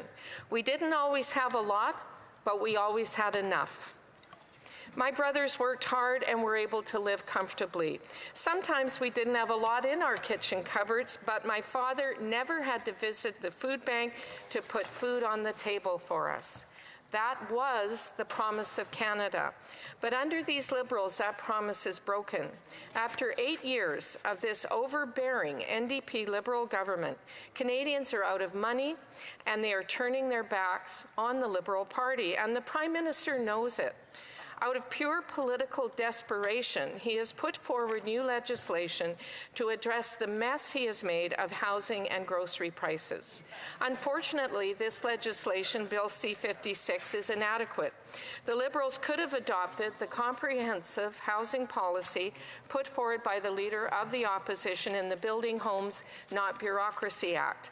But instead, they're taking a patchwork approach to the housing crisis. The bill removes the GST for rental unit construction projects, a campaign promise they made and broke in 2015. I support this proposal, but would have preferred the Liberals adopt the positive and sweeping reforms contained in our Conservative Leaders' Bill. More on that in a moment. C-56 also includes conservative policy introduced by my colleague from Bay of Quinte, amending the Competition Act by removing the efficiencies defense. This change will give the Competition Bureau more teeth to prevent mergers that will lead to higher prices and less choice. The changes in the legislation are positive and supportable, but it is lamentable that we are in this economic position in the first place. After 8 years of the NDP Liberal costly coalition, the promise of Canada is broken. Canadians with higher education and many working in the skilled trades find themselves living in tents or in their cars. Crime, chaos, drugs, and disorder plague our streets, and we have a Minister of Justice who says it's all in our heads. After 8 years of this NDP Liberal government and their punitive carbon tax, the cost of groceries is out of control and Canadian families are hurting. A tax on the farmer who grows the food, a tax on the trucker who ships the food, a tax on the store that sells the food is a tax on the family struggling to buy the food. 1 in 5 Canadians are now skipping meals because they simply can't afford food, and food bank usage is up, now at levels we've never seen before. Food banks in my community are at risk of bankruptcy because they can't keep up with demand. Put simply, our citizens can't afford to feed themselves because of the NDP Liberal government. They also are struggling to put a roof over their heads. 9 in 10 young Canadians believe the dream of home ownership is just that, a dream. 9 in 10? Mortgages have doubled. Rents have doubled. Down payments have doubled. Greater Vancouver is now the 3rd most overpriced housing market on the planet. In the city of Vancouver, the average rent is over $3,300 a month, and for a 2-bedroom apartment, nearly $3,900 a month. Add that to our nearly, well, actually $2 plus a litre for gas. A recent CD House study determined that in Vancouver, nearly $1.3 million of the cost of an average home is government gatekeepers adding unnecessary red tape. That means that over 60% of the price of a home in Vancouver is bloated by delays, fees, regulations, taxes, and high-priced consultants. Data from Statistics Canada shows that residential construction investment has declined for the 4th consecutive month, including a decrease of 3.2% in Vancouver. In Canada, it used to take 25 years to pay off a mortgage. Now it takes 25 years just to save up for a down payment. This NDP Liberal government's record on housing has been nothing short of disastrous. Just a few weeks ago, the Liberals met in London, Ontario for a 3-day retreat. They said that housing and affordability were their top priorities. What did the retreat accomplish? The Liberals re-announced their broken campaign promise from 2015 to remove the GST from new purpose-built rental housing. After the Liberals heard about our common-sense Conservative plan to axe the housing tax, they flip-flopped and tried to take credit. To address the increase in the price of food, the Prime Minister announced that they were calling in the grocery CEOs for a meeting. I'm sure they were very intimidated, Mr. Speaker. He then threatened them with tax measures that would inevitably be passed on to consumers if they don't lower prices. As expected, this amounted to nothing more than a stunt, a grocery gimmick, theater, if you will. Photo ops, announcements, virtue signaling, and now plagiarizing ideas from Conservatives. If the NDP Liberal government is looking for another idea to plagiarize from Conservatives, they should repeal their carbon taxes, stop the reckless spending that caused this affordability crisis in the first place. These are the real reasons, These are the real reasons Canadians are struggling with the high cost of living. High interest rates, high prices in the grocery stores and at the gas pumps. Bill C-56 doesn't go far enough and simply won't cut it when it comes to addressing and fixing the housing crisis in this country. As I mentioned earlier in my remarks, the Leader of the Opposition introduced the Building Homes Not Bureaucracy Act in Parliament last week. This is a real plan that will tie housing completions to infrastructure funding so we can get shovels in the ground while providing a building bonus to municipalities that exceed their home building targets. Simply put, if you build more houses efficiently, you get more money. Projections are that Canada needs 3.5 million new homes by 2030. We better get started. Our message to municipalities is clear: build, build, build. The Prime Minister rewards big city gatekeepers with tax dollars regardless of whether or not they do build homes. Our Conservative plan will require municipalities to build homes close to transit. Conservatives will also list 15% of the federal government's 37,000 buildings so they can be turned into affordable housing. We will remove the GST for any new home with rental prices below market value, incentivizing the construction of affordable homes. Conservatives will cut the bonuses of the gatekeepers at the Canada Mortgage and Housing Corporation if they are unable to speed up approval of applications to an average of 60 days. Under the Prime Minister's watch, these bureaucrats have been rewarded with huge performance bonuses for an abysmal performance. Much like this Prime Minister, C-56 is weak, inadequate, and reeks of desperation. Only a common-sense Conservative government will fix this housing crisis by building homes, not bureaucracy. Only a Conservative government will bring home lower prices for Canadians by ending the inflationary deficits and axing the carbon tax. The promise of Canada is broken, but hope is on the way. Conservatives will reverse these reckless policies and restore the promise of Canada. Thank you, Mr. Speaker. Questions and comments? Question commentaire. The Honourable Deputy House Leader. Thank you very much, Mr. Speaker. Mr. Speaker, I know that in this bill there's specific improvements on the Competition Act, and in particular what the Competition Bureau can do to ensure that monopolies and such are kept at bay, because they're obviously not a good thing for competitions. I'm wondering if the member can provide some comments as to how she sees the parts of this bill that are in here with respect to the Competition Act, and whether or not she thinks that they'll be successful in achieving their goals. Thank you. The Honourable Member for South Surrey White Rock. Well, thank you, Mr. Speaker. And yes, we do think they will be successful in achieving these goals, and that's why the member from Bay of Quinte brought forward the legislation in the first place. So we're really glad that the Liberals decided to steal our idea, because these are good ideas, and they will benefit Canadians. Thank you. Questions and comments? Question commentaire. The honourable member for Vancouver Kingsway. I have a lot of respect for my honourable colleague from British Columbia, and I usually find her speeches to be informed and interesting, but she, like a lot of her Conservative colleagues, keeps referring to 8 years of NDP Liberal coalition, and she knows that the confidence and supply agreement signed between the two parties is 2 years old. She knows that. And prior to that, there was no formal or informal arrangement of any type between the NDP and Liberals. So I'm just wondering, is this the kind of thing that we would see from a future Conservative government, where there would be an active exaggeration, if not outright misleading to Canadians about actual goings-on in Parliament? Does she agree with me that it's important to speak with integrity and accuracy in this House? Good question. The honourable member for South Surrey White Rock. I do agree with my honourable friend. It's important to speak and act with integrity in this House. We see too little of it from the government. But I do believe in that. If I misspoke or exaggerate, I guess those 2 years feel like 8 years, Mr. Speaker. Questions and comments? Question et commentaire. L'honorable député de BTB Bay James Nunavik EU. Thank you, Mr. Speaker. I'd like to thank my colleague for her speech. When talking about this bill, according to what I have here, 40% of people in Quebec are renters, and very few new housing builds are going to be rental housing.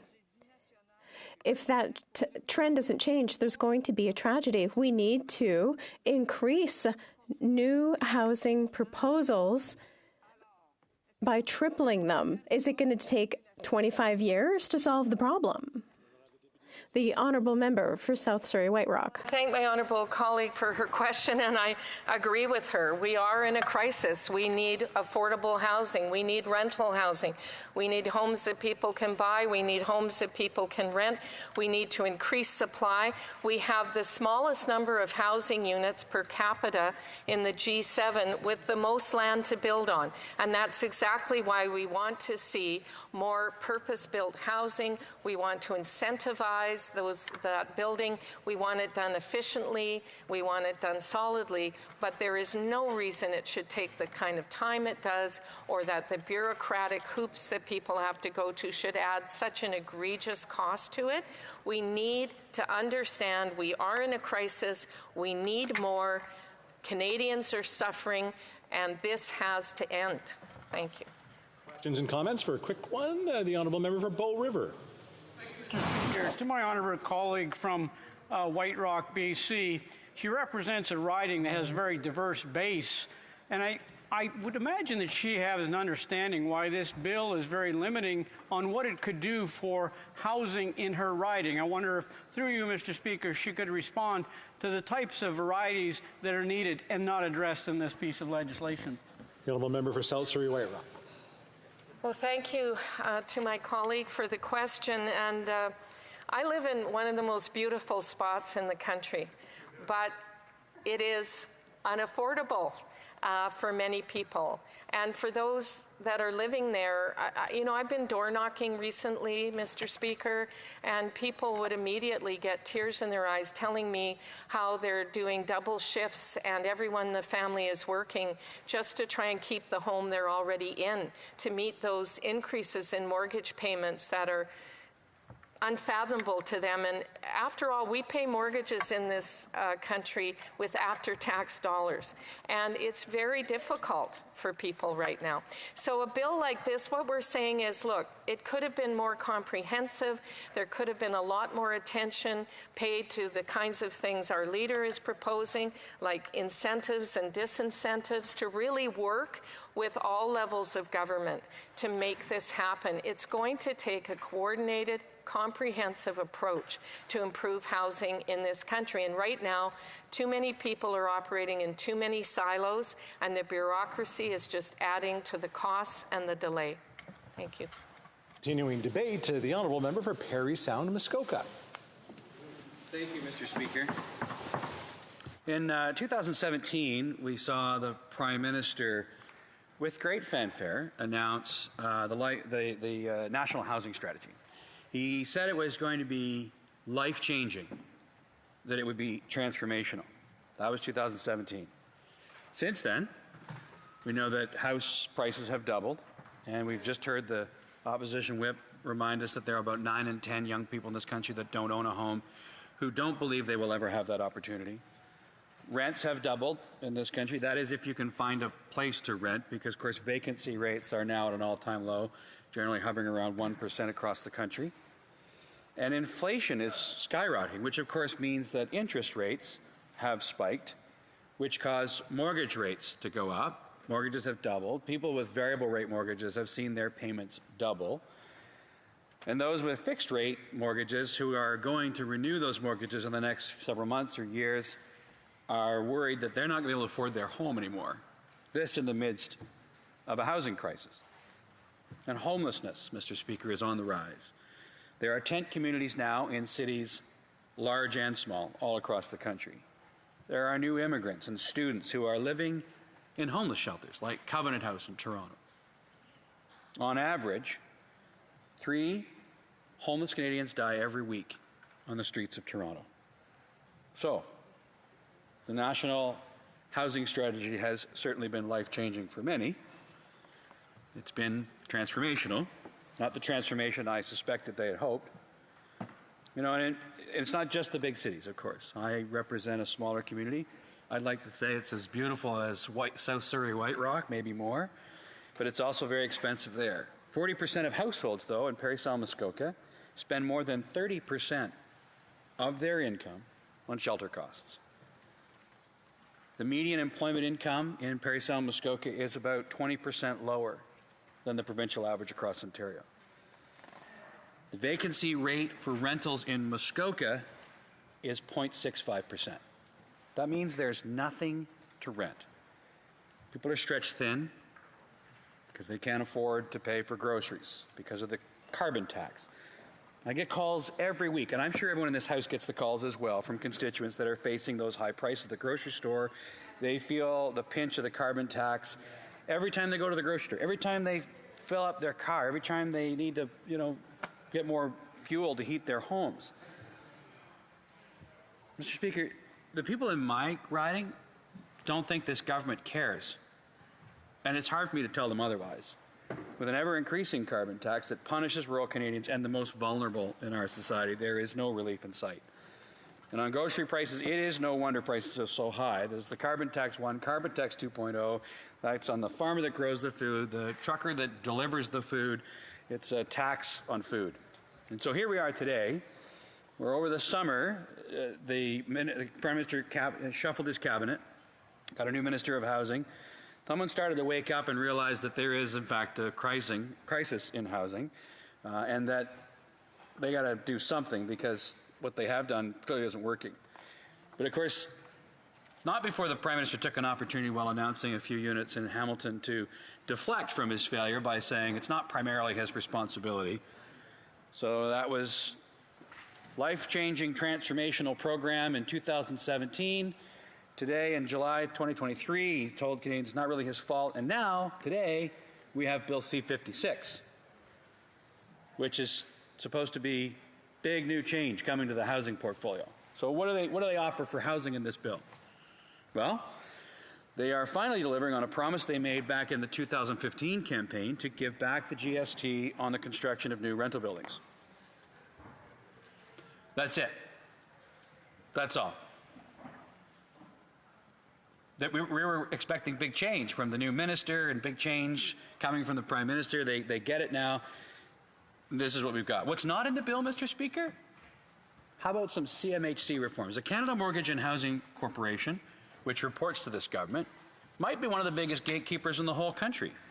I know lots of colleagues around this House who have heard from people in their ridings, whether it's small community groups that are trying to get housing built, whether it's smaller municipalities, about the stories of anguish when they go to the CMHC to try to get their ridiculously complicated funding application approved. The bureaucratic hurdles at the CMHC and in Ottawa, often they give up. And if they do get a response, they often don't even get a reason why they've been rejected. So you see builders and community groups that don't really have the resources to battle with the CMHC going back to the drawing table without much really guidance on what they've got to do differently. And it's like this, of course, because this government has allowed the CMHC to grow and grow and grow over the last 8 years, and they kill more projects than they approved. So the member of Carleton, leader of the opposition, put forward a bill that this C56 certainly doesn't address, but it would provide accountability to Canadians for the CMHC in Ottawa. Accountability for 60 days. That the CMHC have, on average, 60 days to respond to an application. We'll put the executives at the CMHC on notice. We'll put their bonuses on the line and say, you have to meet these timelines. Because in a crisis, you pull at every stop. It's a bold target, but in a housing crisis, can't be some bureaucrat in Ottawa that's blocking homes. They have to be looking for every way possible to get more homes built. And speaking of targets, that's another thing that's missing from this bill. For too long, this federal government is happy to give massive federal transfers to cities to help them build all kinds of infrastructure with no strings attached to get more housing built. We need to tip the scales back in favor of the builders, not the blockers, because there is a scarcity of housing. There is a huge lack of supply. There's not enough townhomes, not enough triplexes, not enough single-family homes, and not nearly enough density around transit. We need to make housing abundant again in this country. And what's missing in this bill is any target for the municipalities to meet. Liberals are happy to fly around the country and hand out a check here and a check there for a few hundred units here and a few hundred units there, and that's as far as it gets. They don't have targets, and of course we see no results. So on this side of the House, we believe in results. On that side of the House, they seem to believe in photo ops and talking points, and that's not working. We need accountability, incentives, and targets. Mr. Speaker, to me, it's pretty clear that this government just doesn't get it. Last Minister of Housing couldn't even admit that housing was a crisis in this country. The new minister started out doing what the last minister did by trumpeting on social media about the great success they're having on housing. Then he went on a little housing retreat in PEI and listened to the experts, some experts who actually proposed some pretty good ideas. And then he went to London for another retreat, teased the media on the way in about there's going to be something really big. We've never done this before in housing. And then he comes back out and announces the same old funding from a program they started a year ago that's delivered no results. So it's more of the same. Photo ops, meaningless photo ops. Announce a little bit of money, no plans, no targets, no goals, and no results. So to the young people shafted by this government, to all the seniors on fixed incomes worried about how they're going to get by, to the new Canadians who come here and feel like they've been sold a bill of goods, I say I'm sorry. I'm sorry that we have a government that pretends to care but doesn't really deliver. And to this House and this government, I say Bill C-56 is a cruel joke. It's not serious. They give themselves lots of pats on the back, but there's no results. The proof, Mr. Speaker, of their failure, it's in the dismay of the young people who've given up the hope of owning a home. It's in the tear-filled eyes that I see when seniors come to me and feel ashamed that the food bank they used to donate to, they now have to get their groceries from. It's in the proof of the tent cities. That's where the proof is, where people living in tents who go to their job can't find a home. The proof is in the number of homeless Canadians who die in the streets, Mr. Speaker. There is a housing crisis in this country, and Bill C-56 is further proof that this government just doesn't get it. Thank you. Questions and comments? Question commentaire. The Honourable Parliamentary Secretary to the Government House Leader. Sorry, the Honourable Deputy House Leader. Oh, no, I couldn't hear you. I apologize. Thank you, Mr. Speaker. I listened to the comments from the member, and I think it's unfortunate when we say stuff like the government doesn't care. We certainly can have differences of opinion in terms of policy and the effectiveness of them, but I think that to suggest that members don't care, I think is disingenuous. But needless to say, the member talked about CMHC and how a conservative government would use CMHC and give them a mandate of 60 days to respond or something like that. I think that just highlights a misunderstanding of CMHC's role in affordable housing and the way that they're delivering funds to projects. People don't go to, or organizations don't go to CMHC and say, here's my application, give me a yes or no. They go to CMHC, and CMHC helps them to walk through the various different ways in which to apply in order to maximize the opportunity for funding in order to deliver more housing. CMHC is less an agency that stamps either yes or no, and more an agency that's meant to work with the applicant. I have my fair share of grievances with respect to CMHC, but I know that in my community, for example, they're certainly doing exactly that and have delivered on at least 7 or 8 projects in the last few years. The honourable member for Parry Sound Muskoka. Well, there wasn't really a question there, but it's apparent to me that he doesn't really understand how the CMHC does or does not work, and that's not surprising, considering the fact that we have an agency that is charged with the responsibility of delivering this life-changing, transformational national housing strategy that's been an abject failure, and they still pay themselves massive bonuses at the end of the year for a job well done. Honestly, that is cold comfort to the people in this country who are desperate for a warm, safe bed to sleep in at night. Questions and comments? Question commentaire. The honourable member for Towns James Bay. Thank you. I listened with great interest. My honourable colleague, who I respect, and I think has a good knowledge of the file. The one thing I need to question is this whole, I hear this relentless line from Conservatives about gatekeepers and bureaucracy and red tape, and they're always throw out the line, for example, it takes 10 years to get a mine into production. I come from mining country. There isn't a single investor on the planet who would open $1 billion operation at a mine without doing the absolute due diligence, which does take 10 years to actually map out an ore body. It's the same for getting housing right. We've seen the leaky condo scandal that cost $7 billion in BC. We see the crappy concrete crisis in the UK that happened under the Conservatives because they weren't making sure that things were done right. So when I see this blame about municipalities acting as gatekeepers in my region, they're more than ready to get these houses built, but they have to be built right. The honourable member for Parry Sound Muskoka.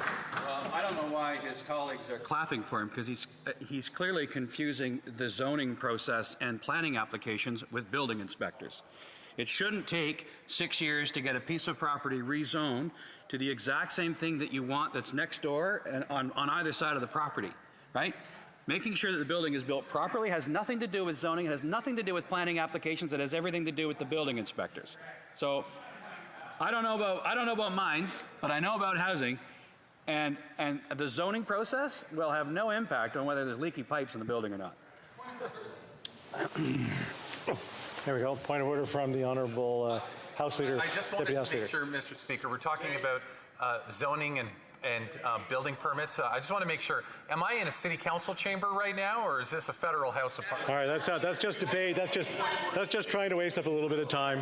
Very well understood that there's a number of mayors sitting in this chamber. Listen, we got about 1 minute and 17 seconds of time for one more question. Whoever might be interested in it. The honourable member of Hamilton East, Stony Creek. Thanks, Mr. Speaker. And I was just going to say the common sense legislation theme today sounds a lot like the common sense revolution under Mike Harris. You might recall those days when another Conservative government at another level downloaded municipal nonprofit housing to municipalities, and they've been stuck with that cost ever since. Shame. So I'm wondering why the member opposite in his party can't see fit to support programs for the seniors that he talked about, for those people that are on affordable housing wait lists across the country. That's not their plan. Their plan is more like the Mike Harris days from the 1990s. Shame. The honourable member for Parry Sound Muskoka. And I was on municipal council when that downloading happened. And the reason it was downloaded is because the federal government was reducing transfers to provinces because of the outrageous spending of the first Trudeau government and the downturn in the global economy. They stopped building housing. And of course, that trickle-down effect impacted municipalities the most, and I know that member who was on city council knows exactly what I'm talking about. All right. Resuming debate, the honourable member for Scarborough Centre. Mr. Speaker, and I will be sharing my time with the Honourable Member from Winnipeg North. Mr. Speaker, I rise today to speak at second reading to Bill C-56, an act to amend the Excise Tax Act and the Competition Act, also known as the Affordable Housing and Groceries Act. I believe this is an important and very much needed piece of legislation. Before I get into the specific measures contained in this bill, I would like to speak to the global economic situation that makes some of the measures contained in this bill necessary. The world is experiencing a global inflation crisis. Canada is not an island, and we are not immune to the factors that are driving higher prices around the world. From the COVID-19 pandemic to the illegal Russian invasion of Ukraine, from supply chain challenges to climate change impacting harvests, causing crop failures, inflation is an inescapable global phenomenon. Compared to our G7 allies, Canada has fared very well. In August, Canada's inflation rate was measured at 4%, according to the data published by the Financial Times. This is just behind Japan and almost tied with the United States, and compares to 6.7% in the United Kingdom, 6.1% in Germany, and 5.4% in Italy. COVID-19 was an unforeseen and unimagined global crisis. The world essentially ground to a halt. Canada has fared relatively well through the pandemic recovery, thanks to the resiliency of the Canadian economy and in part to the programs to support Canadians and businesses to allow them keep paying their bills when we had to stay at home and many businesses had to close their doors. Without that support, I shudder to think of where we would be now. However, just because Canada is doing better than many of our peer countries, that doesn't make the impact on the day-to-day lives of regular Canadians any less real. Several factors are driving rates in Canada, including energy prices and food prices. I have had many meetings on the issue of affordability. I've heard this loud and clear from my constituents in Scarborough Centre. It was a consistent theme whether I met them at the local events or on their doorsteps or in my constituency office. People are hurting and people are worried. More and more Canadians are having difficulty making ends meet. They are having to stretch every paycheck further and further.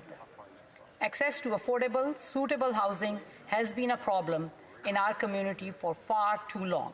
Rents are out of control. Home ownership is for many an elusive dream. Interest rates are high, and it costs so much more just to cover the necessities of life, like putting food on the table.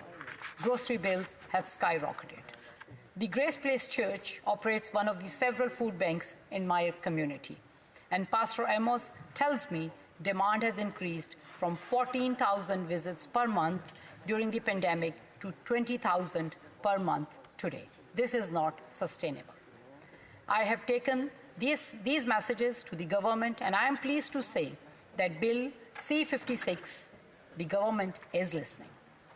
No one mayor or mayors are going to be a silver bullet, but the steps outlined in this legislation will have a meaningful impact. Let me speak first to housing, which is an issue I have raised several times in this House. We need to be clear and unequivocal. There is a housing crisis in this country. We need to build more housing of all kinds. We need to build houses and rental units. We need more affordable housing of all types. We need to build senior homes and long-term care and student housing. We need more supply, and it needs to be affordable as well as accessible. And we need more smart density, especially around the transit hubs. There are many reasons for the housing crisis, and one thing must be clear: we cannot solve it alone. Every level of government has a role to play. The federal government, the provinces, and the municipalities all have levers and responsibilities, and all must come to the table, put politics aside, and work for the good of all Canadians. As a federal government, we have limited levers, but we do have a big one. We have money. We need to come to the table with serious dollars that we expect the provinces to match or at least make major contributions to as well. But if we just put money on the table, we will have failed. In healthcare, we use federal funding to enforce national standards of care. Likewise, with housing, we need to make federal dollars contingent on specific changes needed to address the housing crisis and make housing more affordable. We have already seen this with the government's Housing Accelerator Fund by making municipalities agree to loosening residential zoning restrictions to allow for more density and accelerating affordable housing projects as a condition to receive funding, federal funding. Our government is using federal dollars to help drive change at the municipal level that will see more smart density and more affordable homes built. It is an important step to addressing housing affordability. Clearly, we need to do more, and with this bill, we are building on the steps we have taken. And I am glad that we are tackling the issue of rental units, which are a critical part of our housing ecosystem. They are the choice for students away to study and for young people just starting their careers, for newcomers making their start in our country, for seniors looking to downsize but still want to be independent. The cost of rent is too high for too many now. That's why we are acting with specific measures on Bill C-56. To build more rental housing faster, we will remove the GST on new rental housing, such as apartment buildings, student housing, and senior residences. This will accelerate much-needed rental housing builds across Canada. And we are calling on provinces to also waive the provincial sales tax on new apartments. I am so glad to see that the province of Ontario immediately agreed to follow our lead, and I hope all other provinces follow suit. This will help rental housing get built faster and encourage new builds to break ground. New supply will help to increase competition and moderate prices. Already, housing experts say this change will take many rental building projects out of the planning stage and into construction by making building rental units more attractive than before than simply building more condominiums. Tim Richer, CEO of the Canadian Alliance to End Homelessness, said, and I quote, "It is the federal government being very serious about taking some meaningful and muscular steps to address the housing crisis," unquote. This is one important measure, but it is not going to solve every issue in the housing market, and it's not meant to. We can't just do one thing. We need to do all the things. We all need to come to the table, and we all need to act now. Let me turn my attention now to the more basic issue of affordability. We have taken many actions over the years to make life more affordable, especially for the middle class and those working hard to join it. The Canada Child Benefit has put more money into the pockets of Canadian families that need help the most every quarter. This thanks in part to this tax-free income-based support that low to middle-income families with children, there were 782,000 fewer children living in poverty in 2020 compared to 2015. That's a big deal. I've heard from many families in my riding how the CCB has literally been life-changing. Another major step we took in cooperation with the provinces, but largely funded by the federal government, has been the Canada-wide Early Learning and Childcare Program. In Ontario, most families' childcare costs have already been cut in half and will soon go down to $10 a day. This is saving families thousands of dollars. And we continue to expand dental care for lower-income Canadians, starting with children and seniors. These measures have been impactful, but with inflation driving up the cost of everyday life, we need to do more. I've spoken to food bank operators in my riding. Demand spiked through the pandemic, and it's still high today. That's why we are also taking action to stabilize grocery prices. Higher grocery prices have made it tougher for many Canadians and their families, all while grocers are increasing their profits. We are acting in both the near and medium terms. The one-time grocery rebate delivered up to $467 to a family to help them put food on the table. Last week, the Deputy Prime Minister and the Industry Minister met the CEOs of the 5 major grocers and made it clear that we expect concrete measures on how they can stabilize food prices with a plan by Thanksgiving. We will make it easier to crack down on unfair practices that drive up prices and make it harder for local grocers to compete, to protect Canadians and help them with the cost of the groceries. I look forward to the debate on this bill. I look forward to constructive suggestions on how it can be made better, and I look forward to working with all parliamentarians to make life more affordable for all Canadians. Thank you, Mr. Speaker. Questions and comments? Question commentaire from the Honourable Don Valley East. Thank you very much, Mr. Speaker, and I want to thank the member from Scarborough Centre for her wise words. Our ridings are right next to each other, and a lot of the demographics between the two are similar. I know that the Conservatives voted against dental care for children. They voted against a $500 rebate for groceries. They also voted against subsidies to help people in apartments. And I know in my community it was these were very valuable incentives for people going through a pretty challenging time. I just would like to know from the member, how are these programs, how were they, what was the response like in her community for programs that helped people during these difficult times?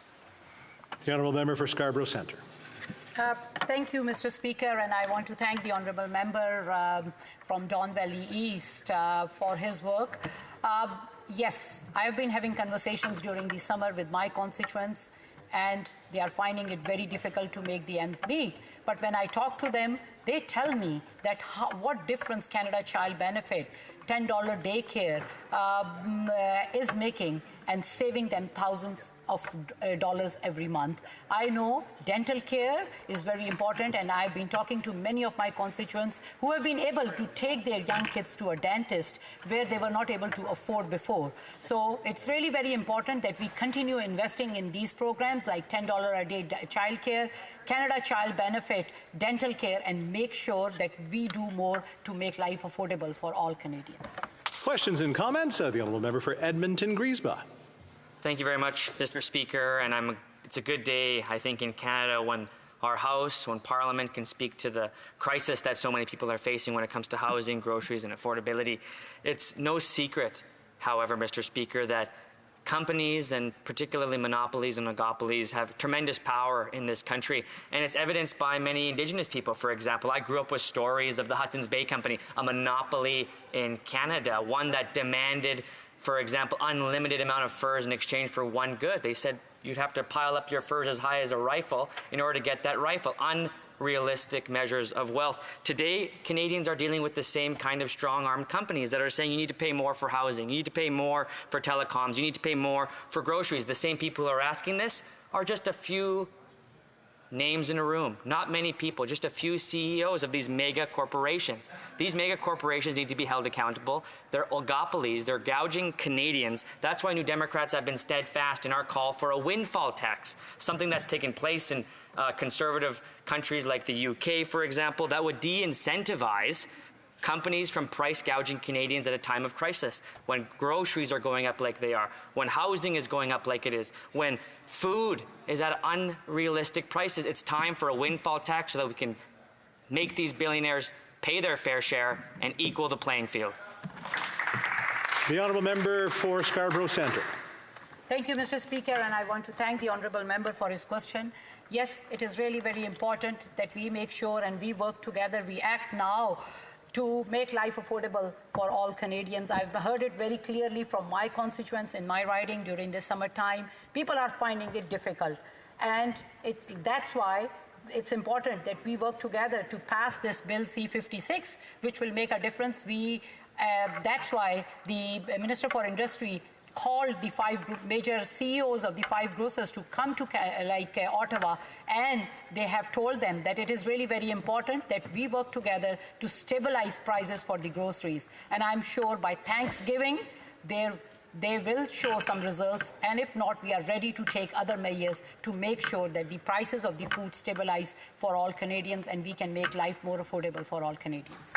Questions and comments? Question et commentaire. The Honourable Member for Port Moody Coquitlam.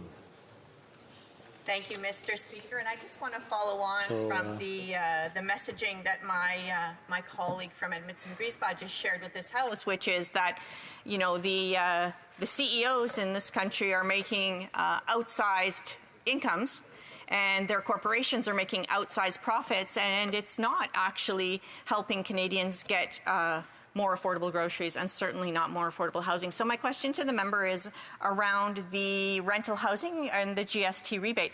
How can Canadians be sure that any savings that these developers, if there's developers involved, are making go down to the renters? The honourable member for Scarborough Centre, and a very short answer. Thank you, Mr. Speaker, and I want to thank the honourable member for her question. It is this eliminating the GST from the construction of the purpose-built rental units will give a relief to the people. It will definitely make a difference. I know, like, the prices will not go just with doing one thing or like another thing. We need a comprehensive plan. This is one major big step which will really make a difference in making housing more affordable for the people. Continuing debate, reprise du débat, knowing full well we're going to cut off the honourable member in about 4 minutes. The honourable member, Parliamentary Secretary to the Government House Leader. Yes, Mr. Speaker, I know members are a little upset. Point of order from the honourable member from Timmins James Bay. Just missed it, and I just don't want to rag the puck here.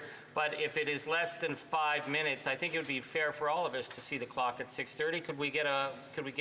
Would we need unanimous consent for that, Speaker, or would we need a majority of members in the House? I think it would be very helpful in order to have us all leave on a good point on Monday. But I defer to my colleagues if they would support that. I would be remiss if I didn't allow the honourable member to at least get some of his thoughts out before tonight, so we can listen less next time when we do come back and talk to this bill. The Honourable Parliamentary Secretary with 3 minutes left. 3 minutes for today, 7 minutes for tomorrow, plus possibly with the unanimous consent. Mr. Speaker, Bill C-56, I believe, is very important legislation that we are debating. And the reason for that, Mr. Speaker, is that if we just reflect in terms of our homes and our constituents, people are genuinely concerned about issues of housing affordability, the housing supply, issues like inflation, issues like the price of groceries. And that's what Bill C-56 is all about, Mr. Speaker. It's recognizing that the constituents that we are collectively representing are having a difficult time. And that is why we have Bill C-56, and I would hope that all members from all sides of the House will recognize that this is legislation that not only should pass, but it should pass in a relatively quick fashion, Mr. Speaker, in order to support the people of Canada from coast to coast to coast. Mr. Speaker, in listening to all the debate, I want to emphasize to those that might be following it, that the government has been on the housing file now for many years. In fact, Mr. Speaker, it's this government, more than any other government in generations, that has made a commitment to invest in housing. And we're not talking one sector alone, but rather whether it's free market, nonprofits, investing in stakeholders, virtually from day one, as a government, we have been investing in housing in Canada. Unprecedented in comparison to any other government in generations, Mr. Speaker. I would suggest to you that all one needs to look at is some of our more recent budgets. Members often talk about the important role of nonprofits. Take a look at what we're doing in housing co-ops, providing hundreds of thousands of dollars to try to encourage additional housing co-ops to be built. It's a wonderful form of housing, Mr. Speaker. We could talk about the millions and millions invested into nonprofits. We can talk about the rapid transition housing, Mr. Speaker. Having the ability to support housing needs has always been important to this government. We see what's taking place in our communities. This initiative, this legislation is actually now being looked at by provincial jurisdictions, some of them adopting it as provincial policy, which will see thousands of homes being built, Mr. Speaker. I would like to think that all members will look at the holistic approach that the government has been taking, the specifics of this legislation, and get behind it. And I see my time has already expired, but I will get to continue maybe with 8 minutes tomorrow, possibly, Mr. Speaker. There's only 6 minutes and 40 seconds remaining, but I guess we'll see what we can do. Pursuant to Standing Order 38, a motion to adjourn the House is deemed to have been made and seconded at this time. Therefore, the question is that this House do now adjourn. The Honourable Member for Sherwood Park, Fort Saskatchewan. Mr. Speaker, we see clearly how across the board this government fails to take responsibility for their failures. When things go wrong, it's always somebody else who is responsible. It's always somebody else's fault. We could talk, for example, about inflation, about grocery prices, about how everything is more expensive under this government, especially so many household essentials that people rely on to feed their families. And so their response to it is not to acknowledge at all the role that their policies have played in this.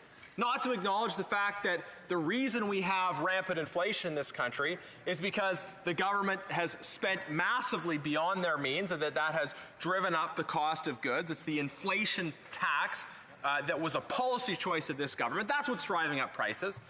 But now they want to present themselves as there to solve a problem that they themselves have created with absolutely no recognition of the role that they have played fundamentally in causing that problem. We can talk about the housing challenges. The Parliament Secretary just spoke about how, the government spent millions here and thousands over here, and we're doing all these things for housing. Well, how's it going? Mr. Speaker, how's it going? What are the results? We're building fewer homes today than our country did in the 1970s. We are way behind in terms of meeting these needs, and this is because of policies that have been implemented by this government. Again, and we had an incident discussed in question period today, where unbelievably, this government allowed a Nazi to be in the gallery during a speech given by the President of Ukraine. And the government's response to these events, we're not responsible. We found our fall guy. We had nothing to do with it. When in reality we know that it is the responsibility of the government to vet those that are going to be in the gallery for an important event like that. They are responsible for the vetting. They know this is how the process works, and they're denying responsibility. So whether it is in this incredibly embarrassing and wrong incident that happened at the end of last week, or whether it's in the approach of this government to policy in general, we see a complete unwillingness by this government to take responsibility. Now, I asked a question earlier on the issue of the Trudeau Foundation. And this is another instance where we see the government's failure to take responsibility. And the question I asked at the time was about the fact that the government claims the Prime Minister has had no ongoing involvement in the Trudeau Foundation, no interaction with the Trudeau Foundation, and yet a meeting takes place in the Prime Minister's office between deputy ministers and the leadership of the Trudeau Foundation. It boggles the mind that the Prime Minister would try to pass off the fact that on one hand he would say no involvement whatsoever in this foundation that received very problematic donations, and on the other hand this meeting would take place in the Prime Minister's own office. And the response we got at the time from the government House Leader to these questions about how this happened is, well, it was just a building. You know, it just happened to be the Prime Minister's office was the most convenient location to have it. In fact, I think we had a witness at the Public Accounts Committee from formerly of the Trudeau Foundation who said the Prime Minister's office was just a convenient downtown location. So anyone in Ottawa who wants to hold a birthday party or something, they need to know the Prime Minister's office is available. It's just a convenient downtown location. That's ridiculous. It's not a convenient downtown location that just anyone can book. It is a relatively small building that is the Prime Minister's office. It's called the Prime Minister's office. When will these Liberals stop passing off the blame and start taking responsibility for their numerous failures? Hear, hear. The Honourable Parliamentary Secretary to the Government House Leader. Yes, thank you, Mr. Speaker. And I think the member has some challenge in terms of recognizing what real responsibility is all about, quite frankly. Let's give a few examples. What I find is very lacking in the member's comments is the issue of facts. You know, if you listen to the Conservatives, you would think that the Prime Minister of Canada is the one responsible for inflation around the world. You know, you would think so. You know, as back in the days when they were posing these questions, Canada's inflation rate was less than the United States. It was less than most European countries. The G20 might even been, if not the lowest, very close to the lowest, Mr. Speaker. They completely dunk their head in the sand and they say, well, but here's in Canada, even though it's the lowest, it's the Prime Minister's fault that we have inflation. It's kind of like, wake up, look at the environment around us, and realize the facts of reality. Now, it doesn't mean that as a government we shouldn't do anything because of our inflation rate and the impact it's having on Canadians. As a government, we actually did take actions. We recognize the reality of the hurt that Canadians were having. That's why we brought in grocery rebates, Mr. Speaker, affected somewhere around 11 million Canadians to help deal with inflation. The member makes reference to the issue of housing and the speech I had just given. You know, what the member doesn't tell you is that compare our years in government to the years of Stephen Harper, and you will find that the Conservatives fail in every way, Mr. Speaker, in every way. In generations, we have now a government that does provide, but it doesn't mean that we don't recognize the hardships that are out there and the reality in terms of what's taking place. And that's why we brought in legislation to ensure that there's going to be more housing built or homes built, Mr. Speaker. That's why in 2022, I believe it was 2022, when we brought in a budget enhancement for housing co-ops, Mr. Speaker. Not to mention the hundreds of millions of dollars that are allocated towards low-income, nonprofit housing, or the rapid housing initiatives. You see, the Conservatives are very, very selective with the facts. And they try to twist and turn and bend in order to be negative and then to shine that or say that negativity is happening because of the Prime Minister. The last example that the member gave was in regards to the Trudeau Foundation. I answered questions based on that issue, Mr. Speaker, in my capacity as Parliamentary Secretary. It's been all completely cleared, Mr. Speaker. The Prime Minister had nothing to do with the foundation for many, many years. But the Conservatives try to paint this, this hook or this thing here, that point goes there, this point goes here. Oh my God, it's corruption. Garbage, Mr. Speaker. Just like it's garbage in terms of the personal character assassination that the member just put across the floor when he talked about inflation and groceries and housing. The reality is, Mr. Speaker, the Conservatives just don't know what direction they're going. The Honourable Member for Sherwood Park, Fort Saskatchewan. Mr. Speaker, the member said that in my comments I'm throwing all these things out there, really trying to connect the dots to establish that there's corruption in this government. It's actually not very difficult to establish that there's corruption in this government. I think the youngest of my children could connect the dots that are available.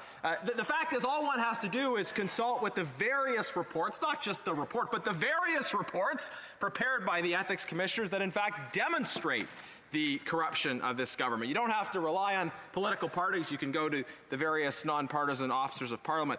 The member said other countries experience inflation.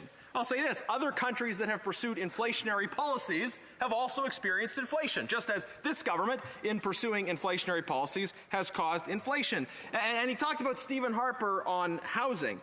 Well, I think it's just objectively demonstrable in the numbers that there has been a close to 100% increase in 6 years from 2015 to 2021 after Stephen Harper took office. So whatever this government is doing, it's not working. There's been a massive increase in housing costs that you just can't blame on exogenous factors. It's not the war in Ukraine that's causing the price of housing to go up. When will this government take responsibility for their failures?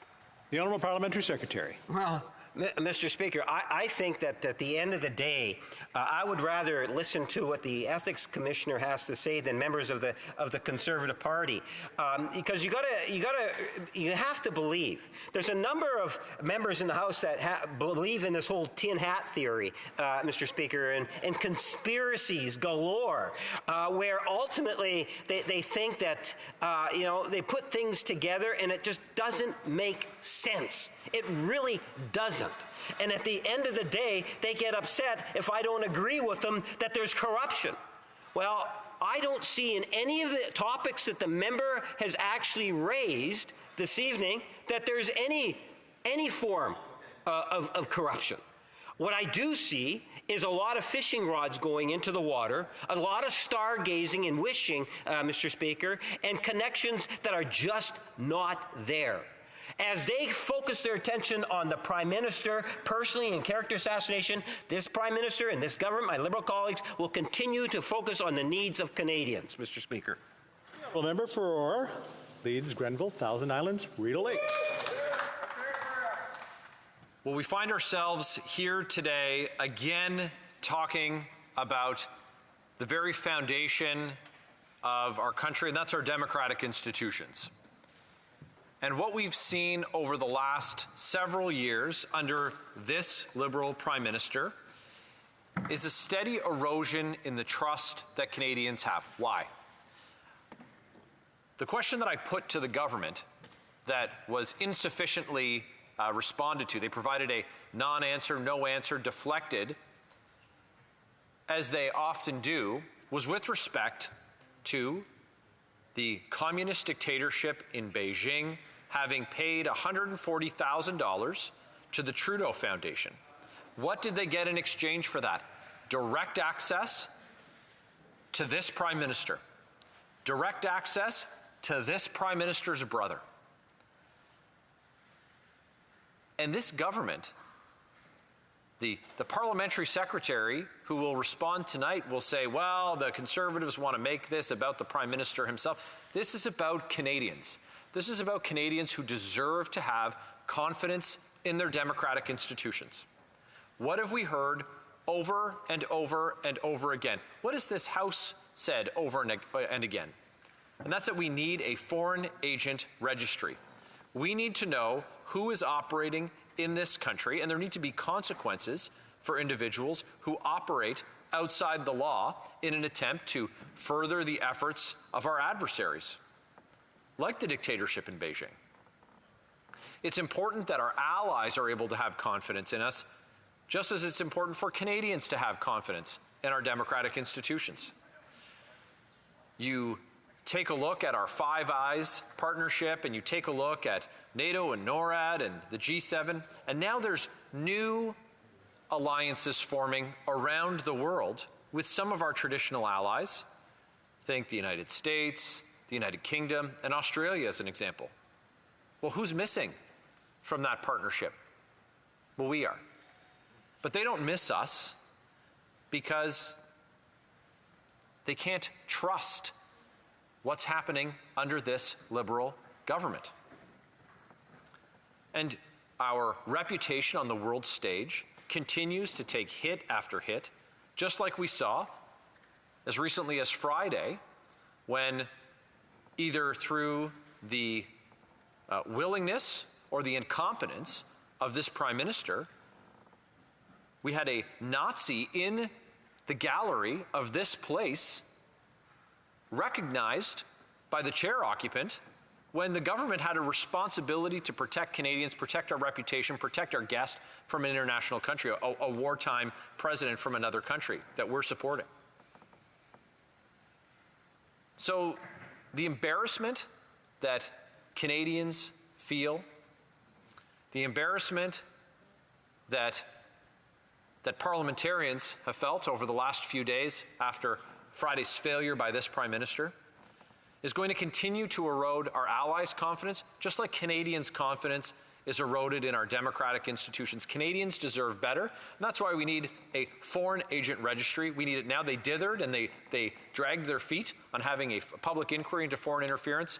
Well, let's have that foreign agent registry so that Canadians can begin to have some confidence. We can restore confidence in our democratic institutions. Will they do it? The Honourable Parliamentary Secretary to the Government House Leader. Yes, thank you, Mr. Speaker. And, you know, the government has taken steps towards a foreign interference or a registry office, Mr. Speaker. That's already fairly well established that we're moving forward with regards to that. But let me get to the point where the member, and again, I'm going to go back to this because whether it's the member or right now or the member prior to him in asking questions, this member here is very critical. Foreign interference, again, a personal attack on the Prime Minister. Let me reverse it. You know, the foreign interference that the member is making reference to with regards to China, there's a report that came out that actually came out while Stephen Harper was the Prime Minister, and the current leader of the Conservative Party, I believe, was the minister responsible for democracy. They knew about it. What do you think they did, Mr. Speaker? Absolutely nothing. Nada. They completely ignored the issue. Now, the issue doesn't go away, and now it resurfaces in a different way, and the Conservatives are blaming this Prime Minister for not taking action, yet, as a government, we have actually improved our democratic system. Remember, their leader today tried to take away the authenticity of the voter identification card as a tool to allow people to vote. And that leader and his Conservative Party are trying to say that we are taking away from democratic institutions. This member, like the other member, really and truly reflects what it is that the Conservative Party that I've been saying for years now has been attempting to do. Their interest is more not on the substance, but rather on just purely character assassination. That's what we saw again today. Both members make reference to last Friday, and they try to put the blame squarely on the Prime Minister and the PMO. Even though the speaker was very clear. I was there. Those members were here listening. You know, what did the Speaker say? The Speaker is the one that invited. The Speaker is the one that introduced. Are they suggesting that any time, Mr. Speaker, a Speaker brings someone into the Speaker's gallery, that it has to be vetted through the Prime Minister's office or PCO? What are they suggesting should have happened, Mr. Speaker? Are they trying to surrender the control of the House of Commons and the floor of the House over to the government of the day? Is that what they're implying? What role do you have as a Speaker, Mr. Speaker, being elected by 337 members of the Chamber? Having a Speaker's gallery. Are we going to start putting limits on that?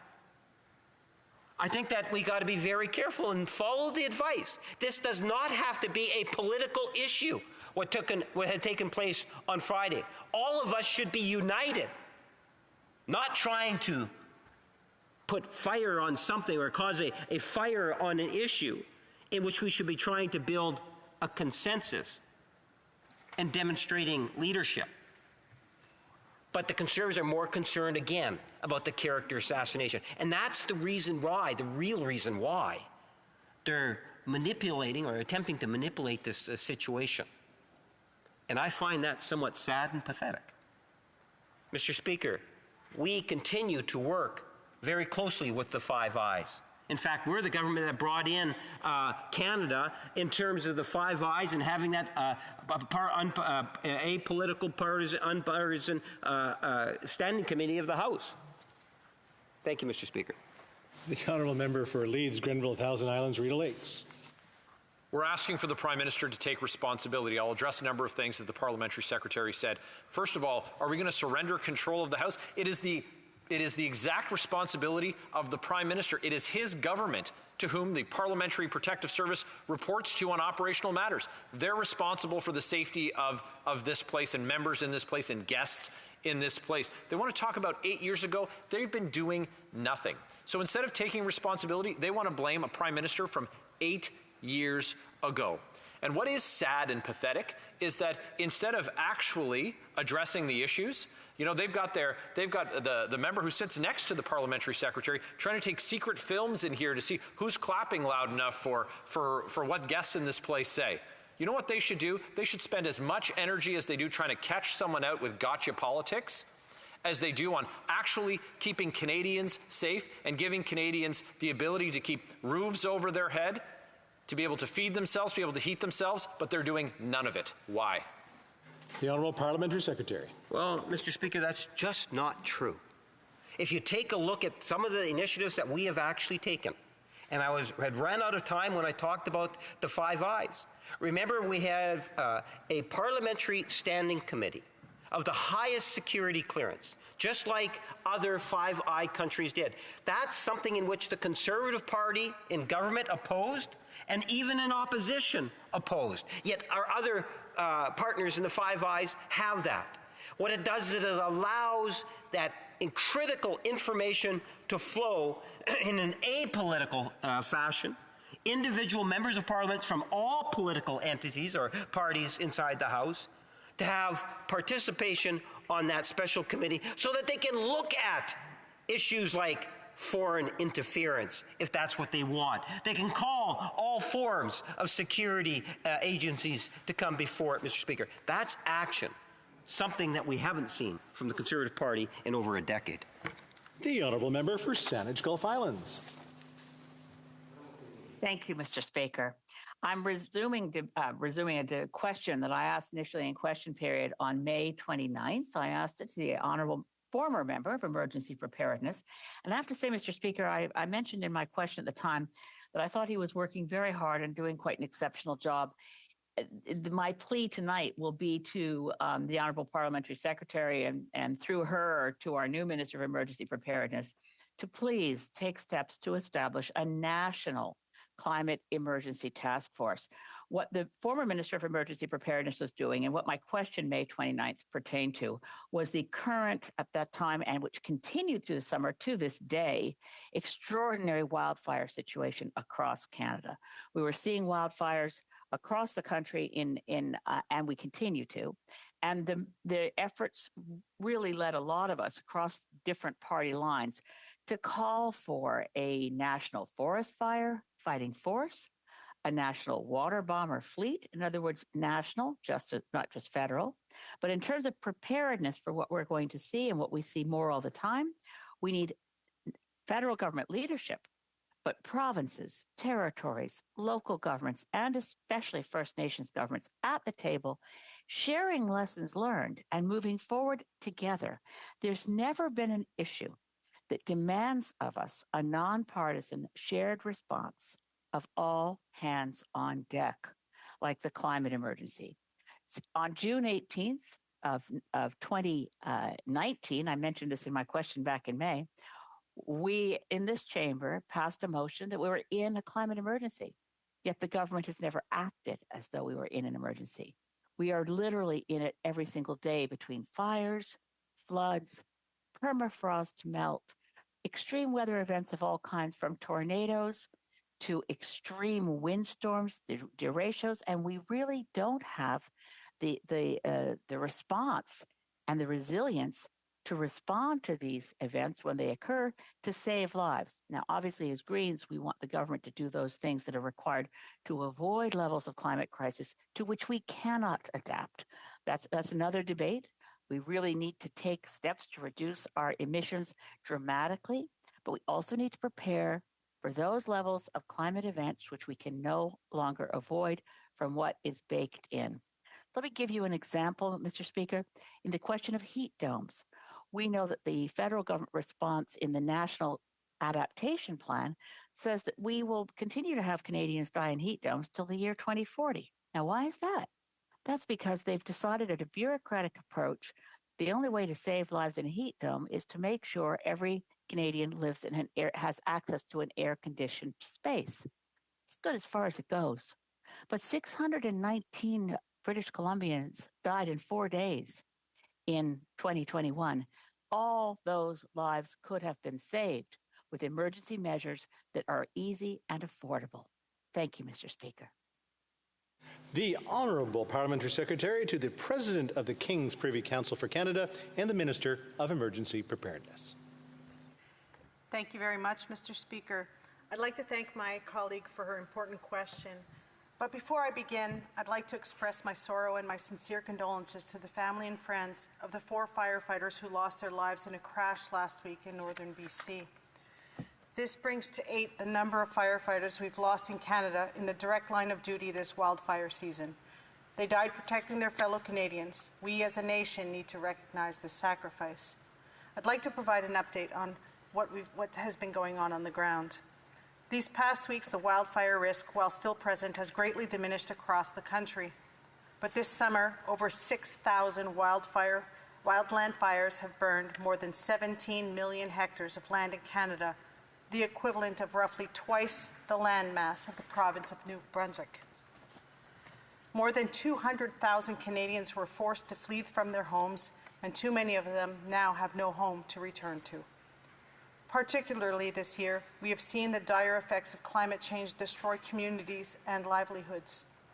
I join the member opposite in her call for action on climate change, and I know she stands with our government in support of the urgent need to address this challenge. This summer, once again, our government responded present when provinces were confronted with challenging situations they could not face alone. During this year's wildfire season, the Government of Canada received and approved 11 requests for assistance, or RFAs, related to wildfire situations in Nova Scotia, Quebec, Alberta, Ontario, British Columbia, and the Northwest Territories.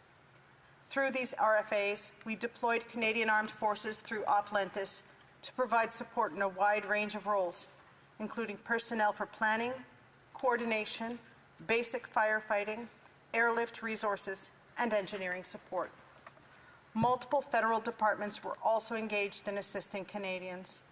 Employment and Social Development Canada, Public Services and Procurement Canada, the RCMP, the Canadian Coast Guard, Health Canada, Parks Canada, Indigenous Services, and Innovation, Science and Economic Development made sure all hands were on deck to help Canadians through this difficult time. Mr. Speaker, I've just provided an overview of our immediate response to the emergency situations underway across the country this summer. Mais, Monsieur le Président, quand la fumée se But when the smoke clears, we can see the damage left behind. We know that the road back to normalcy will be a long one. That's why the disaster financial assistance arrangements are so important. Quand les coûts engendrés When the costs of a disaster are too great for a province, the federal government can cover up to 90% of the costs, including non-insurable damage to primary residences. When disaster strikes, Canadians can rest assured that the federal government will be there to help them through the response and recovery. But, Mr. Speaker, as the member opposite said, we have to work lockstep with our provinces and territories and Indigenous communities to address our new reality. And I look forward to working with the Member of Parliament for Saanich Gulf Islands on making sure that Canada is ready and able to respond. Thank you. Merci. Member for Saanich Gulf Islands. Thank you, Mr. Speaker, and thanks to my honorable friend, the parliamentary secretary, and congratulations to her on this new role. Look, this is the last place in the world we need partisanship. Everybody in this place will know that I've been talking about the threat of the climate crisis for about 40 years. I've watched and I've had a front row seat to failure after failure. We need to avoid the worst of the climate crisis. The government steps so far don't get us there, but we also need to be prepared to save lives now. I want to stress that we need to have a real functioning, working group of multi-party, multi-jurisdictional efforts in a national climate change task force that shares lessons learned. Lessons learned, like from areas near Williams Lake in the heat dome, where if people had gotten into a cold bath with ice, their life would have been saved instead of waiting and waiting for an ambulance to take them to arrive dead on arrival at the hospital. We know we need to do more, and we need to learn from each other. The Honourable Parliamentary Secretary. Thank you, Mr. Speaker. And I echo what the member opposite has said. The reality is, with climate change and the impacts, we have seen unprecedented wildfires this last season, and they will continue. And that's why our government designed Canada's first ever national adaptation strategy, a whole-of-government action plan to increase the resilience of Canadian communities and respond to the impacts of climate change. Thanks to this strategy, we are making major investments in forest fire prevention, flood mapping, and disaster-resistant infrastructure projects. En travaillant avec nos partenaires. By working with our provincial, territorial, and Indigenous partners on regional vulnerabilities and engaging in active risk mitigation, we will permanently increase our country's resilience and build our disaster response capacity to better protect Canadians in this new climate reality. I thank the member opposite, and I look forward to working with her lockstep on making sure Canadians are safe. Thank you. As it is 7:01, the House will adjourn until tomorrow at 10 a.m. pursuant to Standing Order 24-1.